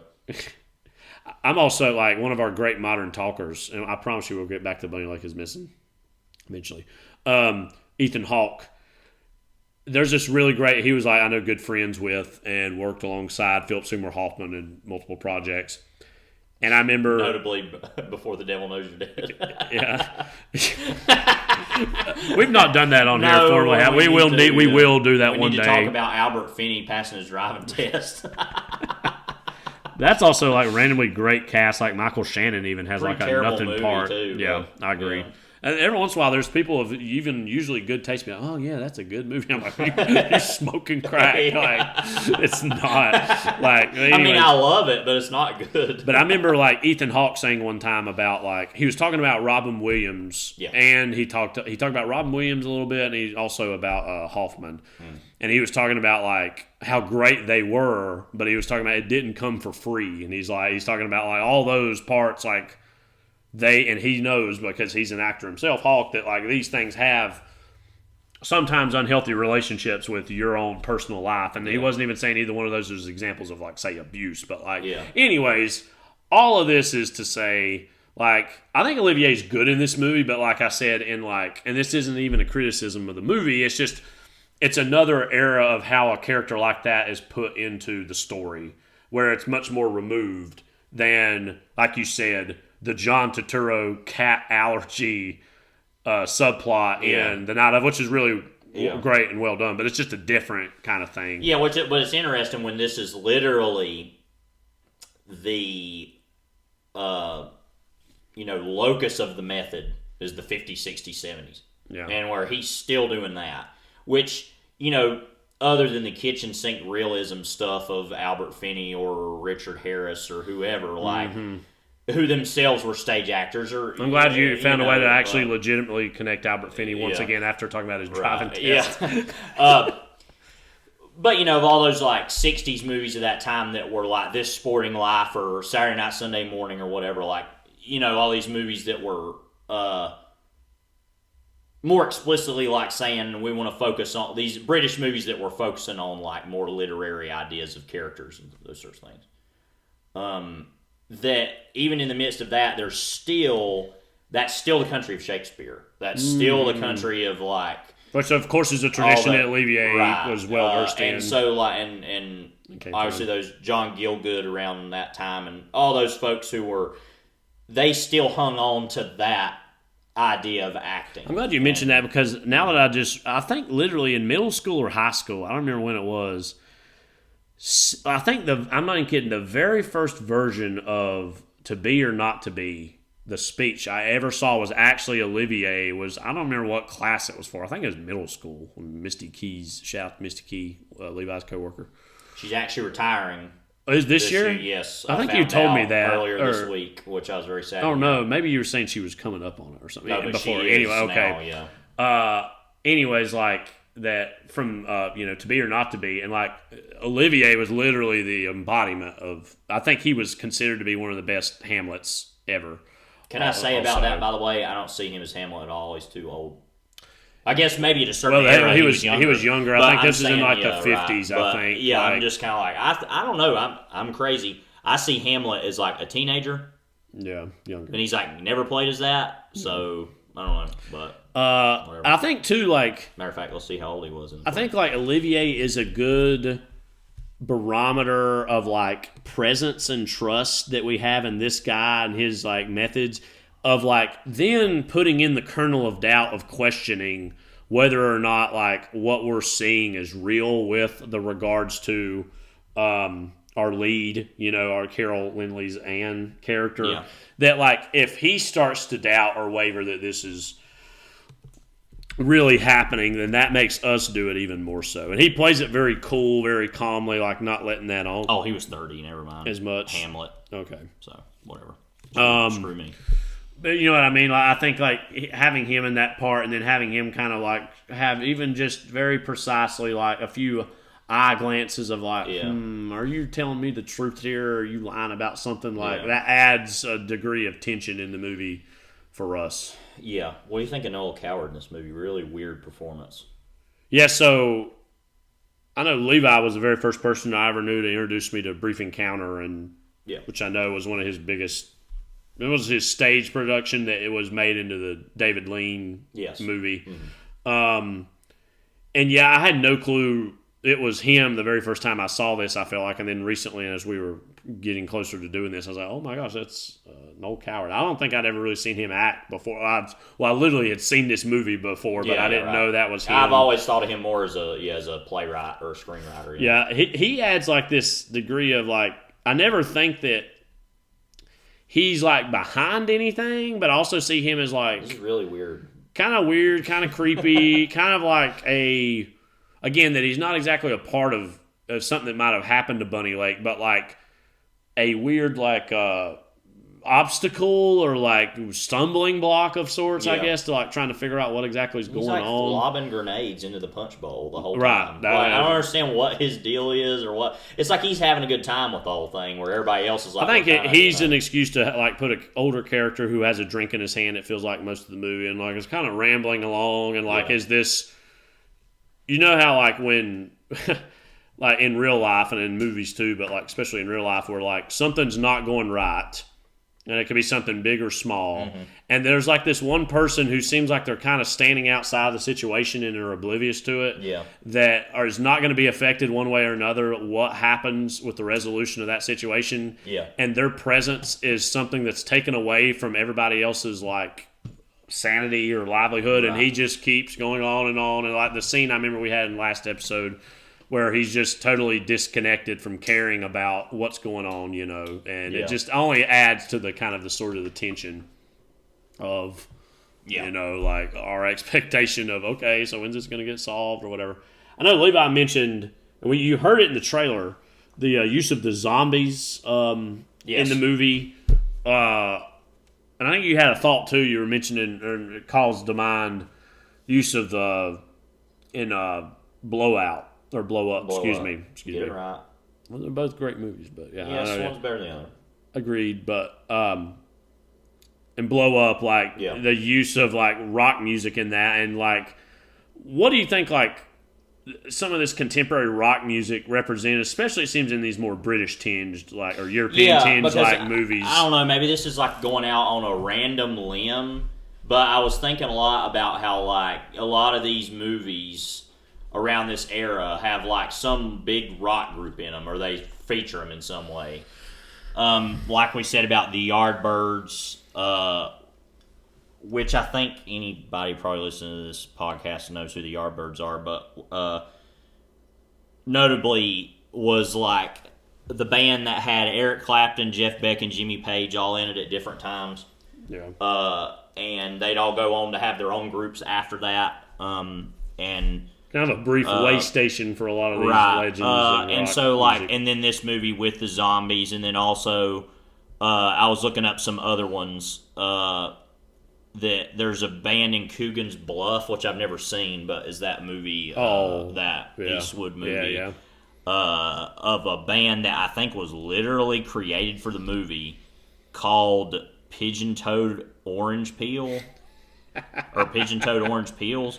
And then, of course, there's, I had forgotten this, I hadn't seen it, actually. Delny and Bonnie and Friends in Vanishing Point, The Lovin' Spoonful and What's Up Tiger Lily, Strawberry Alarm Clock and Beyond the Valley of the Dolls.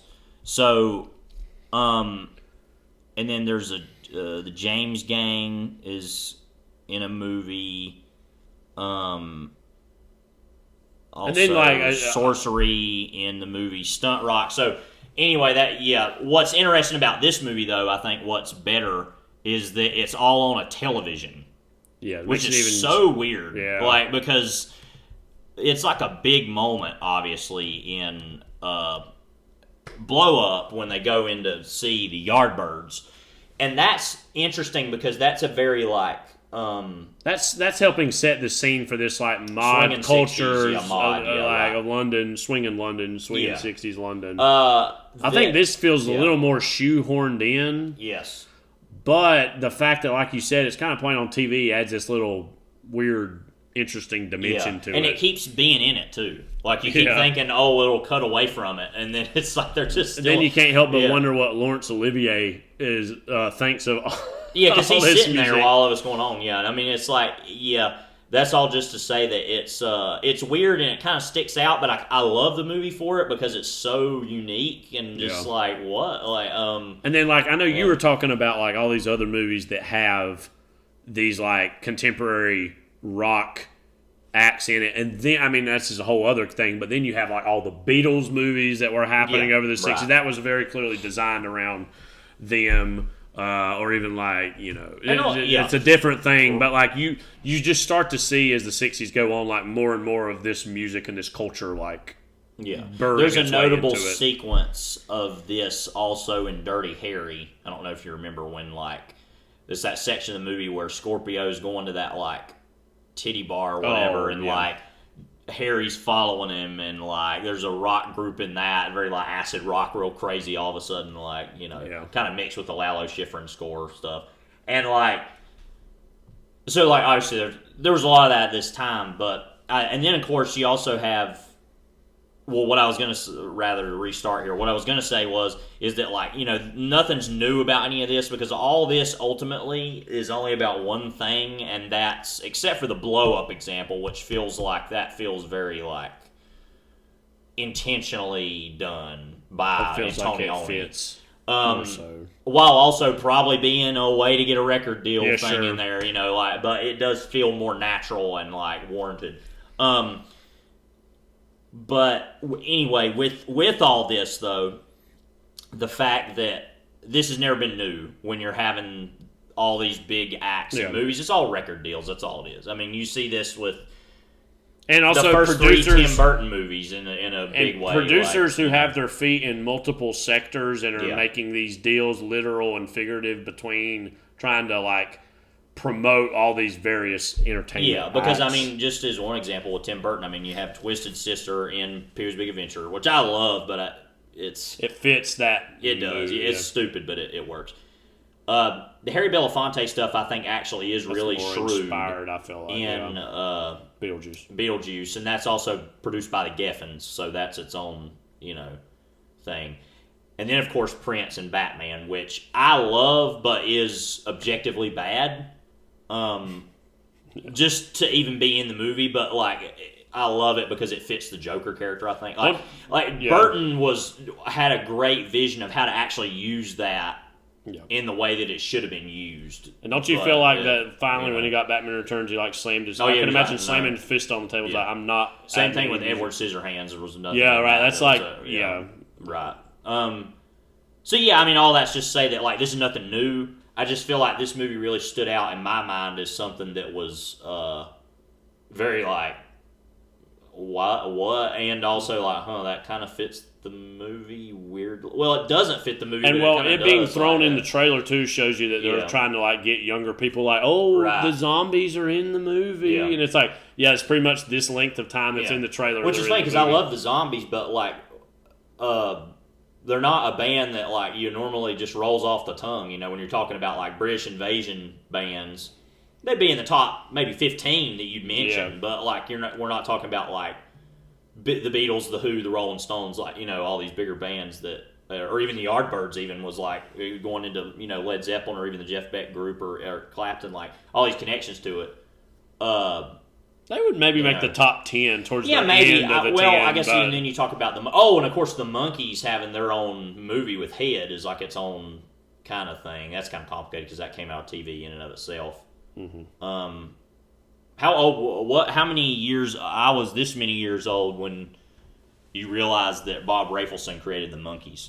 Like what? That was a really random thing because I think I'd already seen and fell in love with 5 Easy Pieces, and I think it was like right around the time I like loved that, and then I like was looking at his filmography, and I think also the set I was made aware of the BBS set that Criterion did. Yeah, that also had King of And I was Marvel. like, wait, what? That guy made like or was a co-creator of this group was very strange. You ever want to freak somebody out? By the way, get them in a room with the opening monologue that Jack Nicholson does in The King of Marvin Gardens about the woman choking on the fishbone. Yeah. And just be like, here, watch this. And they're like, what? Like, I don't mean to say this as dismissively as it's going to sound like. I really don't have a lot of time for the Monkees. Is like no, I don't either. Like, I'm like, because I think a weird thing about the Monkees is it's like, it's like a. They're a big influence on the Beatles. As Lloyd Christmas said. Lloyd Christmas.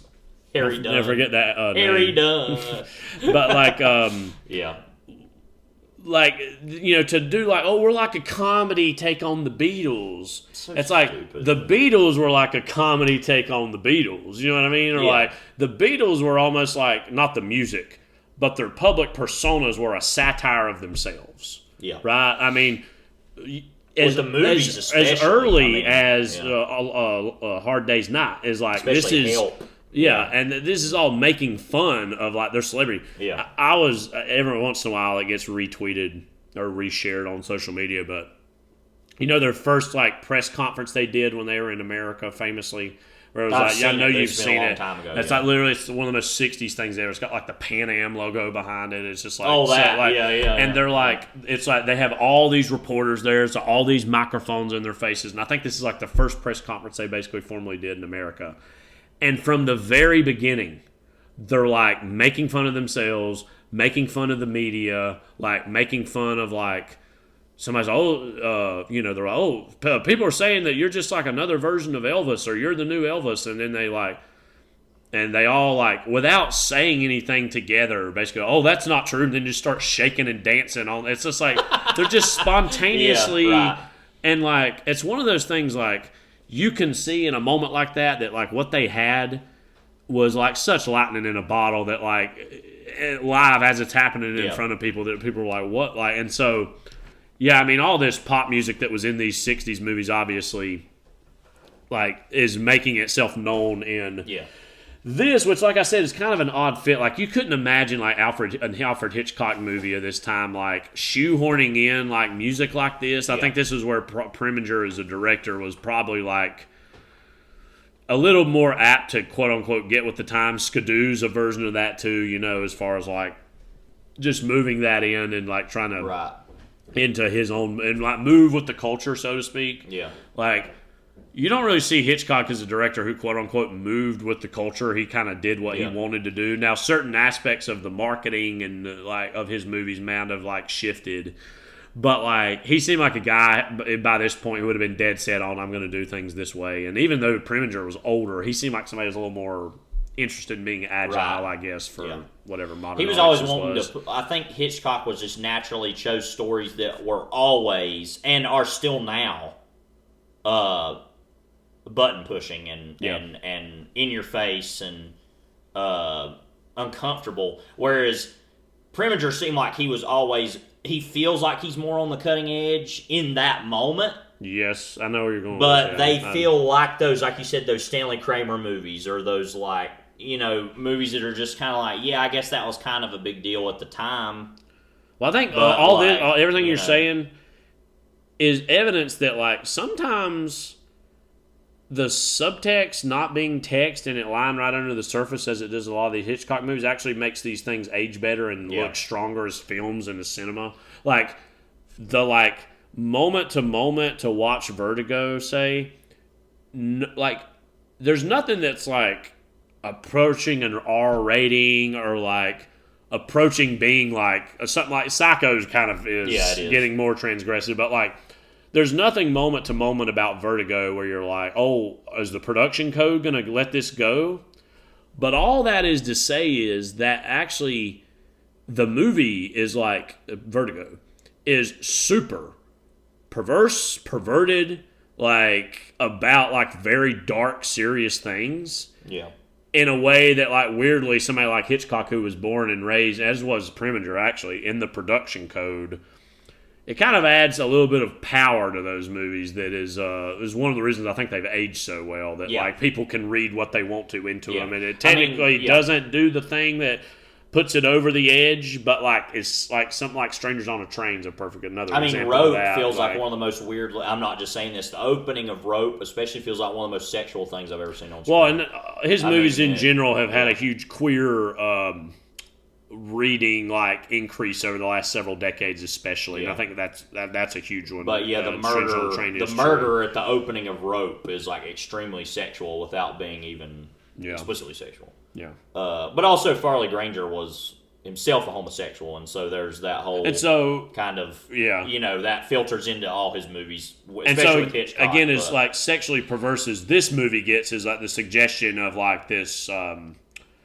If not outright that they did have a relationship when they were younger, like that he wants one and desires one, Like, Keir Delay character in Bunny Lake is Missing. And like that is, and I really love the climax of this movie too, where they're like doing the hide and seek, and then they're doing the like. I really love how all that is shot specifically. It's like it's shot in those like, I don't even know the word for it, but like basically these backyards of these like city homes or apartments and these backyard, and it's just like it's a really amazing like set. It's weird because it feels open but it feels closed too. It's like no one is around to help or hear it or see it, but it's so massive it's just weird, which is especially weird for somewhere like London, where real estate is like negligible, now. I mean, even then, like that's an interest. Yeah, I'm glad you brought that up too about the set, because I was thinking about when they're doing the like go higher and pushing and it's like gets so wild. It's like it feels like the camera's swinging at different points. It really kind of was in its own way also a shock when you see Bunny for the first time when she's asleep in the car. She's like sedated or whatever, and it's like. It treats it as that too because there's a big music swell moment or like, But it just to actually be like, oh wait, the girl is actually real, which you kind of started to think by that time. Yeah. But it is really weird. By the way, I don't really feel the need to talk about this very much because everybody else is. But it is kind of weird that we watched this movie like a month ago, basically. But that right now we're in the midst of this whole. Guthrie kidnapping that's going on, which is really weird that's kind of lining up with this time that we're doing that. Is there a part of you too that you're hearing about this Savannah Guthrie's mom being kidnapped? And it's like, wait, that hasn't been solved yet? Like we have this expectation that things like this get wrapped up very quickly now. I'm not sure how I can say this in a way that doesn't sound, I don't want to say callous, but I'm kind of like, okay, I'm getting aggravated. Like, what is going on with this case? Kind of thing where I'm not in a way that I'm even interested, though. I'm kind of just like, not, and of course I want her to be safe and whatever, although that seems like that's increasingly unlikely. Just a really weird. I do want to say one thing about that, just to crap all over Fox News for a moment. They were talking about this whole situation. Okay, so it was either Fox News was explicitly talking about it, or it was that one guy who looks like Ray Liotta who's on Fox News, who's like their investigative guy or whatever. Yeah. He's like an older guy, and he said he was talking about the video of the guy. You've probably seen it by now. The video of the guy outside the house, and the it's not a Ring camera, but the camera. And of course, we're going all over the place with this, but the weird thing about that too, by the way, is something that we already knew, which is that that wasn't even in service, but it was still filming, is like a massive breach of privacy in my mind. And I'm not somebody who really cares about that a whole lot, but like that's a pretty big deal for the like surveillance industry, is that they honestly got subpoenaed to give up that information in the first place because they didn't want people to really know that. That's why it took so long to even get that footage, was because it seemed like they were kind of like, yeah, whatever about it, and because they didn't want people to know. But anyway, in that video, the guy's like holding that like stuff in front of the camera or whatever, and the guy said, he's very clearly low IQ individual, and it was just randomly like That's so inappropriate to even talk about in this situation. Like, you know what I'm saying? Not even that he's wrong necessarily, but I remember he's like, yeah, he's very clearly a low IQ individual. So let me just throw that in there, because why not? So random, like, to even bring that up, but anyway. So yeah, that's what I was going to say, is that it's just weird. You very rarely hear of, like, missing persons cases going on for very long anymore. And I mean, obviously this is only within like a day. Yeah. But it feels like forever. In the language of movies, yeah, I mean, it feels like a really long time. Yeah. What is your favorite? Maybe this is a way to wrap up, unless you have anything else to say about Bunny Lake is Missing. What is your favorite missing persons movie? We'll have to look at a few. I don't got like one that's just jumping off the top of my head. Well, not to go ahead and give my answer necessarily, but La Aventura, I guess, is like the major one. Well, that's the end all be all one, I feel. But I was thinking of like Gone Baby Gone is another one. I got some. Well, not Gone Baby Gone. Gone Girl. Yes, there's also that's that. Another one, yeah. Mm-hmm. David Fincher. Missing by Costa Gavras, which we haven't seen, but yeah. Yeah, I mean, La Aventura is almost so good, it almost seems like okay, there's that one, and then what's your second favorite? Because that's just so amazing of a movie. And again, Antonioni is the director who, like, I don't think that movie's a thriller. No, it's not. Well, it's a drama, but like it has the plot of a thriller. Yeah, and such as a but plot. But what exists. makes it even more frightening to me is that it doesn't ever really engage in those. Yeah. Feelings, and also, or that, and also how quickly it seems that the couple in the movie, which is the woman's best friend and her fiance, just immediately kind of fall in love and aren't interested in finding her anymore. Yeah. And kind of have to play the part of like they want to. Yeah, right. That's what's really perverse about that movie, is not even that they fall in love so much as that then they start acting the way they want other people to act. Mm-hmm. Great movie. Gone Girl would probably be I really like that movie a lot. Yeah. We're going to talk about I was going to say this would also be up there, but no, yeah, this is really good. Yeah, and like I said, I think it's like I said this earlier. It's like the most beautifully modern dated movie I can think of the '60s. This is kind of a prototypical example to me of like that, like. Oh, this is a very new movie now. And it's like now, years later, of course, seems dated, but by virtue of just decades going by. But, I think this is the best I've seen of Preminger's movies so far. And I definitely want to see some more. Yeah.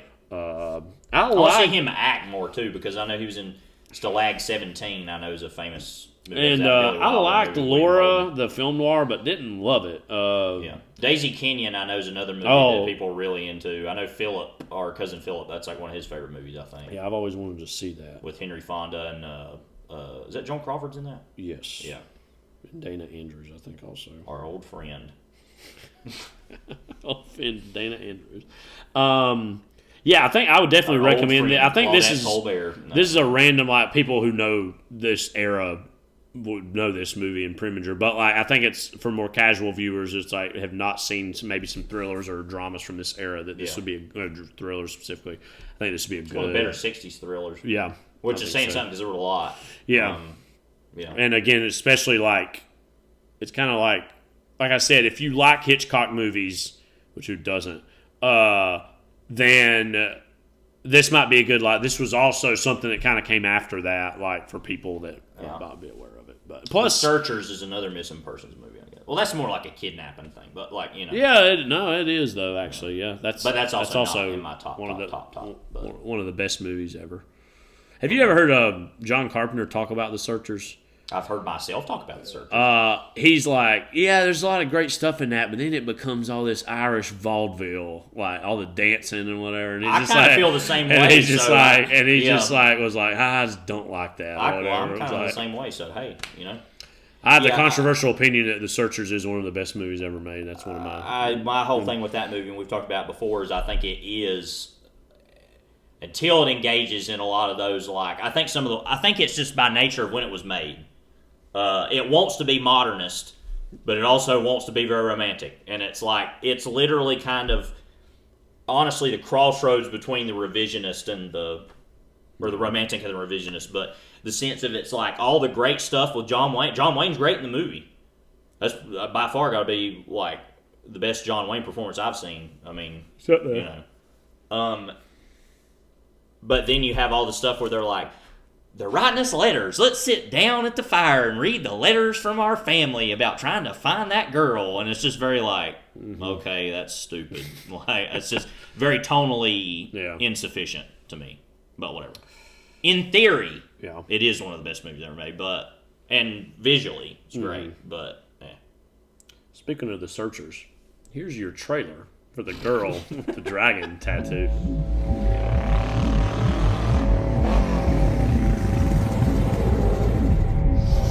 She's one of the best investigators I had. But? She's different. In what way? In every way. Something wrong with the report? Anything you chose not to disclose? He's clean, in my opinion. He's honest. Her credibility isn't dead yet. Mine is. He's had a long-standing sexual relationship with his co-editor of the magazine. Sometimes he pleasures her. Not often enough, in my opinion. No, you're right not to include that. I need your help. You come stay on the island. A way of avoiding all those people you might want to avoid right now. You will be investigating thieves, misers, bullies, the most detestable collection of people that you will ever meet. My family. This is Harriet. Someone in the family murdered Harriet. And for the past 40 years has been trying to drive me insane. Those are from her, and the rest from her killer. You failed to adapt to 4 foster homes. Were arrested twice for intoxication, twice for assault. How many partners have you had in the last month? And how many of those were men? I should have control of my money. And you will, once you learn to be sociable. Why don't we start with me? You know what to do. I can't find something you've been unable to find in 40 years. You don't know that. You have a very keen, investigative mind. You were here that day. A terrible day. Searching, not finding. I never found the body. Was it spontaneous? Was it calculated? Did she know something someone wished she didn't? The last time I reported on something without being absolutely sure, I lost my life saving. I need a research assistant. I know an excellent one. She did the background check on you. The what? You don't think we could hire just anyone for something like this? It's Mikael Blomqvist. May I come in? We need to talk. Hey! Who do you think you are? Put some clothes on. Get rid of your girlfriend. Can I call you Elizabeth? I want you to help me catch a killer of women. I've got absolutely no idea how they're connected to the death of a 16-year-old girl. Don't you need to look over these? I got it. It's better to look at what I am about to show you on an empty stomach. What are you doing? Reading your notes? They're encrypted. Please. Rape, torture, fire, animals, religion. Am I missing anything? The names. I may have something. Nobody likes people poking around in their lives. Everybody knows why you're here. Someone killed her. Someone on the island that day. If a woman approaches any beast and lies with it, you shall kill the woman and the beast. These people are insane. Soon you will know us all, only too well, with my apologies.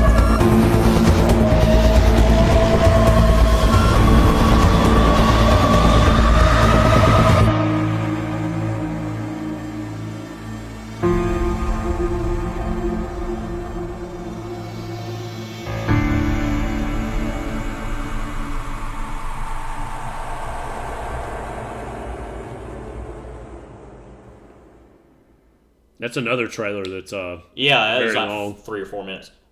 This movie is very famous for having multiple trailers. It had a very iconic, memorable teaser that labeled it the Feel Bad Movie of Christmas, which I'll always remember. Which was then turned Christmas into a of Home 2011 Alone parody recently, last couple of years. Yes. Which is actually also really well done. Which was done in like black and white. Yeah, because of the trailer in black and white. Like, that one is. Yeah. So I guess let's do it. The Girl with the Dragon Tattoo is a 2011 neo-noir mystery thriller film directed by David Fincher from a screenplay by Steven Zalian, based on the 2005 novel of the same name by Stieg Larsson, part of that whole what they call the Millennium Trilogy of books that he wrote. I actually, literally, by the way, just finally bought the first book of these, and I'm going to try to read it at some point in the next so many years, because I'm reading Infinite Jest soon, and I was like, oh, that's going to be. But starring Daniel Craig as journalist Mikael Blomkvist and Rooney Mara as Elizabeth Solander, it tells the story of Blomkvist's investigation to find out what happened to a girl from a wealthy family who had disappeared 40 years earlier. He recruits the help of Solander, a computer hacker.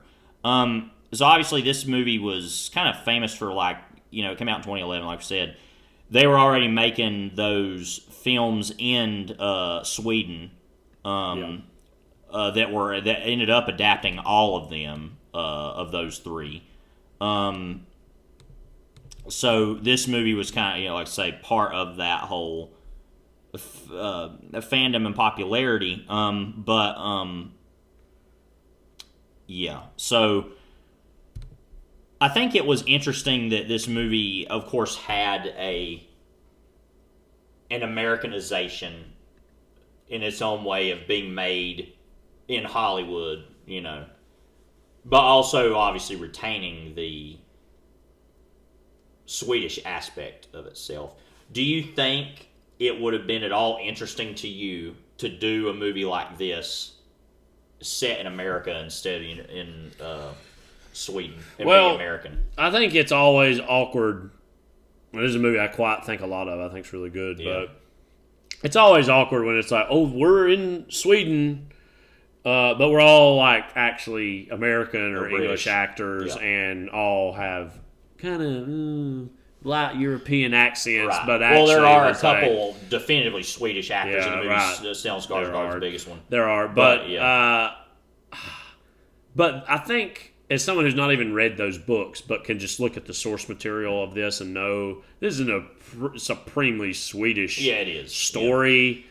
Yeah. The place, obviously, I'm never a person that's going to say that setting is character. Setting is setting, and the setting and vibe of these movies are like, they transcend character. And like, I would think it's going to be hard to like, because if you take this story and just like, let's say, presumably set it in New England, like, then it's just going to be another, like a New England mystery. It's not like you're going to lose, like, naturally something.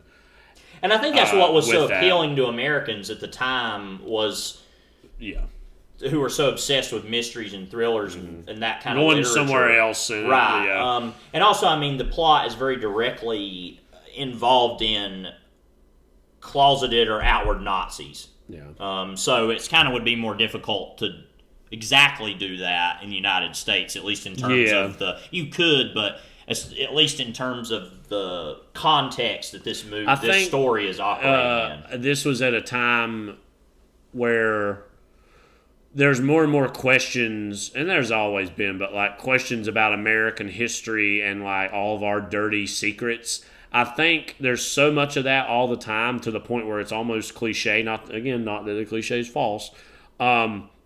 But so much to it's cliche. This is like, ooh, let's go look in the dirty European, Swedish like closet of skeletons, like and so that adds another like little lurid like separation between American audiences watching this and something that actually makes it appealing for American audiences is like going somewhere else and taking this in while still seeing like literally at this time who James Bond, the Bond actor, was in this, along with these other recognizable faces. So I think that like I think it would have been like, if not impossible, kind of useless to like change, like go somewhere else and like do this story. Well, kind of as a separate question, do you think that Alaskan noir owes itself a lot to this sort of thing? Well, that's definitely come about more and more, I guess, because of I feel like it's more recent. These books have come out and these stories. Well, I guess you had Insomnia. That was based on that Swedish. It was from Scandinavia somewhere. That original movie, Insomnia. Right. Well, it seems like Alaska would be the most natural place to go with that. Or, like I said, I think New England would make sense too, in theory. And I'm going to look that up to be sure where that was, the original movie of Insomnia. Is it Icelandic, maybe? Norwegian. Okay. So I knew it was in the somewhere in Scandinavia. But yeah, so that, and then of course, 30 Days of Night is kind of a little before that too, but like is the opposite version of that whole thing.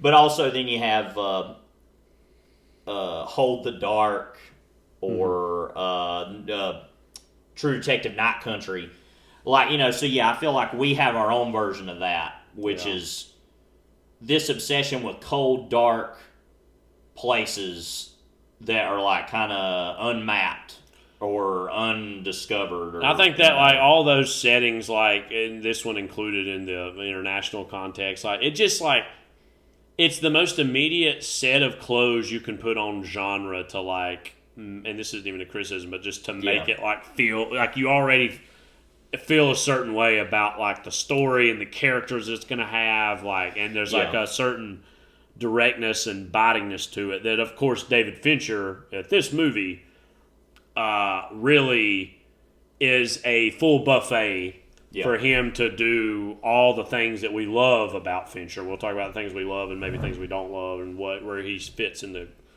larger canon of contemporary cinema. But like, I think it's a great set of clothes. I'd say all of those things you're saying. What it adds to maybe a and all that is in its own way a development of the haunted house or the house on the hill kind of.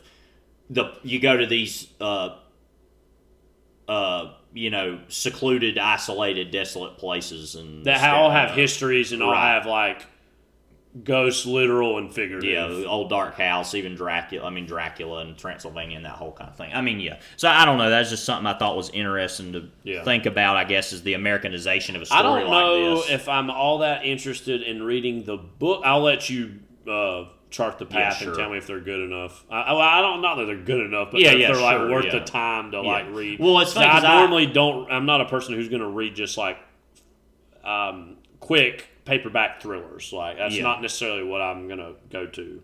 But you've read enough of those in your life. Yeah, I'm like I don't need. I have too. I mean, I did buy the first Ross McDonald. I've heard he's good. Book today of those series Travis McGee books, just because I was like, why not? You know, But anyways, I would be interested in seeing the movie, the original Swedish, because Naomi Rapace, she's in Prometheus, right? Was that? Yeah.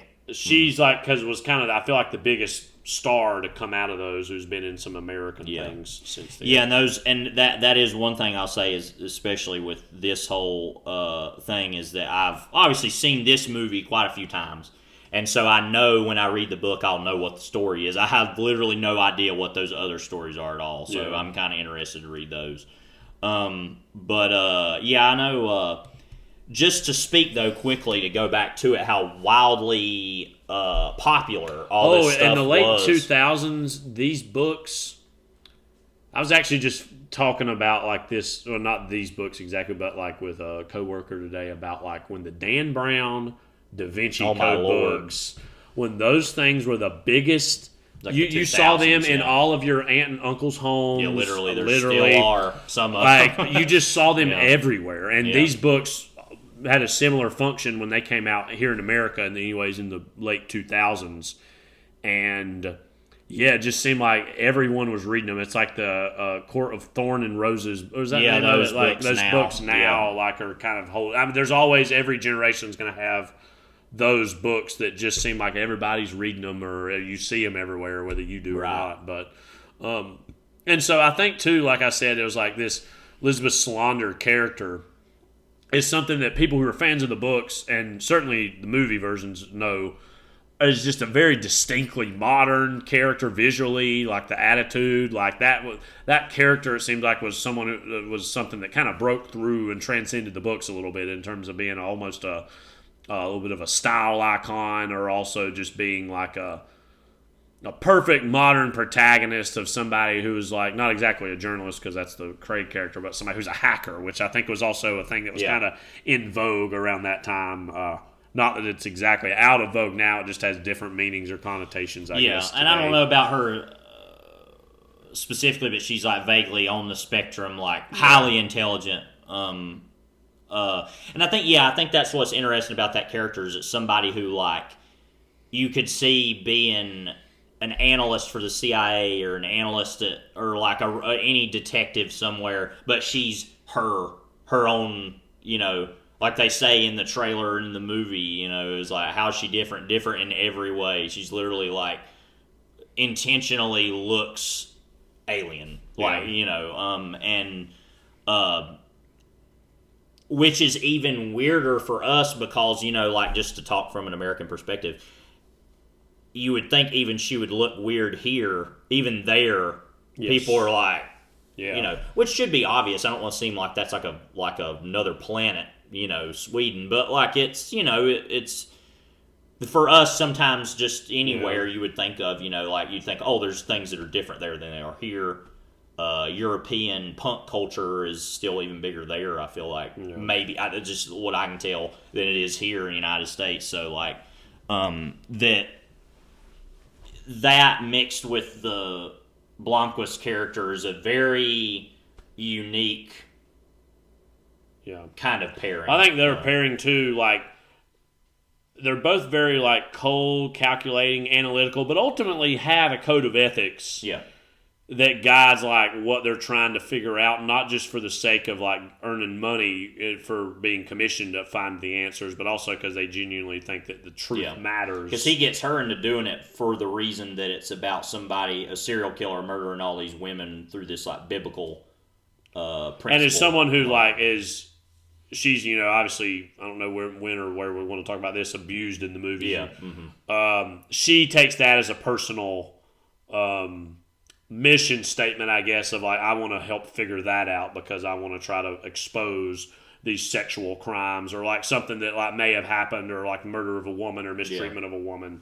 I'm not sure how I feel about it, even though I love this movie deeply. I wanted to ask you, what is your opinion or feeling about the sense of, because this is hard to talk about her allowing herself to be raped so that she can use that as its own tool against someone of like blackmail. Do you think that that's like a feminist statement at all, or that doesn't? You know what I'm saying? Oh, was she like intentionally? Well, she did the second. Yeah, that second time it happened to her, she had it filming. Well, was that also maybe I misunderstood. I thought that it's like that just happened to be on and that caught that, and then she used that. Oh, I don't know. I've or never like, seen I don't it know as if that. she would, like, considering how awful that was. I don't know if that's something she would literally go through just for the sake of that. She probably would have just had like some of the earlier engagements that doing, maybe it's that she was filming it because she thought something would happen, but she didn't know it'd be to that level. Okay, sure. But okay, well, I think that makes more sense. I'd never really thought about it that way. I just assumed that she was like, well, because I'm that's willing to like let she's that. clearly like a removed person from a lot of things, and then that is something that she goes even further. Far afield from after that. So that's my interpretation of that. But yeah, I guess. Well, what I mean is, I think I don't know. Well, I don't know that she thought it was going to happen to that degree, but I do feel that she was like, "Well, I'm going to film this and use this against this man." Yeah, and thinking it was more the lower level version. I guess what I mean is, she is putting herself in that situation for that purpose, in its own way. Yeah. So I guess that's because you hear that a lot in modern, and I don't really agree or disagree with this, but you hear that in a lot of modern justification for sex work in the sense of like somebody utilizing their body for their own ends, and if that means for their own agency, finding agency and using their own sexuality, even if it means being prostituted or exploited. They feel like they are now in a position as a woman in a modern world to use that to their own benefit. Yeah. Which is a really uncomfortable and weird topic to discuss, but I feel like that's what this movie's about in certain ways with her character. Well, we talk a little bit about Rooney Mara also, just as the lead in this. Doesn't it seem like this... And I think that I want to talk later about the social network's relationship to this movie because I think it is to me, It's helps pretty me similar, understand Fincher's career. But like specifically, like Rooney Mara having a small but memorable role in that, and then this coming out the next year, much like visually just incredibly different, incredibly distinct.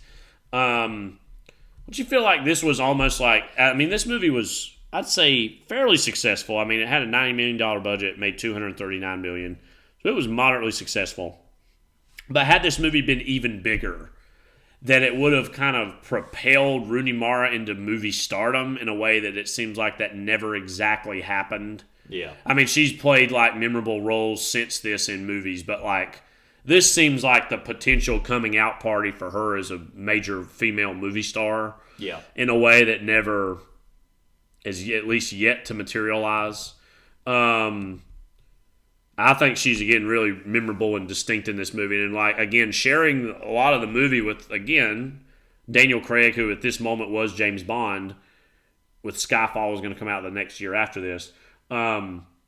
Like, really, like, holding her own as, like, somebody who's on the level of being amongst these other movie stars. Yeah. And then she doesn't really have any scenes, I don't remember, with Robin Wright, but, like, or much with Christopher Plummer anyways. But there's a couple scenes with Skarsgård, yes, particularly the ending or climax, sort of, but which happens like almost 40 minutes. Yeah, ahead of when the movie. Yeah, like ends, we were like, actually. yeah. I was like thinking it was later in the movie, and I was Yeah. looking at the time, and I was like, "What all else happens after this?" Yeah. I couldn't remember. But I think like Rooney Mara is like a really great film presence, screen presence in this movie in particular. In a way that, again, is very memorable, very distinct. And like I said, like, I feel like she's been really good in other things, but, like, it also, she never, had this movie, like I said, been a little moderately more successful, that she would have maybe been propelled to a quote-unquote bigger career.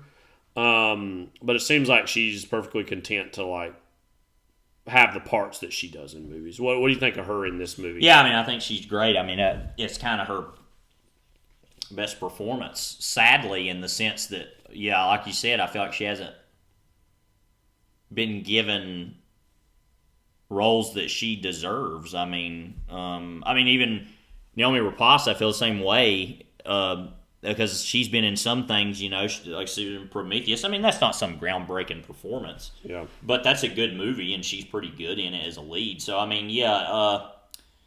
Yeah, no, I'm just thinking like the aftermath of this, Side Effects, which I think she's really good in the Soderbergh movie. Her, Ain't Them Body Saints, which was good.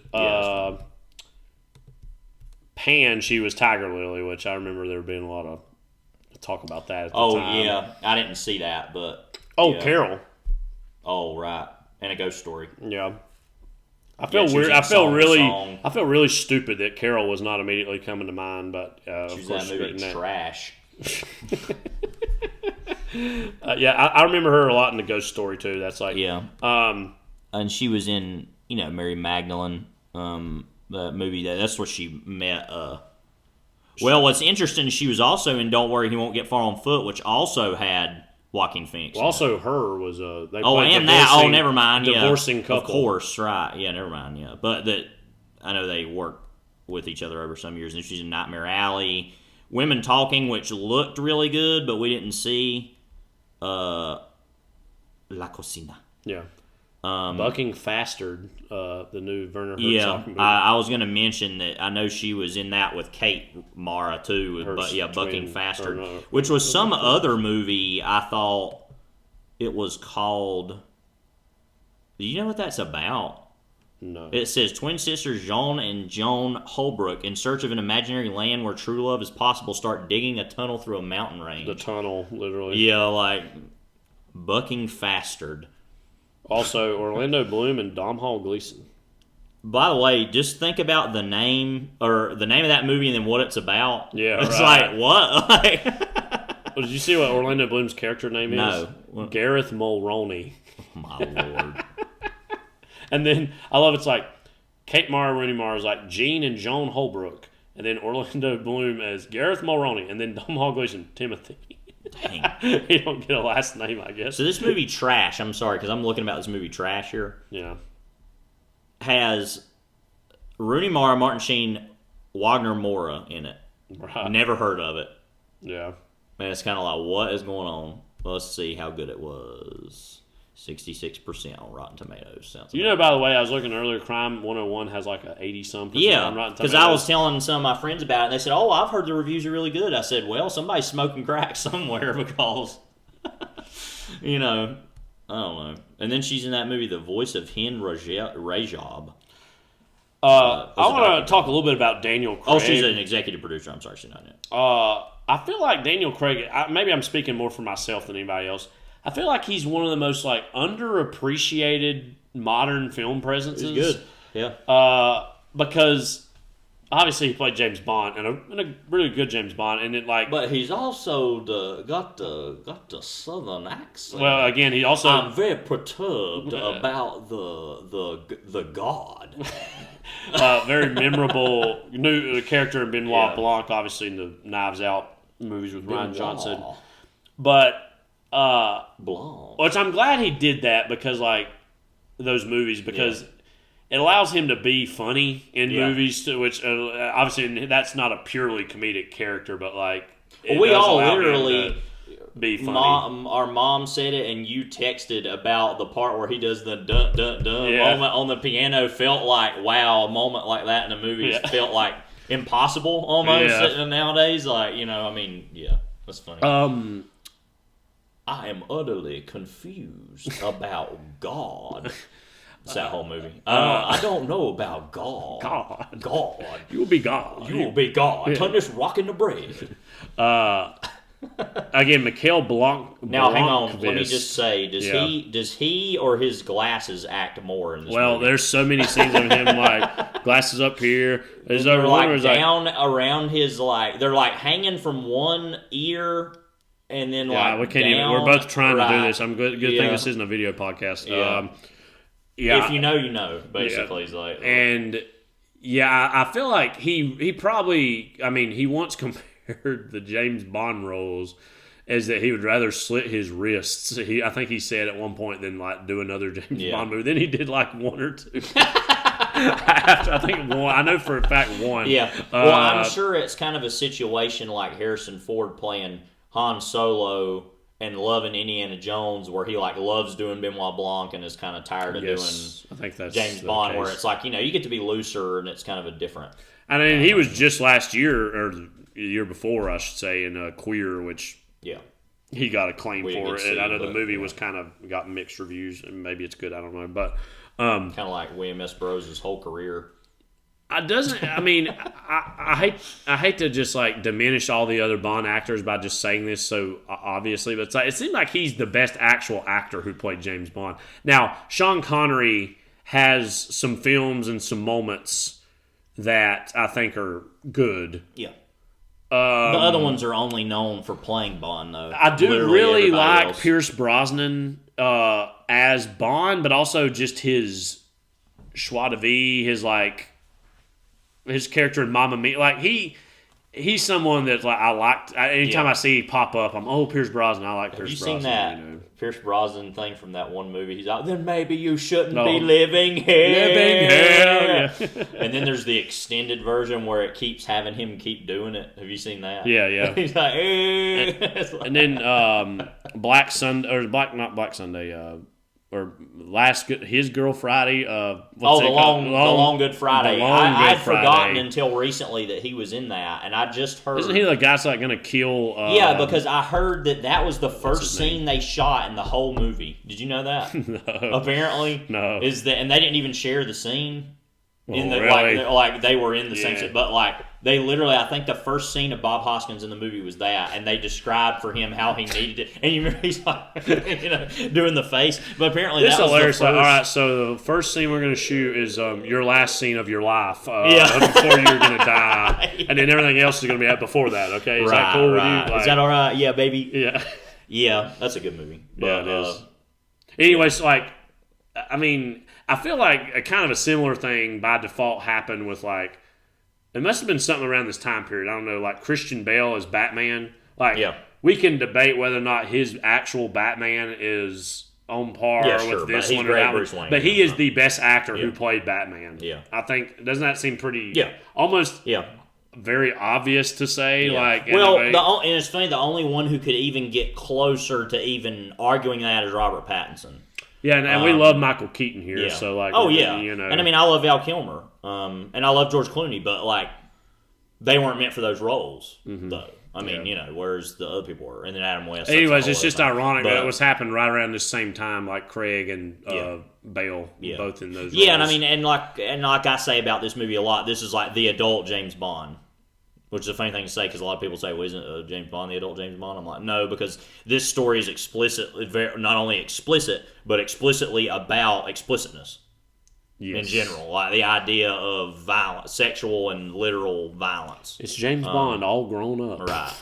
Well, and also being an investigative thing. One thing I do want to say about the nature of their performance together, too, is when we were watching the trailer, I'd never thought about it this way. This kind of reminds me also a lot of The American Friend. Yeah. That makes not sense. in the, like, nature of their... Because I think that's a different, like these two people feel like they're on a relatively even keel with each other. I mean, obviously, Daniel Craig's kind of like defamed as a journalist because he tried to, you know, go after that, what was his name? That one guy, that big businessman, Hans Erik Venestrom. And there was like a libel suit, and it's one of those things where like he was right about what he said, but it was confirmed as libel because like he didn't cite his sources the right way or something. It's like friggin' what in Chicago style, like what we're talking about. That's the Chicago way. Yeah. You're effing with the G here, pal. pal. I'm gonna have to Google it, but it's like one of my favorite Onion articles of all time. It was like Chicago MLA gang violence or something. It was just like Chicago. I'm gonna have to look it up. But anyway, but with this, anyway, my point is that it feels like also this movie feels like it starts with like, oh, well, you know the whole like libel suit that's going on between Venstrom and Blomquist. You know that. And it's like, no, I don't know anything about it. By the way, it says, 4 copy editors killed in ongoing AP-style Chicago manual gang violence. It's like the AP-style versus Chicago manual. Style is what it's saying. But that it gives you that whole, like, oh, you know about this whole situation, right? Kind of like The American Friend feels like a smaller part in a larger story about Ripley, you know. This kind of feels that way with that, and so I thought a lot about this, that it feels a lot like The American Friend, kind of, and being like a larger story. That makes sense. That's a good comparison to make. But quote real quick: the deadly territory dispute between these two organizations, as well as the notorious MLA Handbook Gang, has claimed the lives of more than 63 publishing professionals this year alone. 63? Yeah. Dang. MLA Handbook Gang. Dang. So yeah, but no, I think that's right. It makes sense to compare American Friend to this. Yeah. And also, I never thought about before until when we were watching this. I was like, oh my gosh, this is not only Daniel Craig but Christopher Plummer, who they were both, of course, in Knives Out. Like I didn't make that connection until recently watching this. My family. Let's talk about David. Wait, hang on. Freaking Fincher. Just think about Christopher Plummer singing the Addams Family theme song in the style of "They're coming at you now." The Addams Family. Yeah. Like the Addams Family. Oh. Anyway, David Fincher. What do you think of him? David Fincher. Well, let me just say this. Somebody says a person like your friends or acquaintances with, but don't talk about movies all the time. And so somebody comes up to you and says, "All right, Levi, what do you think of David Fincher as a filmmaker?" And my question to you, I'm going to answer your question with a question. How much time do you have? Because okay, David Fincher is. By the way, look at his Wikipedia picture. Yeah, I saw looked like he's kind of like he got shot, like he got drug out of bed and took there. Go to bed, Felix. Deep Golden Globes of septic speech, right, for social networking. Yeah. So right. Well, that's what they keep me around for, you know. He is like probably the most talented missing in action artist of our era.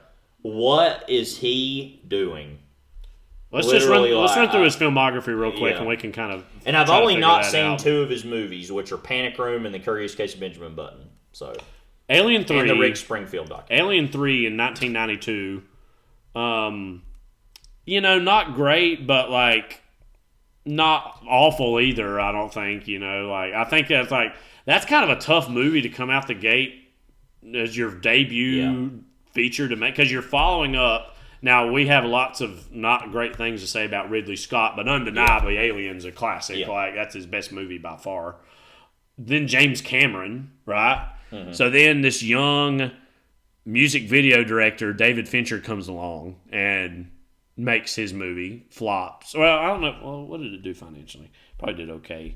So it was made for somewhere between 50 to 60 million.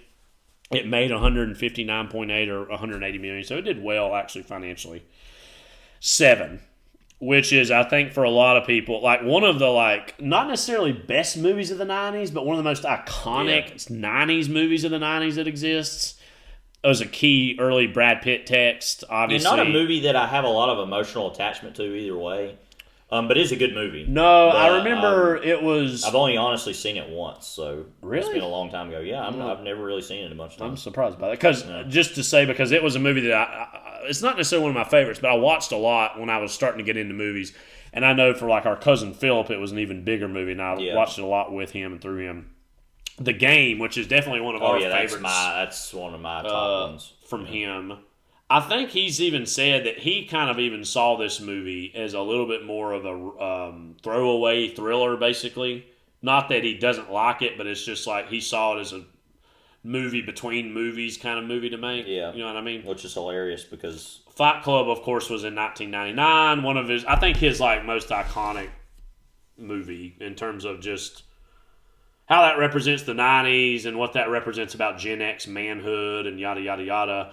And I say that both out of respect and also dismissively at the same time, which is exactly where I fall on this movie now.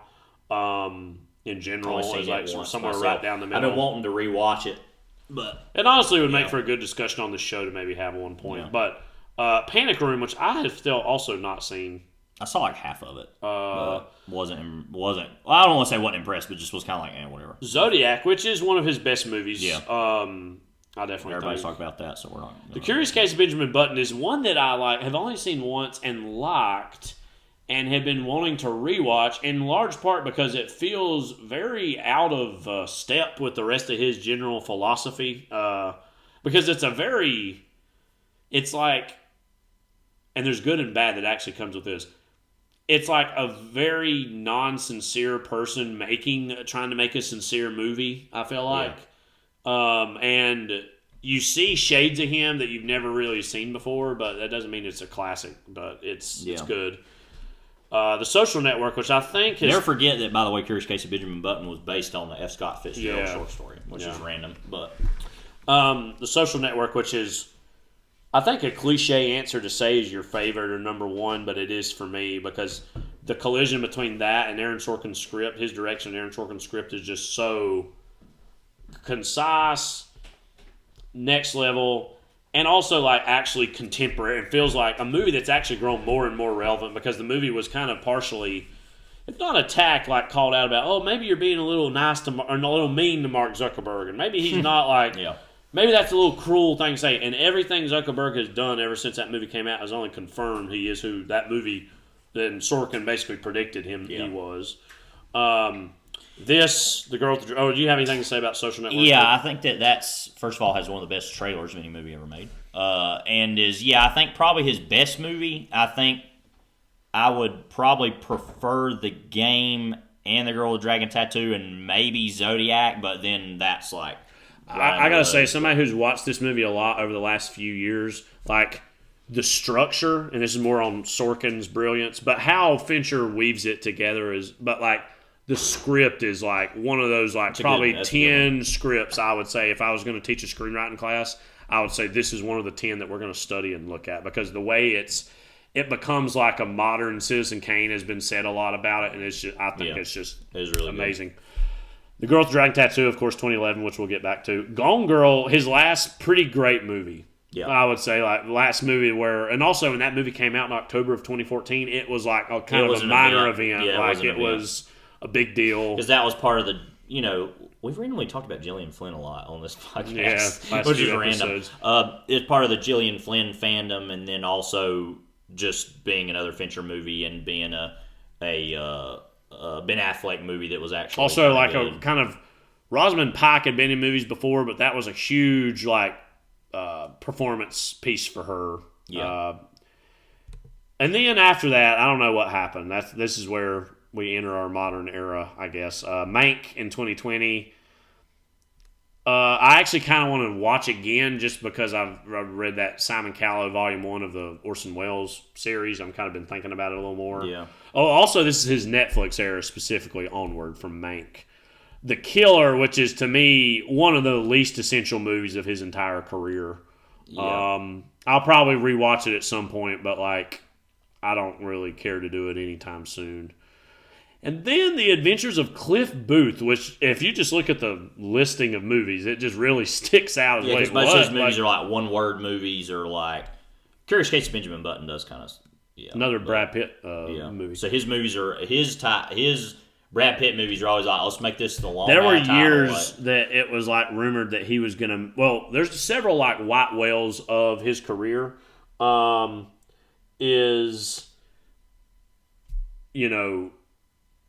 He was supposed to do a 20,000 Leagues Under the Sea at one point with Disney, and that fell through. That was David Fincher was going to do. Yeah, that was like back in the 2000s. I think I had heard that, but that's like one of the big like what ifs.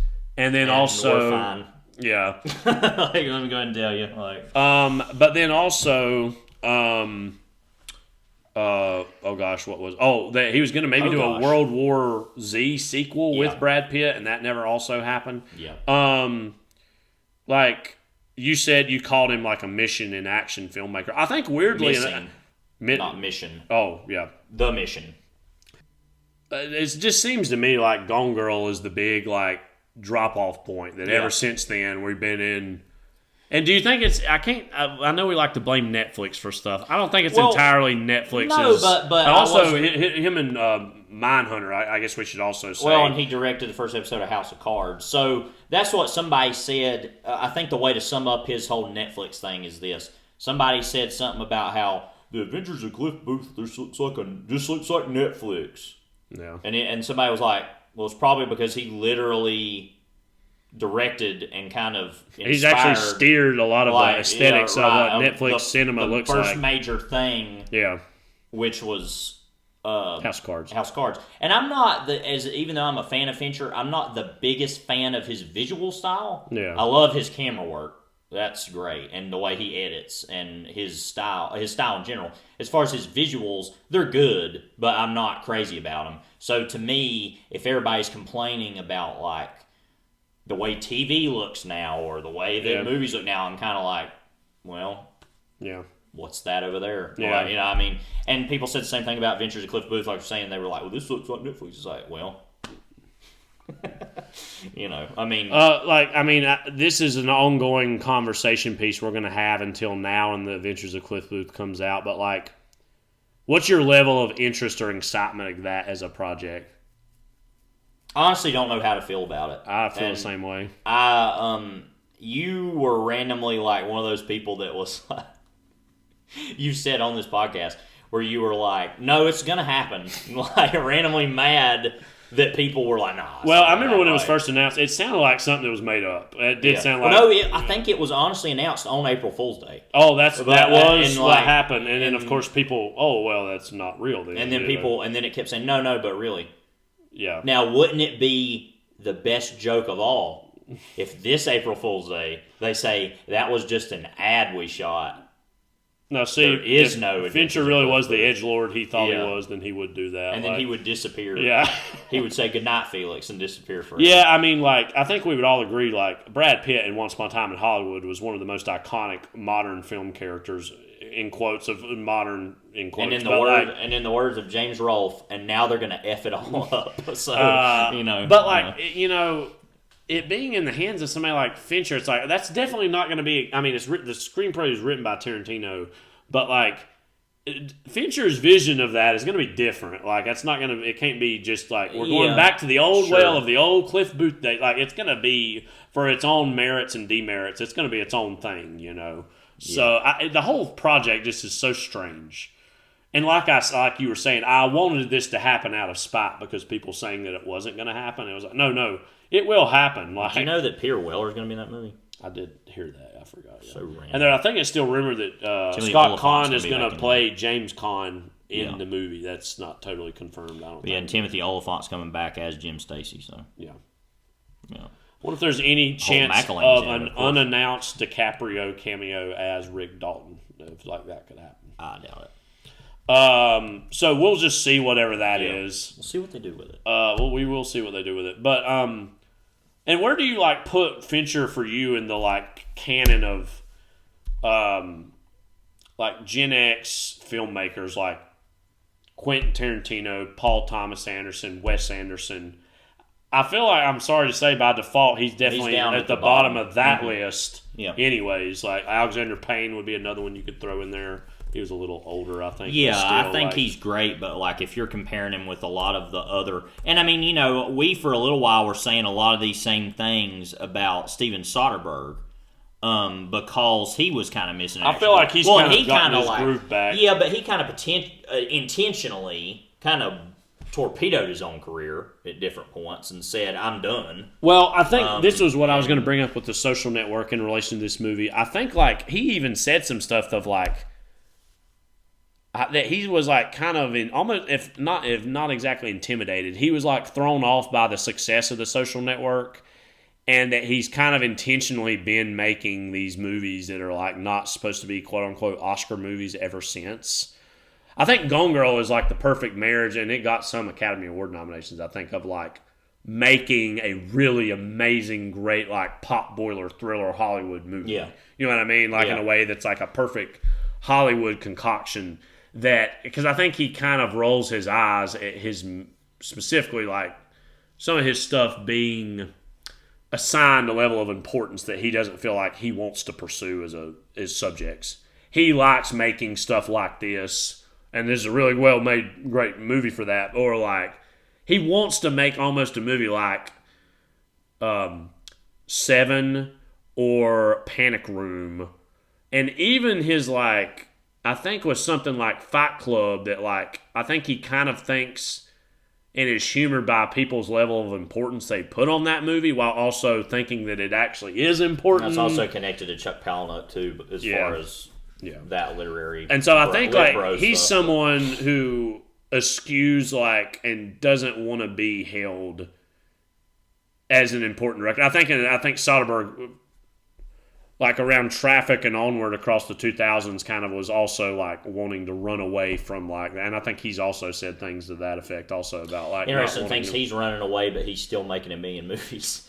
He's like saying, "Oh, well," and he famously Soderbergh's like, "I'm retired," but he's like he's committed to the like he is what he. I think he even said, "It's like I'm a filmmaker at my heart." Yeah. It's like I can't not do that. So like he's even basically said like ball is life basically about like filmmaking with him, you know. So and I was so taken by Presence that like that kind of made me go, "Oh, you know, maybe I've sold you short a little bit," and there's been so many movies he's made over the last like 10 plus years. I feel like I've seen a bunch and I've only seen half. I still need to go through and watch some of the ones that I think like all like that 2000 success combined with what happened on Moneyball for him has like made him really jaded with like making the Hollywood movies like because that basically got ripped away from him. And that movie's good, but his movie of High Flying Bird is basically a version of what he would have done with Moneyball as far as combining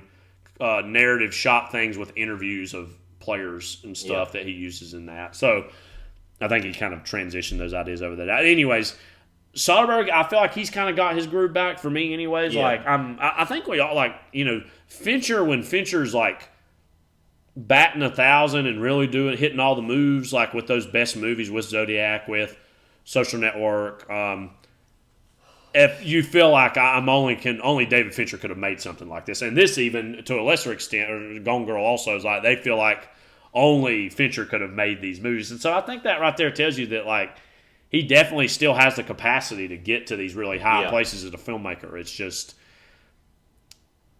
something like, again, specifically like the back and forth of Mank and the killer. I don't know. It leaves a weird bad taste in my mouth that I'm just like, that's not. To paraphrase Samuel L. Jackson and Jackie Brown, used to be beautiful, But also, like, we've never personally had the attachments to his movies that we've had with those other directors we mentioned. No, that not even Soderbergh. I mean, because Soderbergh's made a movie anybody can like.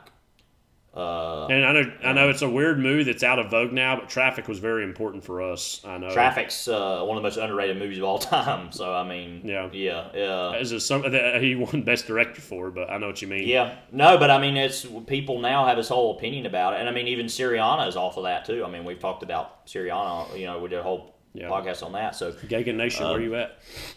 He's daggum putting his fist through.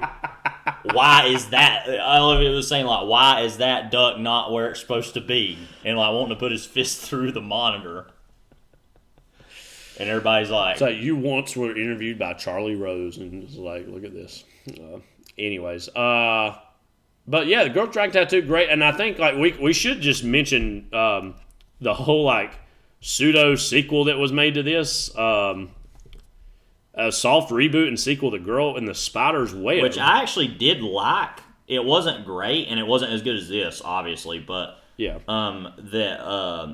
Stephen Knight wrote part of the screenplay with Jay Basu, and then it was directed by Fede Alvarez, Fede Alvarez is somebody I like randomly ride for, who makes movies that are a little less good than you think they're going to be, but are always good. Right. I mean, we love Don't Breathe, and he was a writer on Don't Breathe 2 also. I think Don't Breathe directed 2, an Alien movie, Alien Romulus. And I rewatched that, and it's still pretty good recently. I think Don't Breathe 2 is randomly one of the most underrated movies ever, too. Not on the level of Traffic, but I really love. One thing I want to say about this, and we didn't really talk about, obviously, the plot of this movie, but obviously it turns out that the woman's not actually dead and that she escaped. And that's kind of a hopeful ending. That's interesting, and then that the family was like a bunch of Nazis who liked murdering and torturing people and stealing scars. I wonder how many people, Americans, walked out of this movie like, see, I knew it. They're all basically just Nazis anyways. Like, I mean, it's like that's like, that was the big skeleton in the closet. There's plenty of characters in this movie that are not that. Though. Sure, but I'm saying there's this specific weird family that seems like they got stuff to hide. Like, The only thing that's interesting, though, that there was a movie like this that made $239.3 million. Yeah. I know it was made for $90 million, and it had a pretty big... It probably about broke even, ultimately. Yeah, I mean, I think a lot of... I mean, those books were just, like I said, they were, as we said, they were so ubiquitous and so big that I think a lot of people are like, oh, yeah, I've heard of that or even read it myself, and check that out. It's like going down to the freak show. Yeah. You're like, what's going on now? I think this movie is, I think, well done enough. I don't necessarily feel compelled that I feel like I got robbed of like more sequels of this particular version. I feel like this movie, I'm good on this. Like, and by no means. Well, there's enough other versions to be. Or even the original ones, seen, and the books themselves, and So I mean, but I feel like this is the best version of any of this that there could be. So. Agreed. And so that does it for this episode of Ticket Stubs. Jeff, what have we got next time? Stay tuned for scenes from our next episode.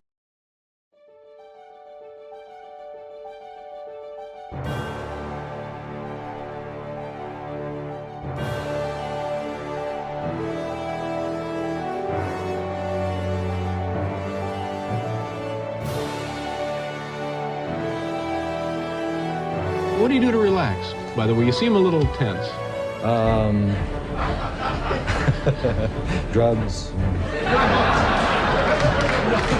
No, that's not true. That's just only a joke, wasn't it? Tell the folks that was just a joke. that was. It was just a joke. That was just a joke. Yeah.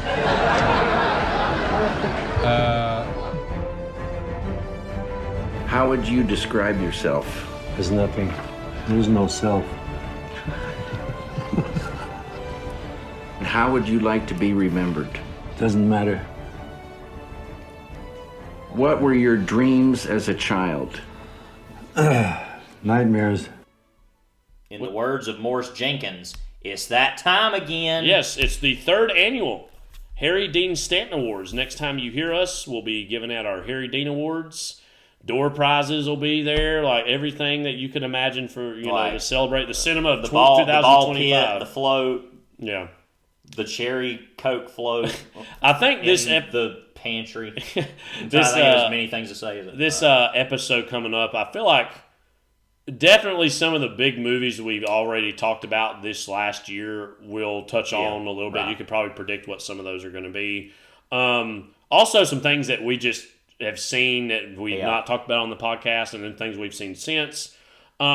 Just in general, Levi, like very briefly here, and we'll talk about this more in depth next time. Like, did you have any big takeaways from cinema in 2025, or like what the general year represented, maybe compared to the last few years? Well, it's interesting because I haven't actually made my official top 10 yet. I'm thinking about going ahead and doing it because we've been waiting on a couple movies that it seems like just aren't going to be coming here.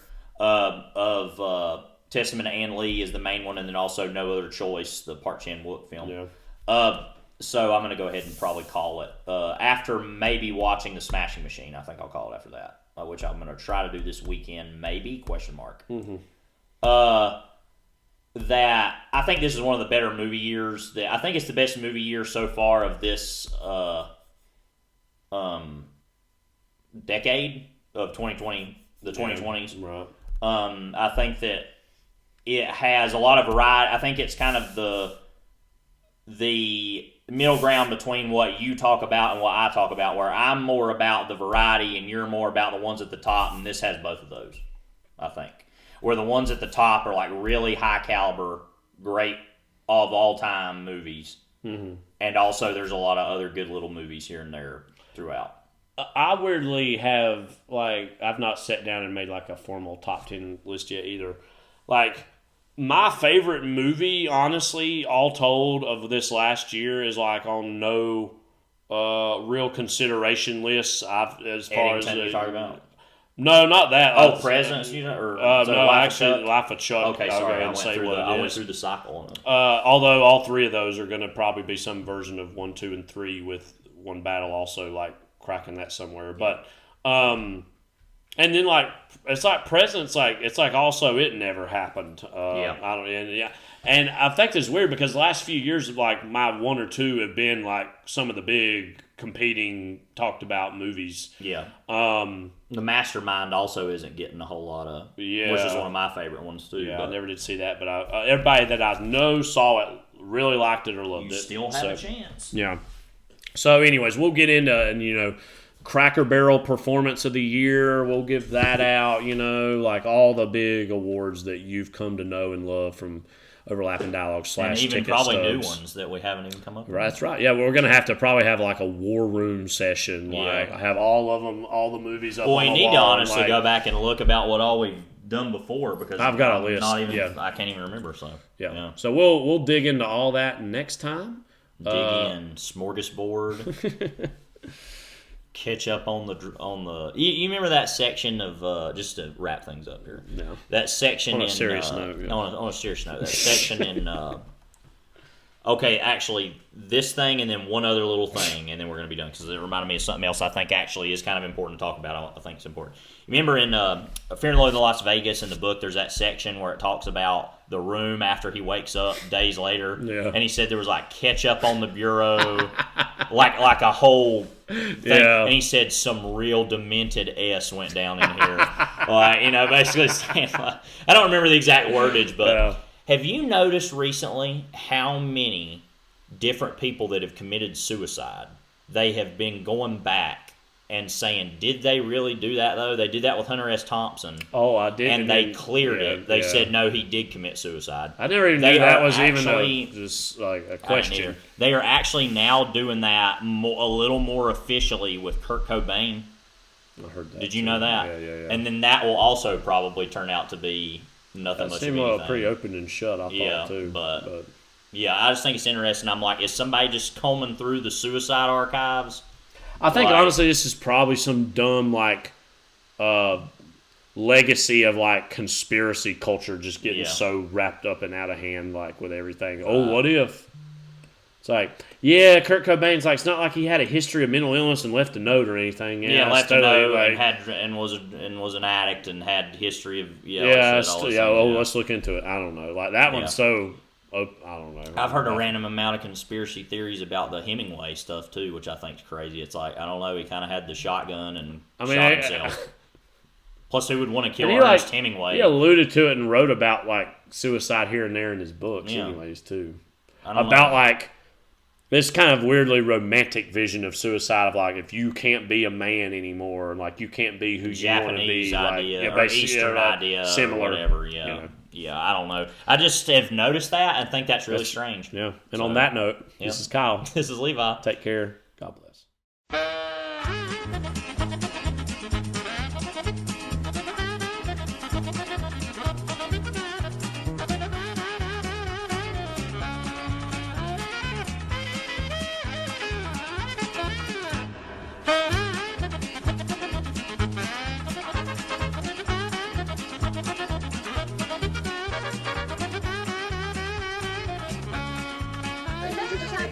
Thank you very much.